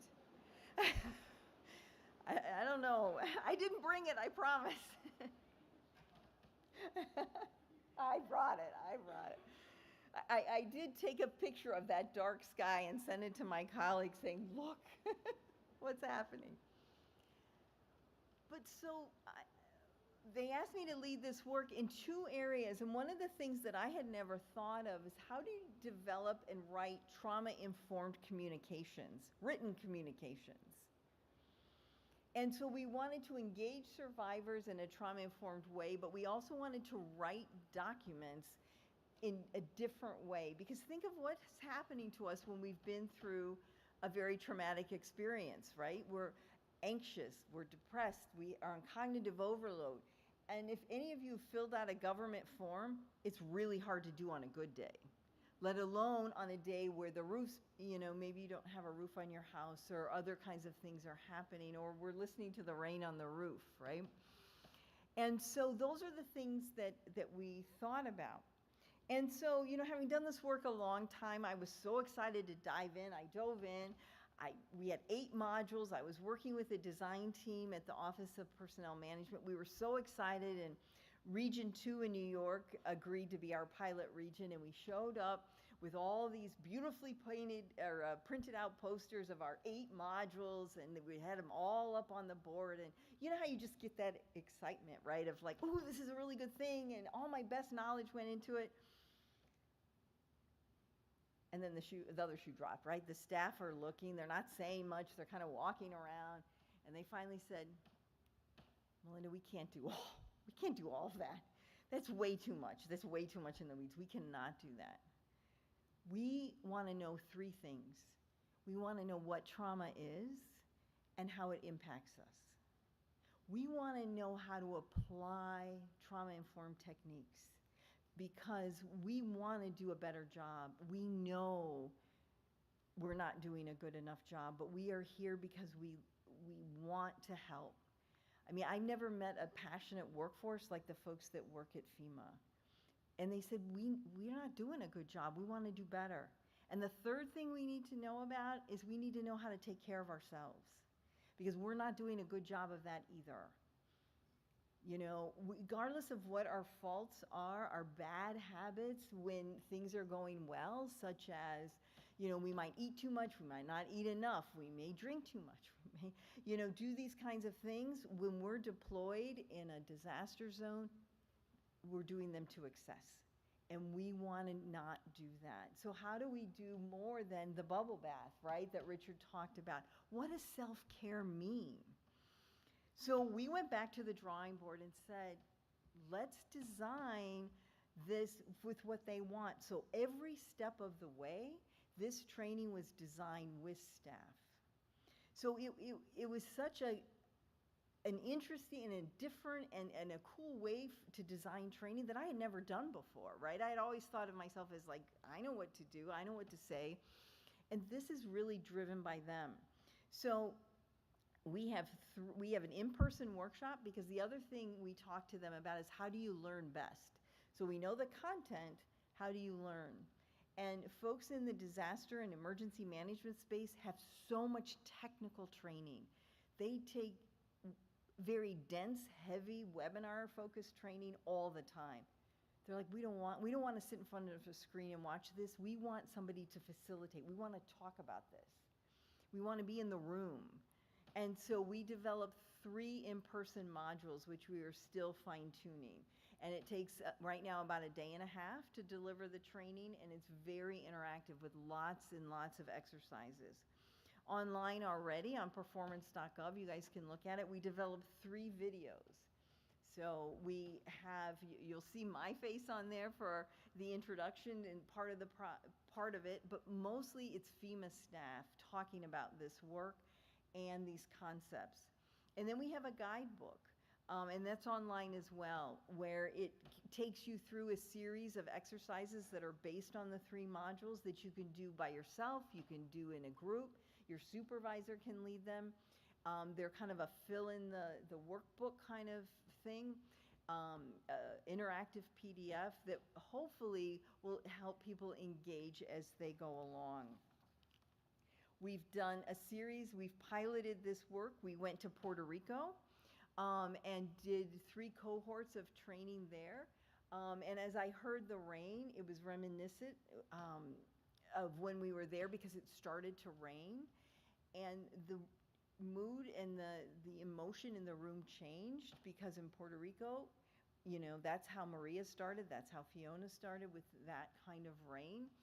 And so they were immediately concerned about, will I have power when I get home? You know, and all of that kind of post-traumatic kinds of emotions that we know about from the work we do happened right in the room, so we were able to process it. And so you can see some of the staff, we've gotten a lot of really good feedback, and we continue to take this feedback and to hone the workshop materials. And, you know, it's kind of be careful what you wish for. We went in to talk to the deputy in charge of response and recovery at FEMA, and she's a social worker by training, and she took the guidebook and she's going through it page by page, and I'm giving my spiel, and you guys have been in that situation where you have your 5-minute elevator speech, and she's not saying much. She's just kind of looking through the guidebook, and prior to my giving my spiel, they had told us how onerous the OMB requests of them had been. And so I'm like, oh geez, now I've got to follow that by asking for something else. And she set the book down and she said, we're going to implement this agency-wide. We have to do this. This is really speaking to what we need. And so then, you know, I was kind of like, oh geez, what did we ask for? So that's what we're in the process of, is how do we take this project and make it agency-wide across FEMA. We've been to the Small Business Administration, both in Atlanta and in Sacramento, and trained their staff. But there's just one of me, right? I'm the project person of one. And so I'm in the process of train the trainer in terms of, FEMA has mental health staff, so they'll be able to continue to train, because everyone there, not just survivor-facing staff, want to take this training. They want the opportunity to talk about their experiences and to take better care of themselves. So we're really excited to see this work take off. And to me, it's an outgrowth of the task force and really meeting the needs of the task force. So I really appreciate you guys giving me this opportunity to share the work that I'm engaged in the federal government, and we look forward to keeping all of you engaged in it as well. So thank you very much.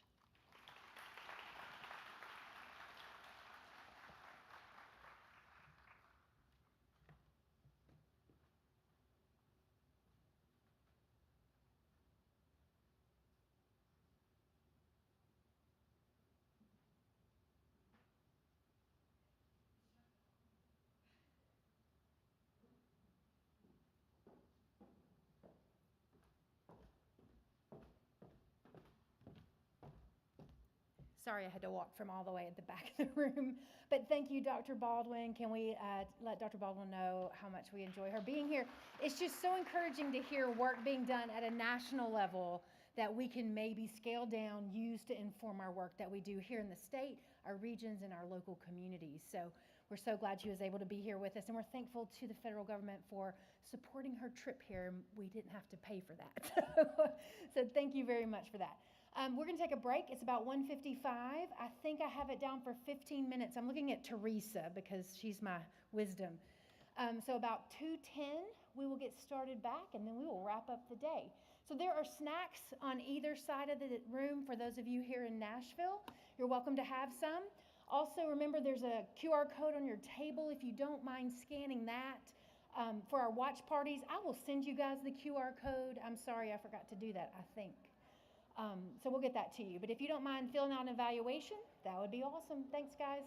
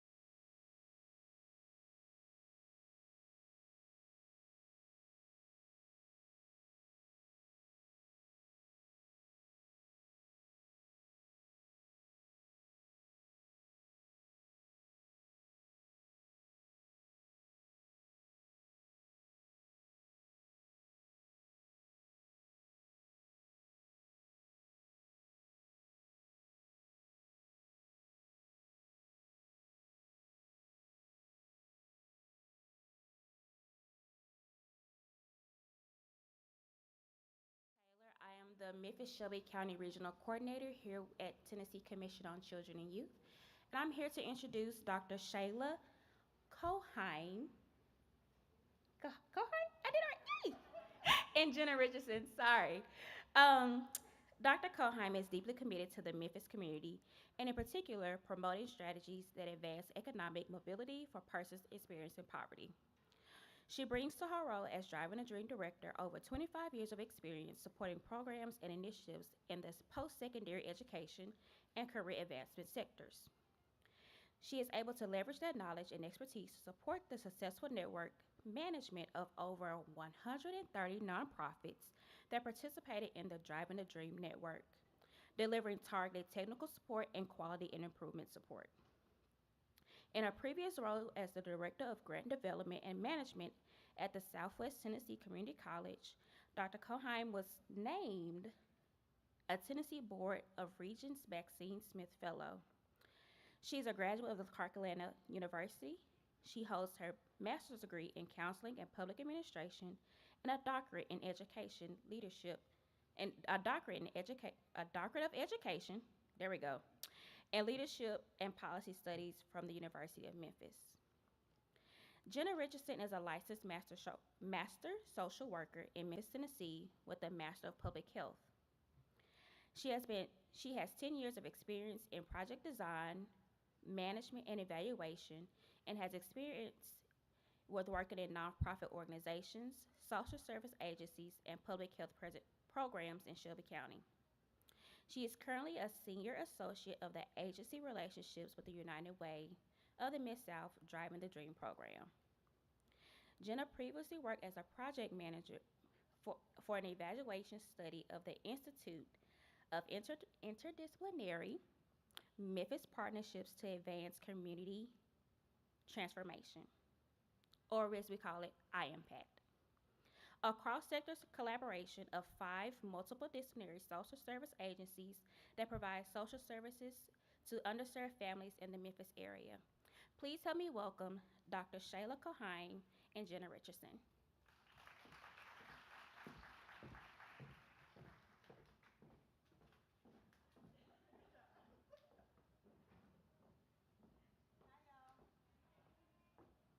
My name is Shayla Coheim. I have the privilege of being married to somebody with German descent, and so everywhere I go, my name is often transformed into Sheila Coheim. So thank you. Jenna and I have the privilege of representing United Way of the Mid-South, situated in a wonderful county called Shelby County. Hey, thank you. Now, our presentation style, we have about 20 minutes to introduce something that is ridiculously nuanced but geared toward helping individuals in Shelby County to achieve their dreams. Not dreams that are ascribed to them, but dreams that they determine and we support.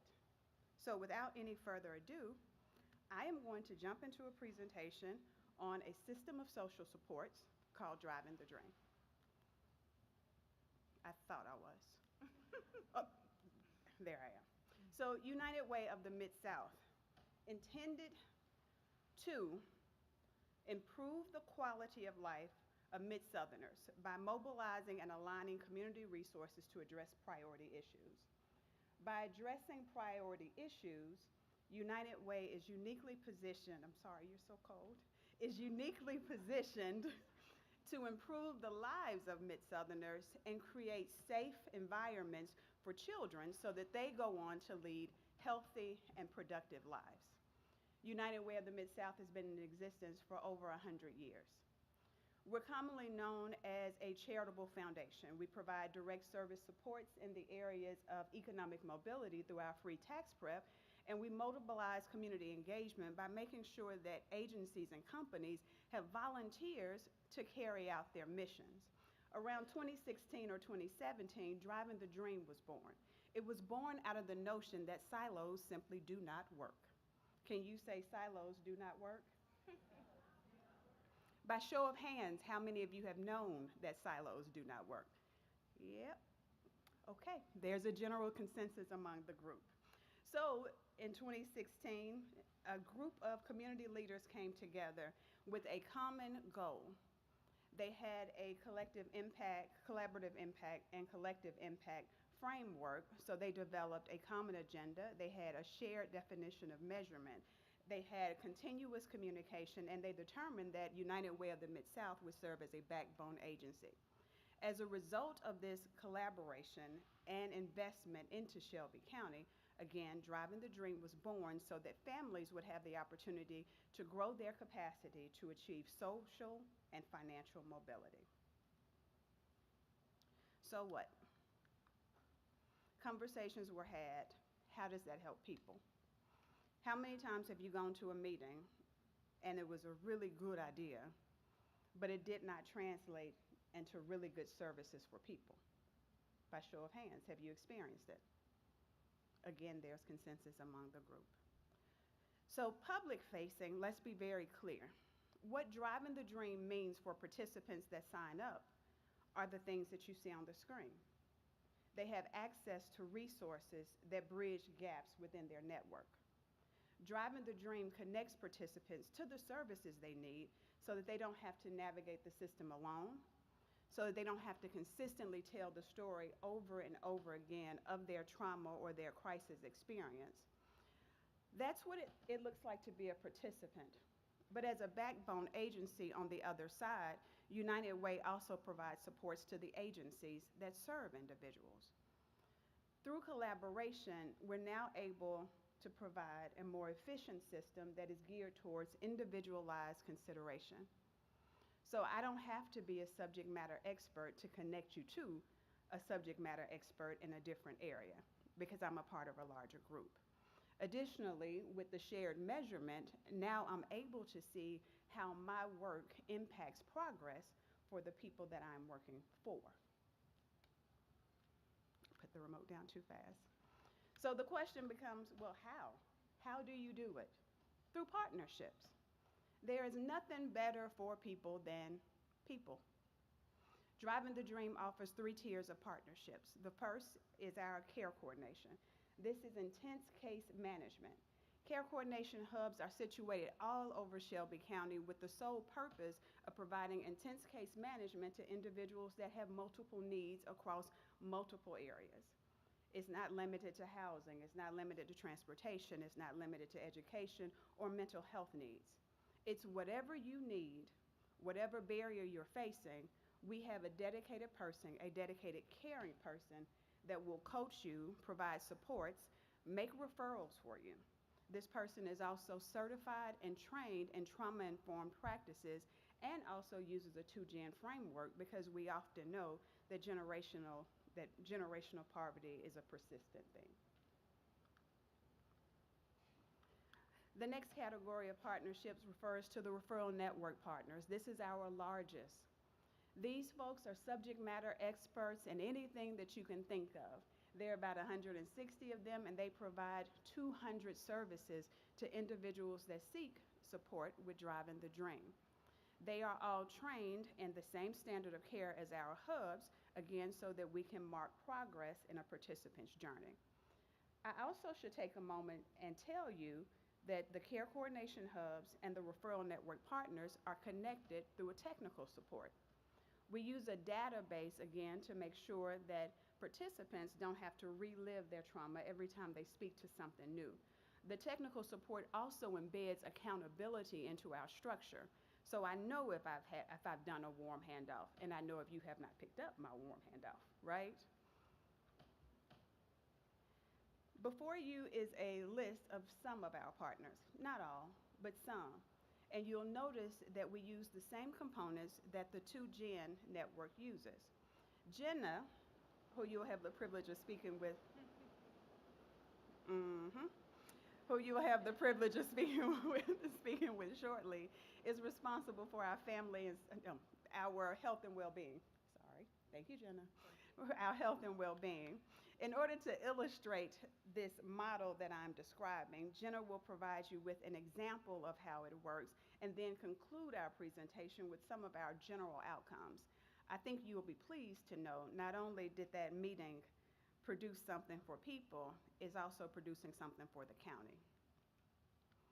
The last tier of partners that we have are our education and outreach partners. These are critical support to the work that we do. They don't provide direct services, but what they do is provide access to the large number of peoples that they see. So this could be hospitals, this could be churches, this could be schools. They often come in contact with individuals that could benefit from the supports and the services that Driving the Dream offers. Just as a statistic to include here, contemporary data out of Memphis shows that there are over 100,000 individuals that have experienced up to 4 early childhood experiences that are negative. So in any given moment, walking through any of our doors, we're dealing with someone that has voids in their network. That is clear. These folks are positioned within their network to connect them to our services. Any questions about anything that's been presented so far?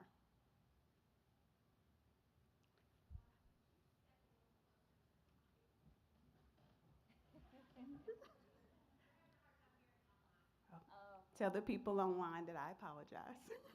Okay. All right. Well, if there are no other questions, we will be prompt, and I will happily pass this over to Jenna. Thank you, Shayla. You're welcome.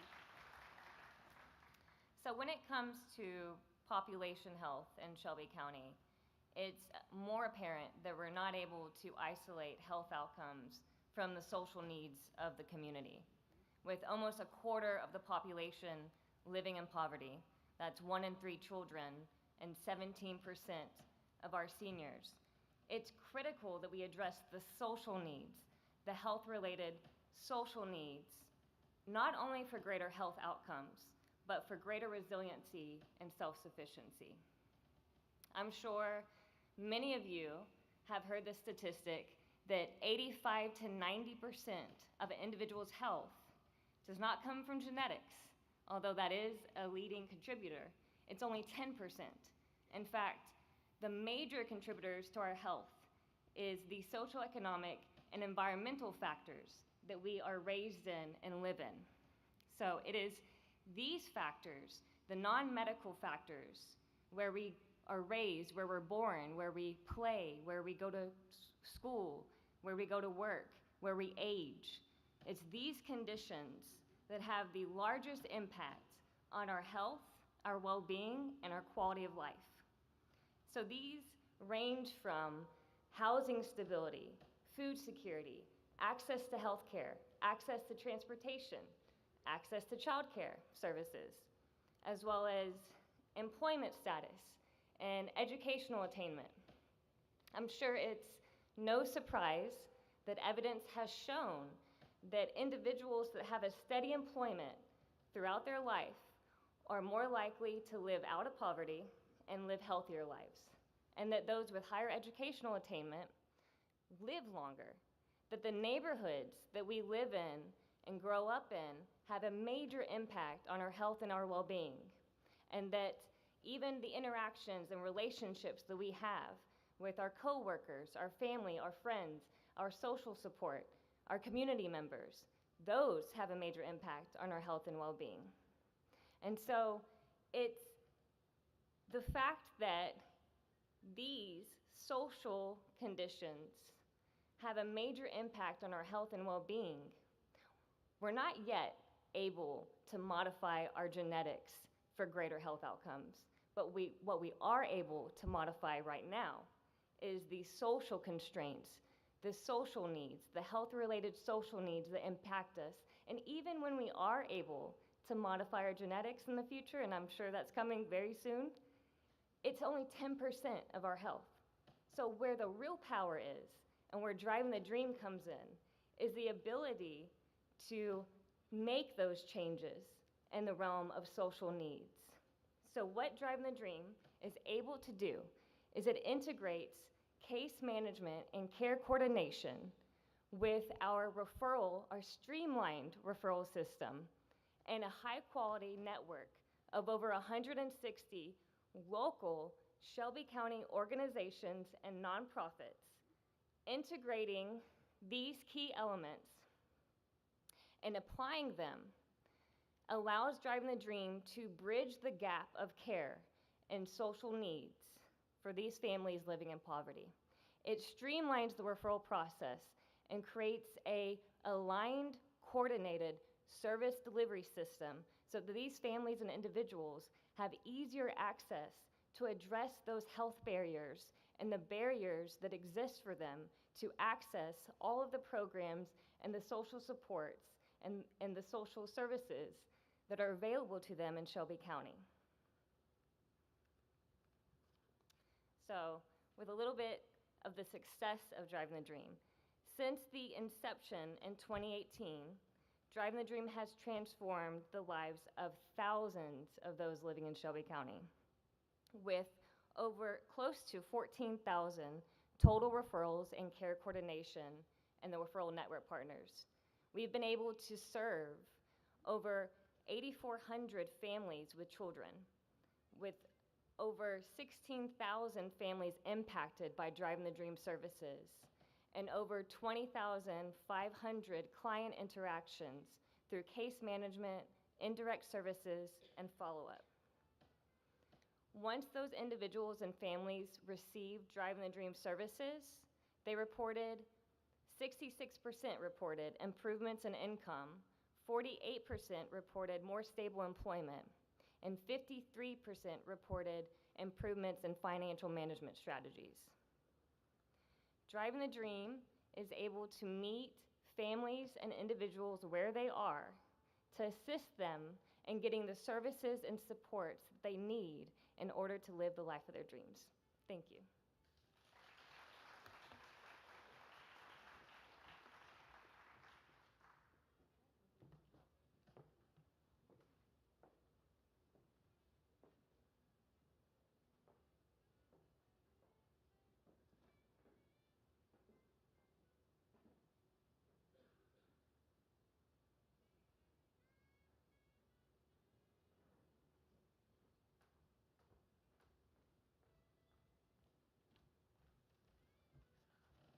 What wonderful, wonderful statistics and outcomes. I think they deserve another huge round of applause.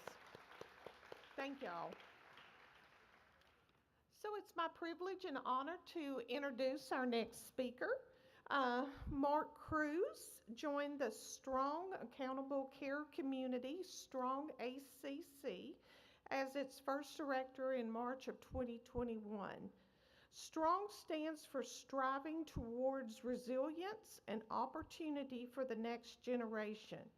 Launched in 2018, the Strong ACC is a multi-sector collective impact coalition for more than 400 organizations working together to improve physical, social, and economic health in Northeast Tennessee and Southwest Virginia. In addition, he has provided strategic governance and organizational development services to more than 135 organizations through 2 national consultancies, Free Clinic Solutions and Governance for Good. He is a native of Radford, Virginia. Mark has been a trailblazing leader, association executive, and trusted advisor in health and human services for vulnerable populations for 30 years. Mark is married to his wife, Kelly. Kelly has 5 adult children and 2 great grandchildren. So I would like to introduce Mark Cruz.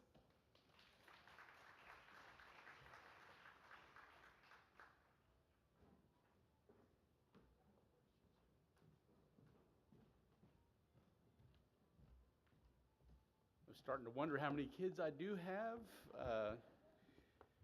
Thank you, Dana. Appreciate that. Good afternoon, everyone.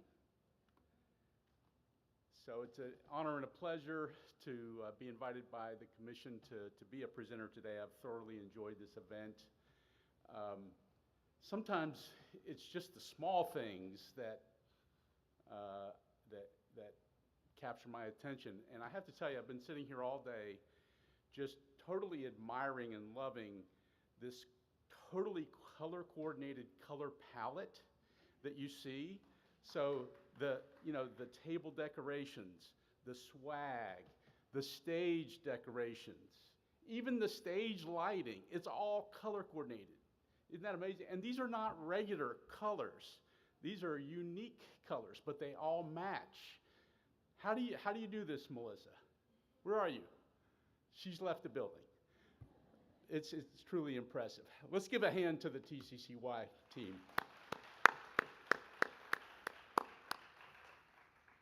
So as Dana mentioned, I come to you from Jonesboro. Jonesboro is Tennessee's oldest town. Perhaps you know that. Perhaps you've heard of the National Storytelling Festival. That's where it's held every year. It has been for the past 50 years. Jonesboro is in Washington County, for those of you that may not be familiar with Northeast Tennessee. We're about 6 miles west of Johnson City, which is part of the Tri-Cities of Johnson City, Kingsport, and Bristol. And happy to be here today. I want to tell you a little bit about me, a little more than what's contained in my bio, just for a moment. So by a show of hands, how many of you are subscribed to 23andMe or Ancestry.com? So quite a few, maybe half. So I was really surprised when I subscribed and came to find out that of the 14 million people who are enrolled in 23andMe, I have 99% more Neanderthal DNA than them. My wife, when she saw this, said, well, that explains everything. And I said, wait, but you know me. And she said, I know. And so this does not mean that I'm a Neanderthal, so I'm going to get really defensive here. It just means I have a little tiny bit of Neanderthal left in me from the time more than 40,000 years ago when Neanderthals stopped having sex with modern humans. And so I'm not a Neanderthal man, but maybe a little bit of Neanderthal still left in me. Neanderthals were thought to be dumb and brutish people. I don't know if that's true or not, but as things turned out, more than a century ago, after my ancestors settled in the counties of Carroll, Patrick, and Montgomery in Virginia, an awful thing happened in Carroll County. There was a horrific gun battle in 2012 that caused 5 people to die, and 2 of my, this involved my great-grandfathers on my mother's side of the family, and 2 of those folks were sentenced to death by the Commonwealth of Virginia, and my great-grandfather was murdered 4 years later during an argument. It was not a good day for my family. And in fact, this was the lead article in the New York Times right before the sinking of the Titanic. So not a good day in early 20th century American history. But thankfully, later generations of my family evolved and settled down and were determined not to be defined by that terrible time. Grandparents on both sides of my family, and then my parents, my aunts and uncles, were some of the most loving, kind-hearted, peaceable people that you would ever meet, not Neanderthal at all. And that was passed along to me. And so fast forward to today, my wife and I are the proud parents of 5 adult children from previous marriages and two grandchildren that we adore. Our family includes a transgender son, 2 interracial couples, and a bona fide wild child.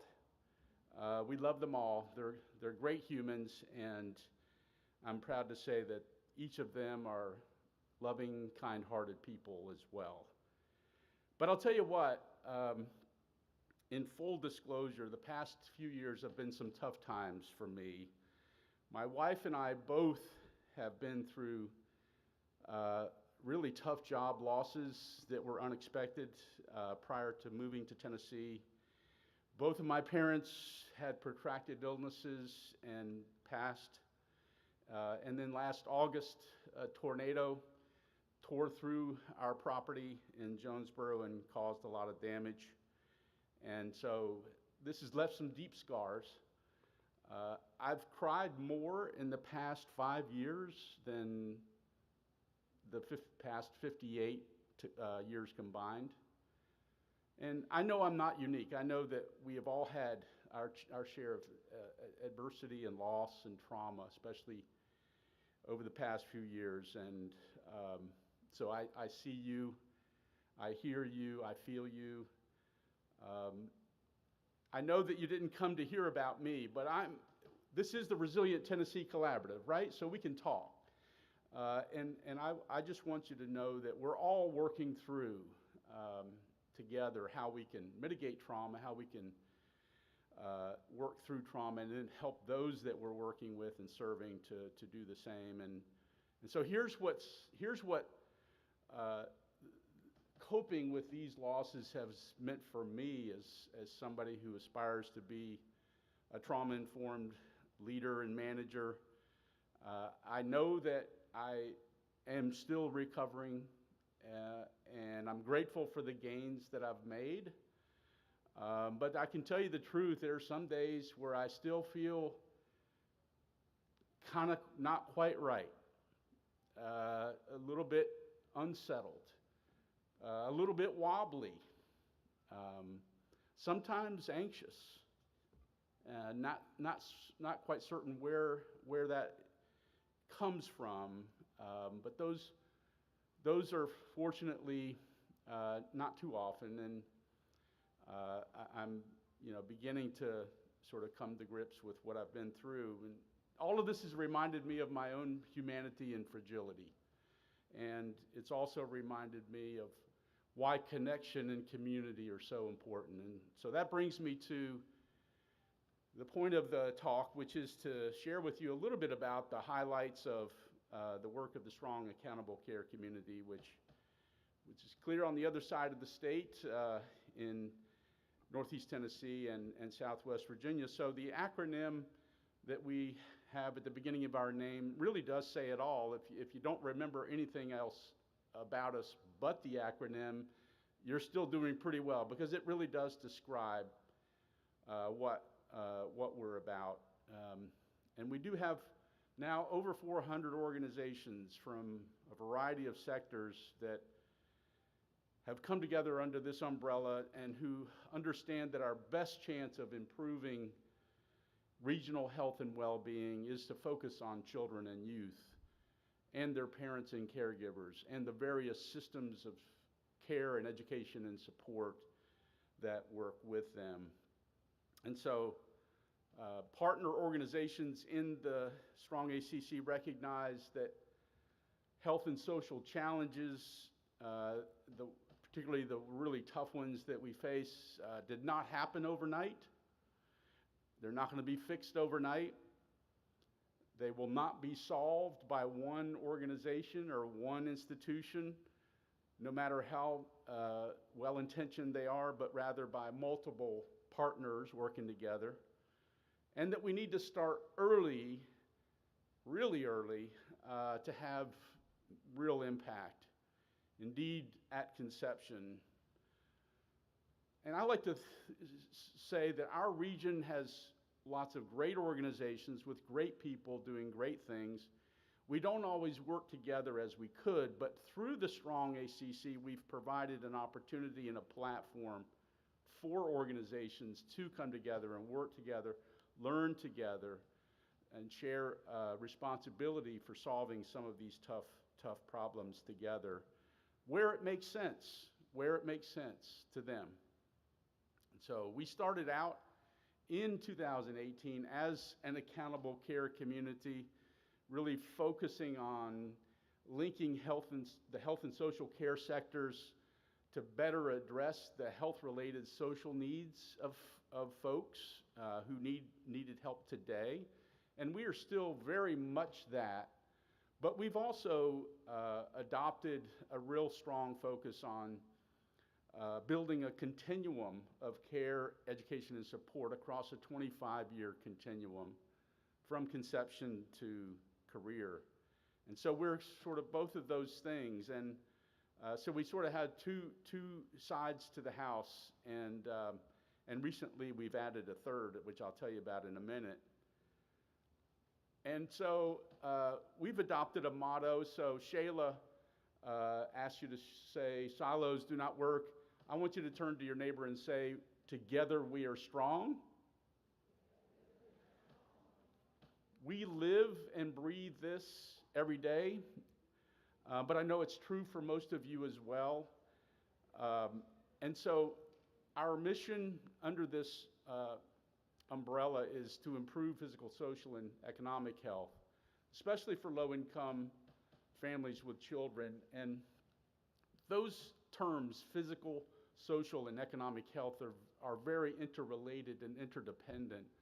We know that addressing that the social drivers of health constitute as much as 50% of what contributes to health. We also know that economic health, more specifically income and economic mobility, are very closely correlated with health and well-being. And so all these things are working together in concert with one another. And so that is our primary mission. We serve a big area, and it's a two-state area, or bi-state area as we call it, both Southwest Virginia and Northeast Tennessee. 23 counties altogether, nearly 1 million people, and this includes 33 different school divisions. And when we've talked to the people who teach and train and consult on collective impact, their heads spin when we share with them the breadth of this region that we serve and the scope of what we're trying to impact. And we tell them we know, but here's the evidence that this is working, and we go on to share with them some of the results that we've seen. And truly, one of the rich things about this is that the two sides of the state line in our coalition really have benefited from each other. For example, the people in Southwest Virginia, and the school divisions and K through 12 school leaders really have learned so much from the high dosage tutoring that has established a real standard of excellence in Northeast Tennessee. And conversely, we in the Northeast Tennessee side have learned an awful lot about child care capacity building and shared services alliance from our friends in Southwest Virginia. So the cross-state learning and networking that we have is really rich, and we see examples of the sort of the byproducts and benefits of that all the time.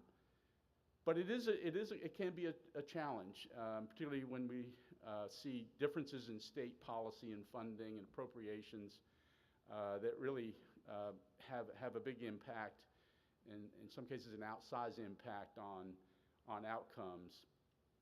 You've all seen this African proverb, and it's true. This work, managing a collective impact, requires a lot of patience, and it's tedious, and it's hard work. Many say it's messy, and it is. It can be at times. But people in our region have bought into the idea that we've got to stay the course. We've got to have this long-term investment mentality. We've got to push hard against the tendency to sort of remain insular and do our own thing. We've got to work together. We've got to figure out how we can tackle these tough challenges together. That has been a fact that's been affirmed and reaffirmed amongst our partners for many years now. And so we have this continuum that interestingly creates a cycle. So, we start with early childhood development where we have a huge focus, and we go on to try and promote educational success, especially in the K through 12 years, and early post-secondary credential attainment and job preparation, job training, leading to jobs that have good pay and good benefits, which make for economically independent young adults who, at the time that they're beginning to think about having children of their own, they're doing so from a position of strength and stability rather than being behind the 8 ball. And so they then have an opportunity to be strong and ready and prepared to start the cycle again. So we are heavily oriented towards the collective impact framework, which was based on research that came out of Stanford Social Innovation Review in 2011. And this is the definition of collective impact that they provided, and the graphic with the 5 pillars. That definition is still as good today as it was back in 2011. It really does describe the nature of what a coalition like ours is. Notice the key words in there: advancing equity. That is ultimately central to the work that these multiple organizations come together to do to improve population health or systems change. We're seeking to reduce inequities and ultimately eliminate them. And our work is not done until we've done that. So we are collective impact practitioners in the Strong ACC. We're not doing the work, but we're instead supporting and promoting those that are, and convening them, bringing them together, providing them the platform and the resources and the wherewithal to plan together, to strategize together, to think through how can we do more together, more efficiently to serve more people, more areas of unmet need, et cetera. Collective impact is our stock in trade. But we're not the only ones that do collective impact in our region. There are many collective impact efforts underway, and we love to find out about them, support them, highlight their efforts. There is no collective impact brand or copyright. There's no collective impact police out there that regulate collective impact or create certification or accreditation. Basically, collective impact is a descriptor of any effort in which multiple organizations have come together to move the needle on some issue. That's collective impact. There's no magic about this. But the 5 pillars that came out of the research that indicated that the presence of those 5 pillars was what really made the most difference among communities in tackling vexing health and social issues. Those pillars are very important to us, and we adhere closely to them in our work. Some resources that we've come across along the way are these on the screen. We have learned a lot from Collective Impact Forum, Strive Together as well, and recently Partners for Rural Impact, which just had their conference in Lexington, Kentucky last week. Great resources. You can go to those websites and get a ton of free resources and tools and articles to get you started and to sort of help strengthen and elevate your work in collective impact.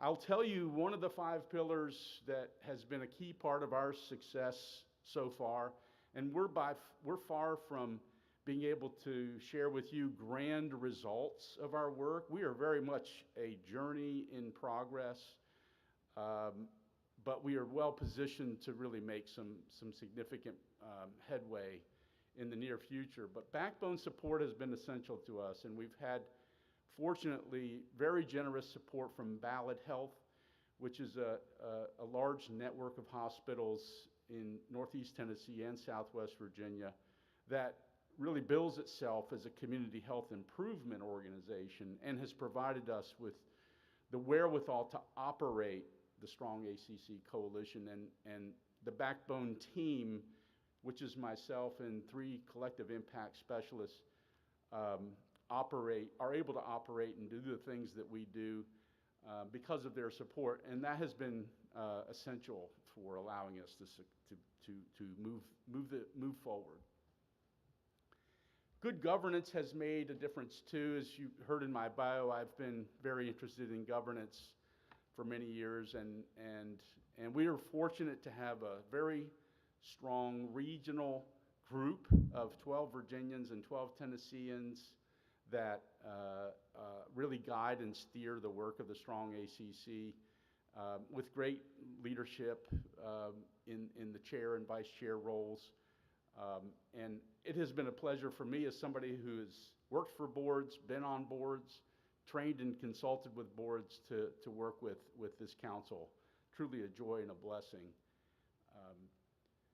And so coming out of the COVID pandemic, we knew that it was time for a strategic refresh, and so our leadership council embraced us doing a sort of a process to begin to really reprioritize our work and create a greater focus on specific goals.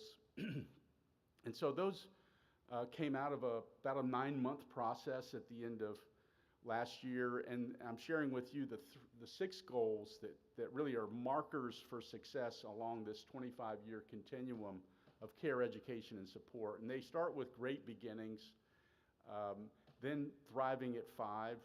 We thought about calling that school readiness or kindergarten readiness, but the thought was that we wanted to be more holistic with that particular marker and not just reflect educational or academic preparation, but really social and emotional growth and development and physical, and then the academic as well. So thriving at 5.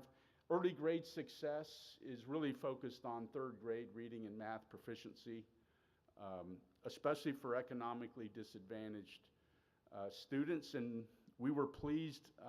One of the early initial signs of success for us was that over the past 2 years, as of TCAP results last school year, the new results will be out soon for this year, but as of the TCAP results last year, the percentage of economically disadvantaged 3rd graders reading proficiently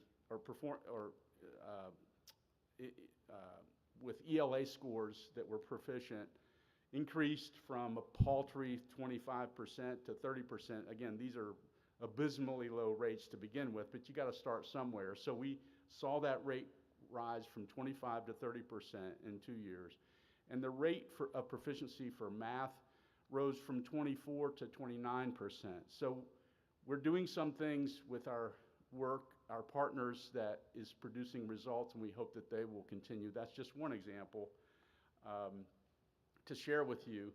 We have this strong bias towards early childhood development, and this famous Heckman's curve, as it's called, is a reminder to us of the outsized impact that investing in the early years can have on young people's success. And this isn't a call to stop investing in K through 12 or the early young adulthood years by any means. Keep funding that, keep supporting those things, but understand that your biggest bang for the buck is going to be funding things in the preschool years, 0 to 6.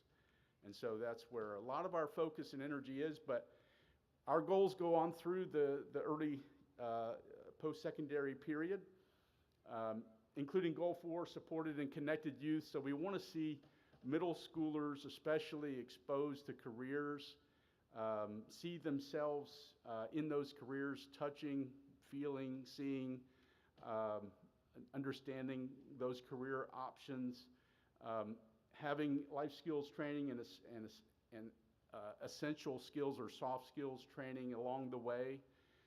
Workforce ready or college-bound graduates upon graduation from high school, one or the other, increasing those rates. And then our North Star is really 25-year-olds who are economically independent, meaning not dependent on parents nor government, but truly economically independent, meaning they're making a thriving wage. So we differentiate thriving wage from living wage. Living wage is just getting by. Living wage is the ALICE wage, if you're familiar with ALICE. Thriving wage is ALICE plus plus. It's really ALICE plus 25%. We know that in Northeast Tennessee, for a single head of household, it's about $43,000 a year, single head of household. That's what we're aiming for, to increase the number of 25-year-olds who are making a thriving wage. And so that's the marker for Goal 6. So just to give you a glimpse into sort of how this translates more deeply into the work, using Goal 1 as an example, we have a whole team of people that are partners that are organized around sort of determining what metric we're going to use to measure our success and progress, and then identifying the evidence-based strategies that will be deployed to help move forward. And after a review of a lot of different potential data points, this group identified NAS birth rates as a key data point, and it's really a proxy for a lot of other things, right? NAS births don't happen in a vacuum. They're the result of a lot of things not going well or not going right. But look now and see that in Northeast Tennessee in 2022, nearly 40% of babies were born drug exposed. This is 5 times the rate of Tennessee. In several of the counties in Northeast Tennessee, it's 6 of every 10 babies born drug exposed. Now just think about what that means for all those children and families coming into the world, and the downstream effects. Now, there's ways to cope and address NAS, obviously, and some babies are more profoundly exposed than others, but at 40% of all babies born in Northeast Tennessee in 2022, drug exposed. That's a massive issue. And so it won't be solved overnight, and it won't be solved by one institution, one profession, or one organization. It will take many. And so this group is identifying evidence-based, proven strategies that are underway by a number of different groups to help address this and ultimately form a work group that will identify gaps, best practices, look at the data, share resources, look for funding opportunities together, and ultimately take responsibility and accountability for moving the needle on this metric. And that's the true magic of collective impact and what we call the strong accountable care community, is that shared accountability. It's not coming from the backbone team, it's coming from the partners accepting responsibility for this issue. Another example is really looking more at systems change initiatives. So a lot of our initiatives will be programmatic oriented, but some of them will be more systems change. And this is an example of one. using goal 3 or goal 2 rather, as the marker, in Tennessee there is no universal school readiness screener. School divisions have the option of having a screener at kindergarten or not.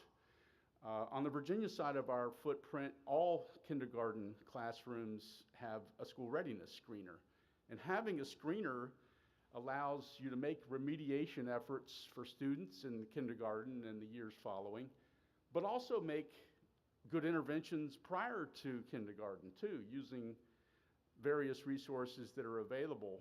But without that data, without that knowledge, we don't really have a sort of a coherent way to sort of intervene and help improve school readiness, kindergarten readiness. So for the past 2 years, 18 school divisions have come together to vet and screen different screeners that are on the market, and have ultimately selected one, Brigance, which is pretty popular, to be a screener that's going to be implemented in every kindergarten classroom in Northeast Tennessee over the coming 3 years. And so this project has a lead organization, our partner, Niswonger Foundation, and this project is fully funded, and it's going to be proof of concept of having a universal screener in kindergarten in our region that many folks at the state level are looking very closely at to see if this is something that perhaps the state might entertain doing statewide. And so a systems change initiative there. One of the things that I'm really excited about is our Resilient Region Work Group, and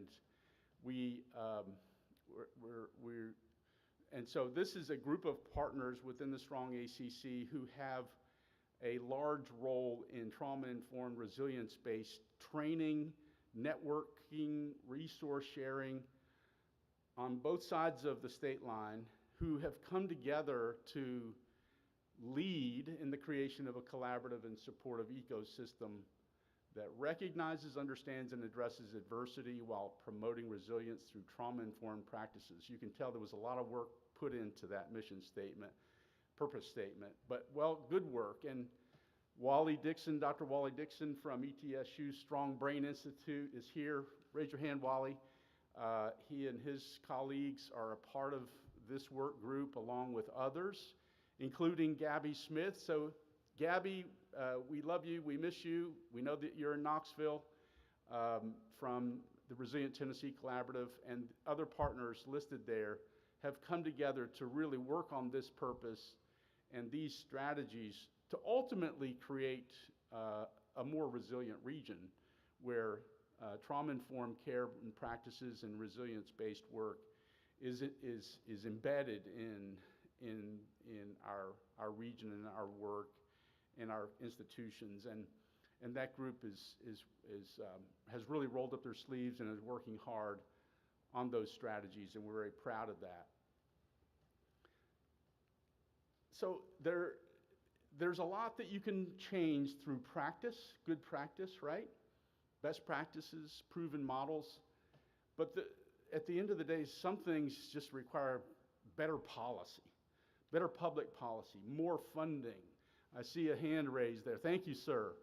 Absolutely, and we have our hands full, particularly looking at the policy environment in Tennessee as well as nationally to get better policy and funding adopted. And so we've adopted a whole policy and advocacy thrust within the Strong ACC in recognition of that. We have for this year we created the first ever policy and advocacy agenda. We spent a lot of time in Nashville and Richmond and prior to the legislative sessions meeting with legislators to advance that agenda, and it's going to become part of the work that we do moving forward, and there is a lot of work to be done. In Tennessee particularly, we were promoting heavily the Promising Futures Early Learning Scholarship Program that was to be funded with sports betting revenues. It did not pass. It made it all the way through the committees up until finance, and finance put the brakes on. So this is the second year in a row that hasn't quite gotten over the finish line. We're going to keep fighting for that because we believe it's an important part of increasing affordability for childcare for low and moderate income families. So that's a part of our work, and as sort of a reminder and a sort of a reinforcement of the importance of early childhood development and public policy in our work, I want to share with you this brief 2-minute video that is a trailer for about an hour-long documentary called Starting at Zero that came out about 2 years ago that we showcased a free community screening of and became a huge success. People raved about this full documentary. This is just the trailer for it, and I'm happy to share it with you now. I think you've got it in the back.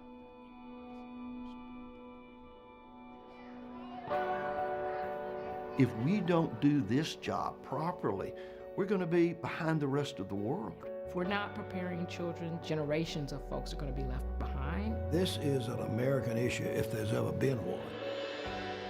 No matter where you sit politically or economically, the solution for moving our country forward into the 21st century is early childhood education. The importance of the early years hasn't changed at all. What's changed is the world.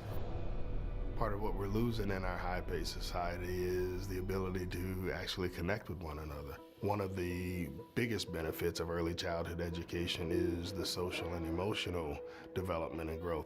We play together in class, then we eat snack together, then we hug together. We play this play. They think they're playing, but what they're actually doing is learning. His social skills have really expanded. It's been a big difference from last year to this year. Brain research tells us we have a very small window. Every developmental expectation is literally at its height of development in a child's earliest years. If they don't get it 0 to 3 to 4 to 5, you will never be the kind of state, to be the kind of country you want to be and you need to be. Me staying at home was not an option. Early childhood programs are particularly well positioned to help whole families move ahead, to help children and their parents move ahead at the same time. It's critical to our future success, but yet our investment is so small in that area. Making sure that our youngest learners have that equalizing opportunity may well be the most important thing that we can do in public office. This is America's pathway to international success in the digital age. When I grow up, I want to be a train driver. I want to be a doctor and mom. I want to be an artist. We ought to put our children first in America. It's the morally right thing to do, but it's also the smart thing to do economically.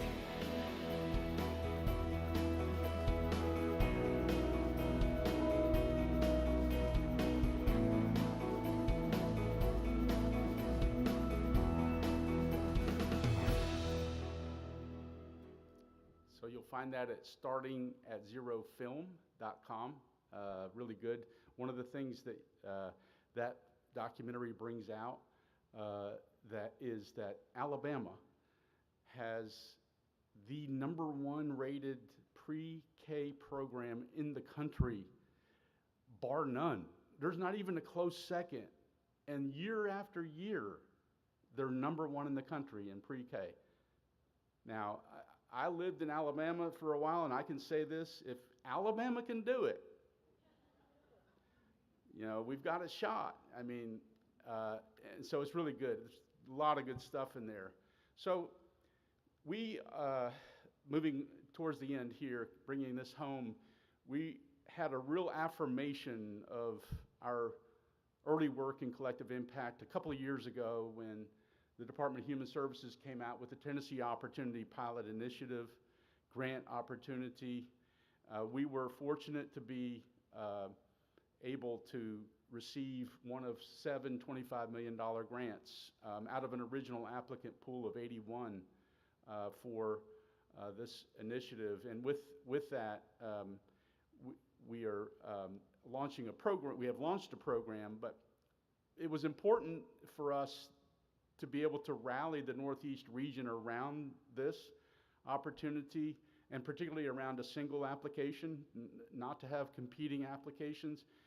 You know, this is Northeast Tennessee, not a hotbed of funding and philanthropy, but certainly a can-do attitude, and indeed everybody was willing to rally around a single application, and that, I think, helped us be able to compete well.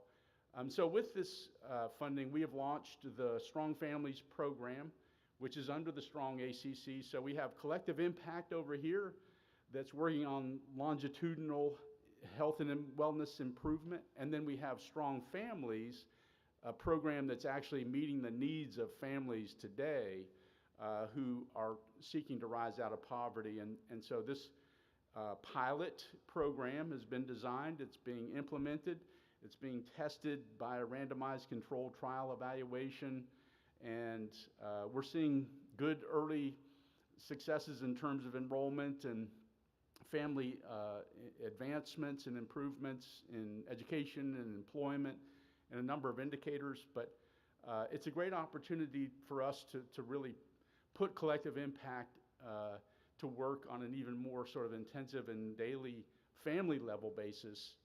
And we're excited about that. This is the team. There's 45 employees altogether in this. About 33 of them are family partners who are folks who have lived experience with poverty, with recovery, with reentry, or some combination of those, who are coming alongside families providing a high dosage, low caseload partnership to help those families be able to set goals, identify opportunities and resources, remove barriers, and ultimately make progress in terms of improving their economic stability and their opportunities to improve their income. So we're glad to be supporting that. And our own symposium is coming up in September. If you're interested and you'd like to be in Kingsport for a few days, we would love to have you join us and experience what the Strong ACC is all about. Finally, I'll share this, just sort of a list of the strengths and the challenges that we have. Again, this is a work in progress. We haven't gotten it all figured out. It's messy at times, it's hard work, it's tedious, but we are seeing signs of success and accomplishment, and we plan to stay the course, and our partners are committed to staying the course. And so if you're engaged in a large-scale collective impact effort, we would love to connect with you, learn what you're doing, share what we've been doing, create an opportunity for us to learn from one another. We've been following groups in Tennessee like Chattanooga 2.0, Seeding for Success in Memphis, but we know there are others. And so if you're part of a large-scale regional or community collective impact coalition, we'd love to be able to connect and be able to meet and learn from you as well. So thank you for the opportunity. I look forward to meeting and talking with many of you later today and in the days to come. Thank you so much.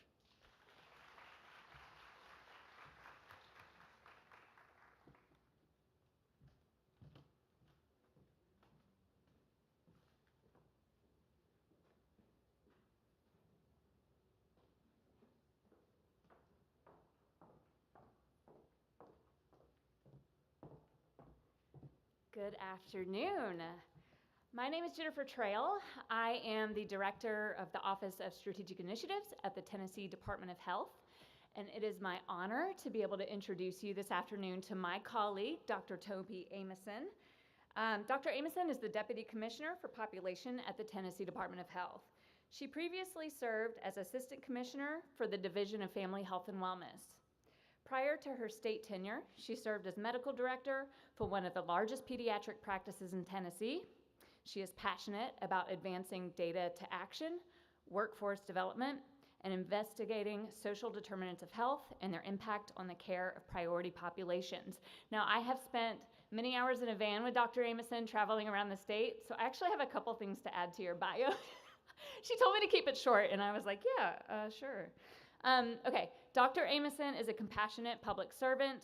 She is committed to improving population health and yet still finds time to work directly with kids and families in the clinic.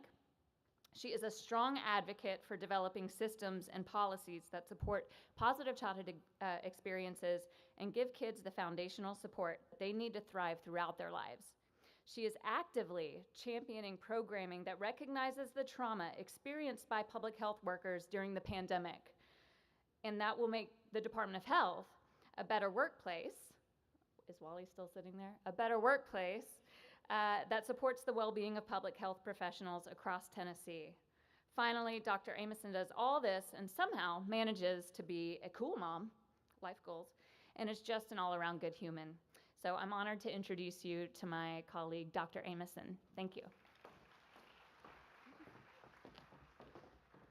I may have paid her to say that, so thank you so much, Jen. I appreciate it. So the beginning of this presentation, we're going to be talking about building a whole human. When I think about what happened, disclosure, I have nothing to disclose. I always tell people I wish I did have stuff to disclose, which means I would get money, but I can't do that. So for things I like to talk about is when we're talking about building a whole human, I like to think of a cathedral analogy. Does anyone recognize this cathedral? Shout it out. Okay, Notre Dame. So this is the Cathedral of Notre Dame in France. This burned down in 2019, right before the pandemic happened, and they're about to complete the restoration of the cathedral this fall, I believe. And when I think about building a cathedral, I think about how much time it takes, how many different people are involved in doing it, how slow-paced it can be.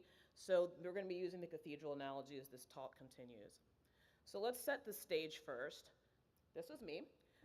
Back when I was, I think, 7th grade in Athens, Georgia, I was a second grader, not smiling because I didn't have any front teeth. If you've ever met a 7-year-old, they always have like a little snaggletooth look. We were on food stamps, we were on Medicaid, we were on the free lunch program, as well as having a sister who was in Head Start when she was little, and a brother who was in the WIC program. And so if you want to just, and then when I talk about my ACEs score, I always like to tell people my ACEs score is 5. If you're an immigrant kid, you already know your ACEs score is automatically at least a 2 just by being an immigrant kid. But my ACEs score was 5. Despite having that kind of background, I have a sister who's a lawyer, I'm a doctor, and my brother's an engineer, so we did score the Nigerian trifecta. Now I'm a deputy commissioner for population health in Tennessee. I'm the Deputy Commissioner for Population Health, which oversees all of those divisions underneath it. And then my PCE score, that's whenever we've talked about PCEs, the positive childhood experiences, that's the part that mitigates. I had a lot of good people growing up around me. So when we think about, I'm a pediatrician, I see patients every Friday.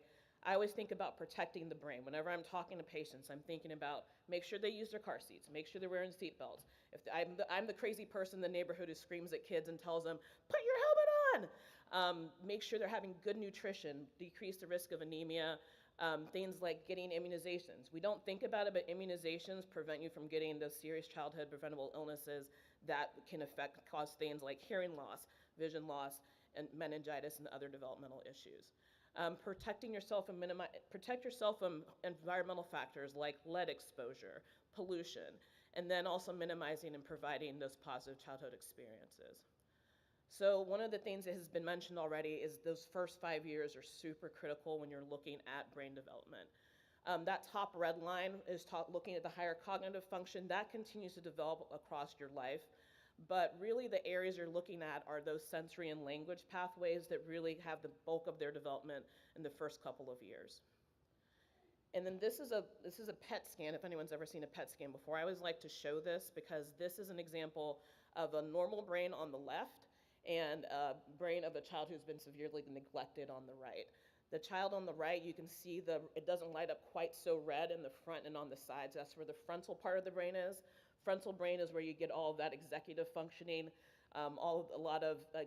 if you think about what's one of the last areas to develop, is the frontal part. So if you've ever met like a 19 to 25-year-old who's kind of a little bit crazy, that's why they're still a little bit crazy, because that part of the brain hasn't fully developed. But also the the temporal side is what develops a lot of your language and sensory processing.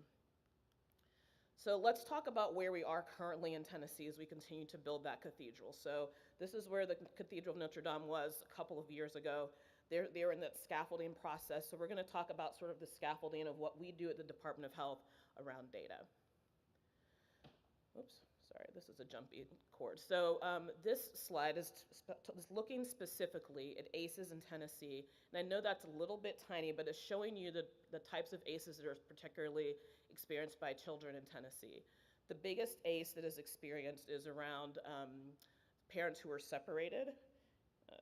Sorry, did this skip a slide? Oh, okay, I knew it missed something. So these are the ACEs that are experienced by adults. And I know it's very tiny, but going from top to bottom, parental separation or divorce, substance use, verbal abuse, physical abuse, mental illness in the household. The things to look at really is look at the pie chart on the far right. When you look at the adults in Tennessee, 0% of adults in Tennessee, or about 37% of adults in Tennessee experienced 0 ACEs. So that's about a third of Tennesseans had 0 ACEs. Compare that to what we're seeing for current Tennessee children. I'm going to skip over this slide. These are PCEs and, sorry, I don't know why this is very jumpy. I apologize, guys.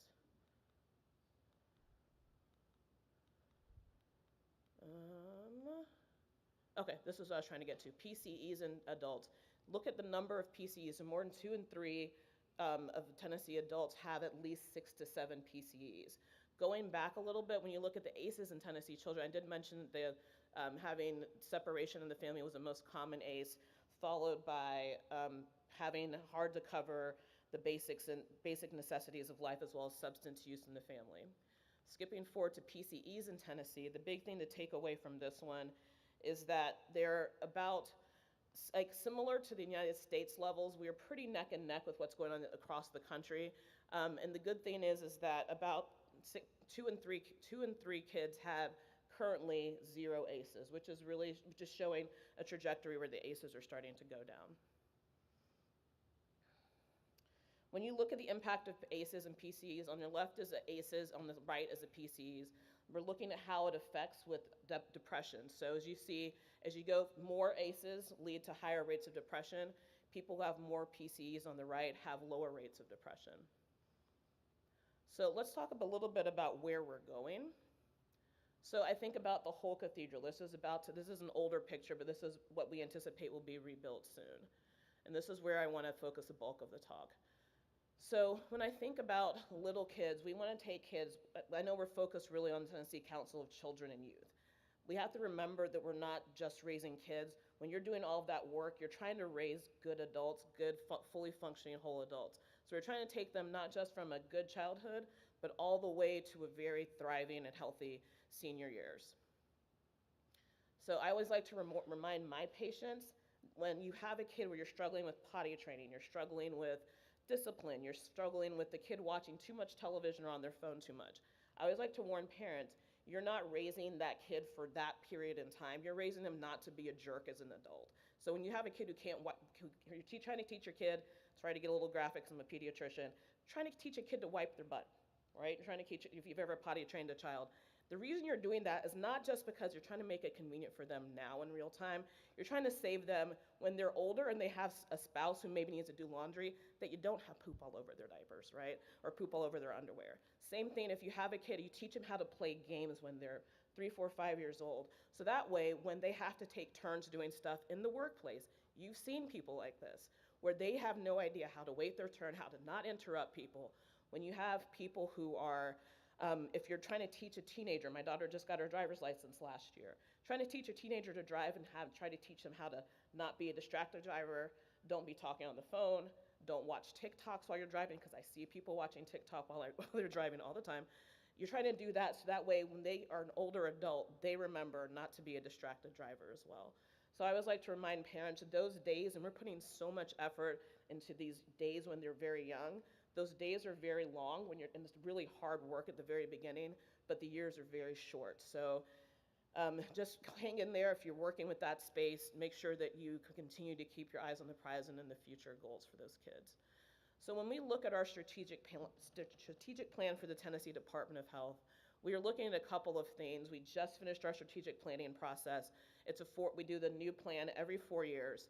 And the plan is by 2027 is to ensure that all children in Tennessee have adequate access to the following things, including care coordination with the state coordinated system, access to evidence-based home visiting, access to full childhood immunizations and hopefully increasing our immunization rates, as well as access to WIC and TCAPES, which is a mental health program, which I'll get into.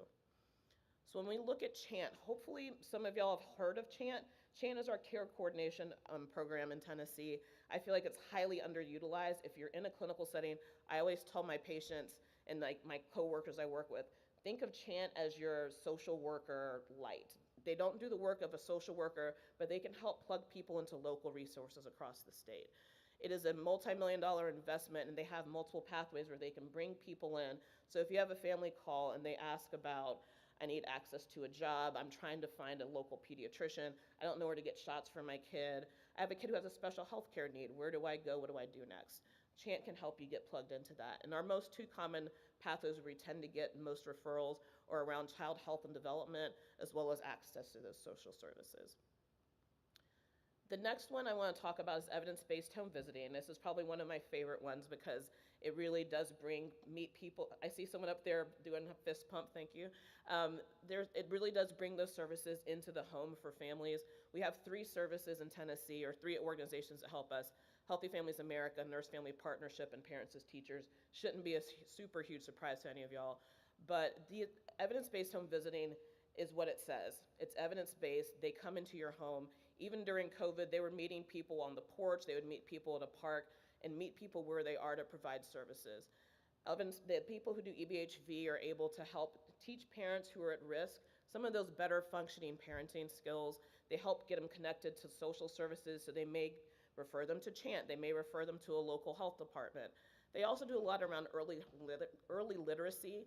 I was a big reader. I was an early reader, and so for me, librarians and books has always been one of my favorite things. So teaching kids that, hey, Dolly Parton is an angel to the Tennessee and an angel to the world. She's a really good resource, getting those imagination library books in the home. And then the other thing they do is work around child safety. This is one I want to actually really point out, is that the evidence-based home visiting program partnered with the Tennessee Department of Homeland Safety or Homeland Security to provide trigger locks to every patient who wants it, who's part of the program. And the reason they did that is because home visitors were going physically into homes and seeing unsecured guns sitting on a kitchen shelf or sitting on a coffee table with little toddlers running around. So they took that back to us. We took that information, have partnered with a group called Be Smart, and they do a lot of just very nonpartisan training about safe gun storage.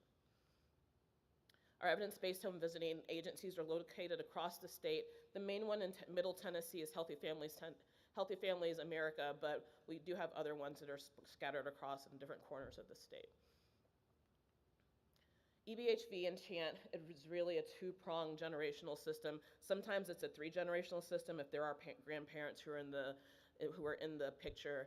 They take kids from a very chaotic household, surround them, do wraparound services to provide them all the services that were listed below in the bullet points. And then the plan really is to increase PCEs and mitigate and decrease the ACEs that those kids have, and then hopefully translate those skills to future children, and if that person becomes a grandparent or is a caretaker for other kids, to make sure that they take those skills and move them on. Immunization. So I don't think this is not necessarily the roughest audience, but this is always a tricky conversation in Tennessee, especially in the past couple of years. Immunization rates in Tennessee, we used to be one of the top 10 states. We are now one of the bottom 10 states. If you've paid attention at all to the news in Tennessee in the past couple of years, it's been really, really contentious. The legislature threatened to shut down our health department over drama about vaccines back in 2021. So when I tell you that we're just really glad we're not in the hot seat right now, we're really happy we're not in the hot seat.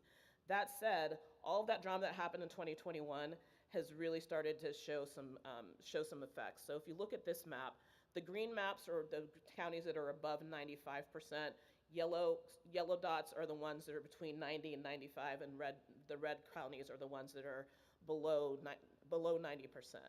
And the reason we care about that, and I'll get to that in a second, is because of what happens around that 95% mark. So pay attention to how much yellow, red, and green is on this map. So this is the map from 2019. This is the map as of last year. Yeah, I always like to pause on this map for a second. This is what vaccine hesitancy does. This is what anti-vaccination efforts do in Tennessee. So if you go back to the previous slide, that was Williamson County. That's my school district. Yay! That's where a lot of vaccine hesitancy was happening. But this is what's happening. Only about 27% of Tennessee's counties now have a vaccination rate that's above 95%. This is, when I tell you that this is a chief area of concern and concentration for us, this is probably one of the top 3 things, at least from my perspective, that we're worried about.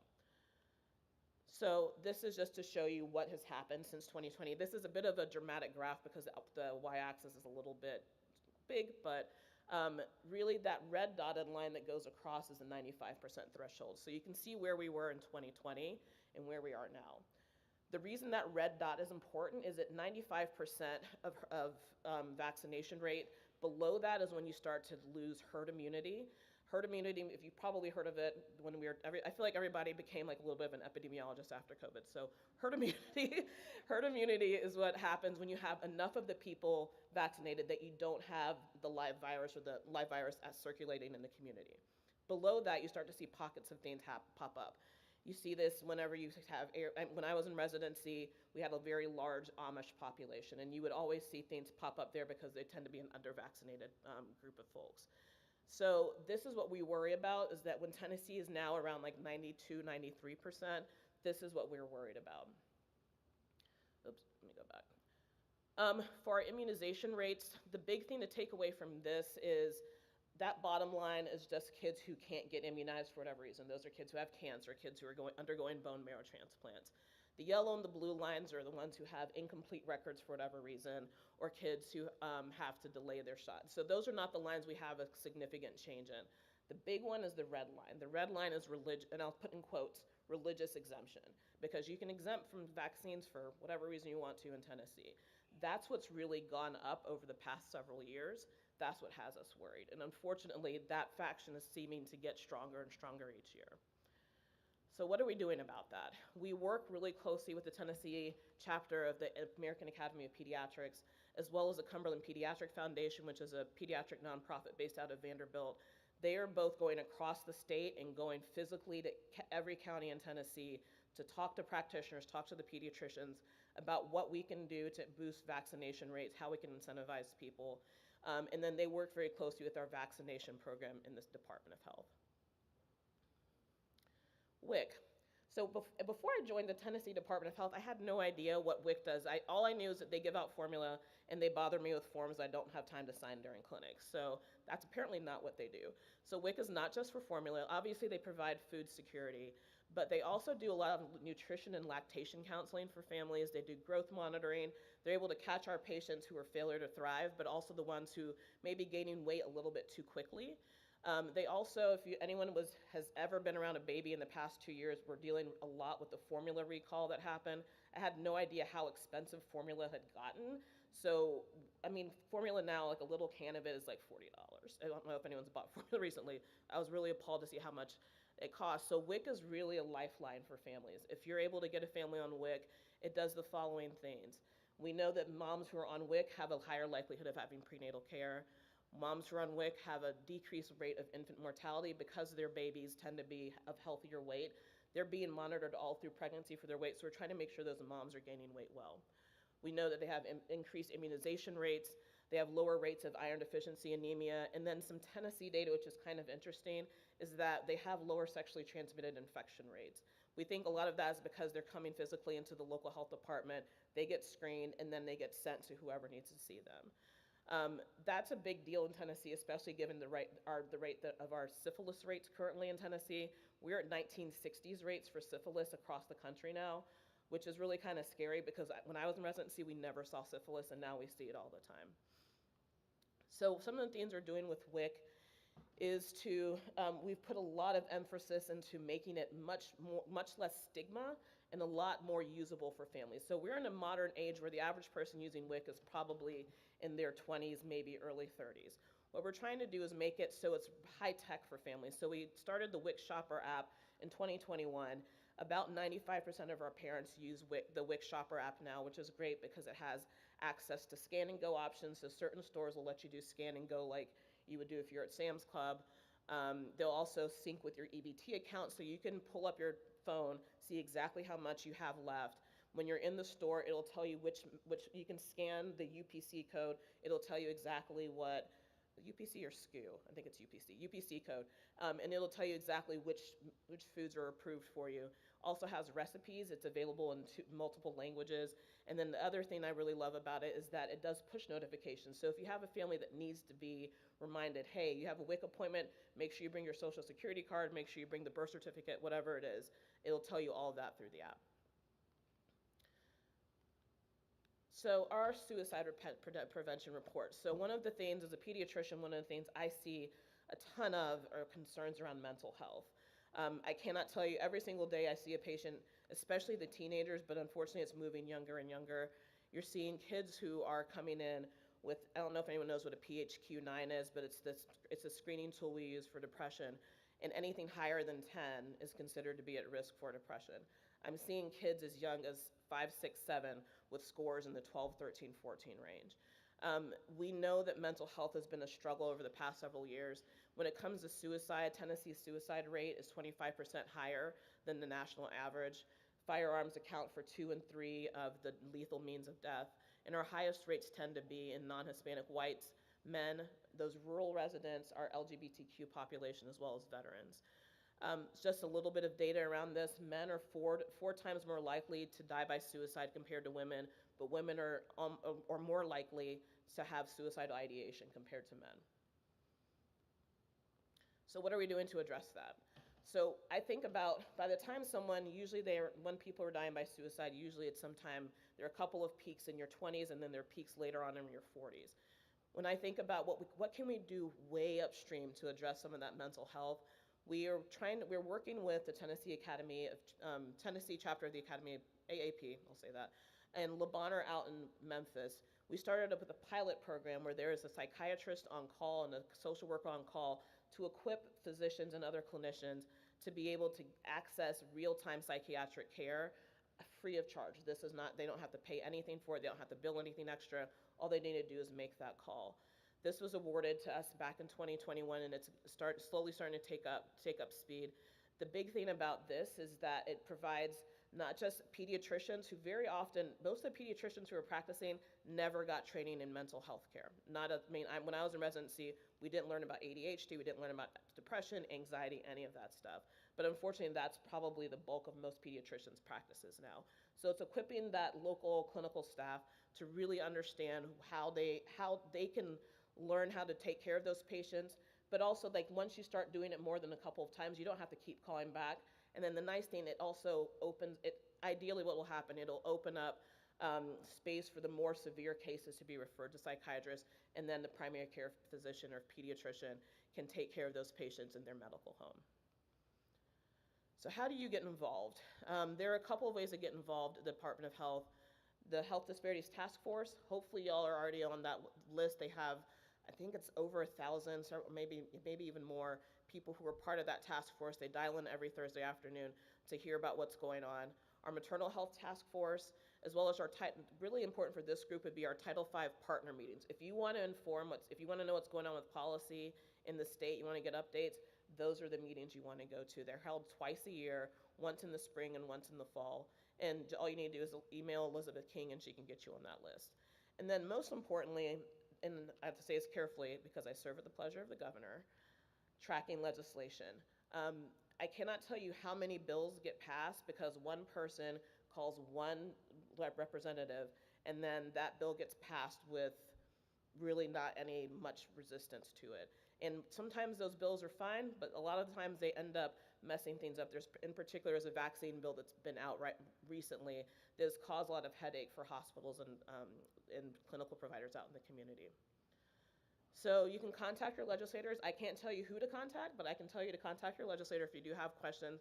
They really do respond to those calls. I would say making a call or a personalized story is probably the best way to get across to them, because if you just do like a form letter, I mean, I know what they do. They delete those things. What you really want to do is do a personalized call. If you can show up in their office, talk to their staff, those are the things that really make a big difference. Get involved in your professional advocacy group. Even if you're not going to the meetings, at least know what they're doing. Go to the various days on the Hill, as well as watching those proposed bills. And if anyone is a Gen Xer like me and remembers the Schoolhouse Rocks, a little I'm Just a Bill, we just finished session, so that's about how I feel right now, so yay, no more session. And then when we think about building that cathedral, hopefully we've talked about where we've been, how difficult it can be to sort of do that slow process. We've talked about the scaffolding of data, and now we're in a process where we can talk about having that whole human, that whole cathedral that gets built. It's slow and steady work, it's hard work, and it's also work that sometimes will be daunting. It can be sabotage sometimes, and you seem like you've had a setback, but at the end, hopefully you'll have a cathedral that builds that whole human. And then the final piece I want to mention is Whitney Houston. I grew up in the 80s, so Whitney Houston was my person. She was my Beyonce. And if you know the song, The Greatest Love of All, I believe the children are our future. Teach them well, let them lead the way, show them all the beauty they possess inside, and give them a sense of pride and make it easier. I feel like that really sums up what we're all doing. What we're hoping to do for those kids is to lay that foundation so that way they can have a thriving future. Thank you so much.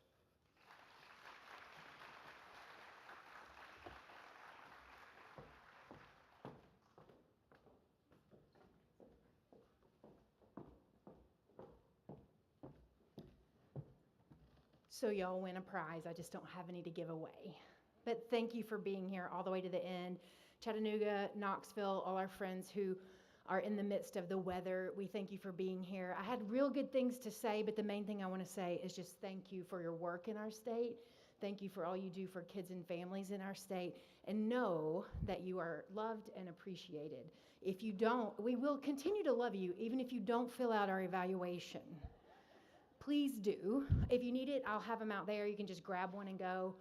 There was one other, I know, the important thing. We are trying to get out of here as quickly as possible.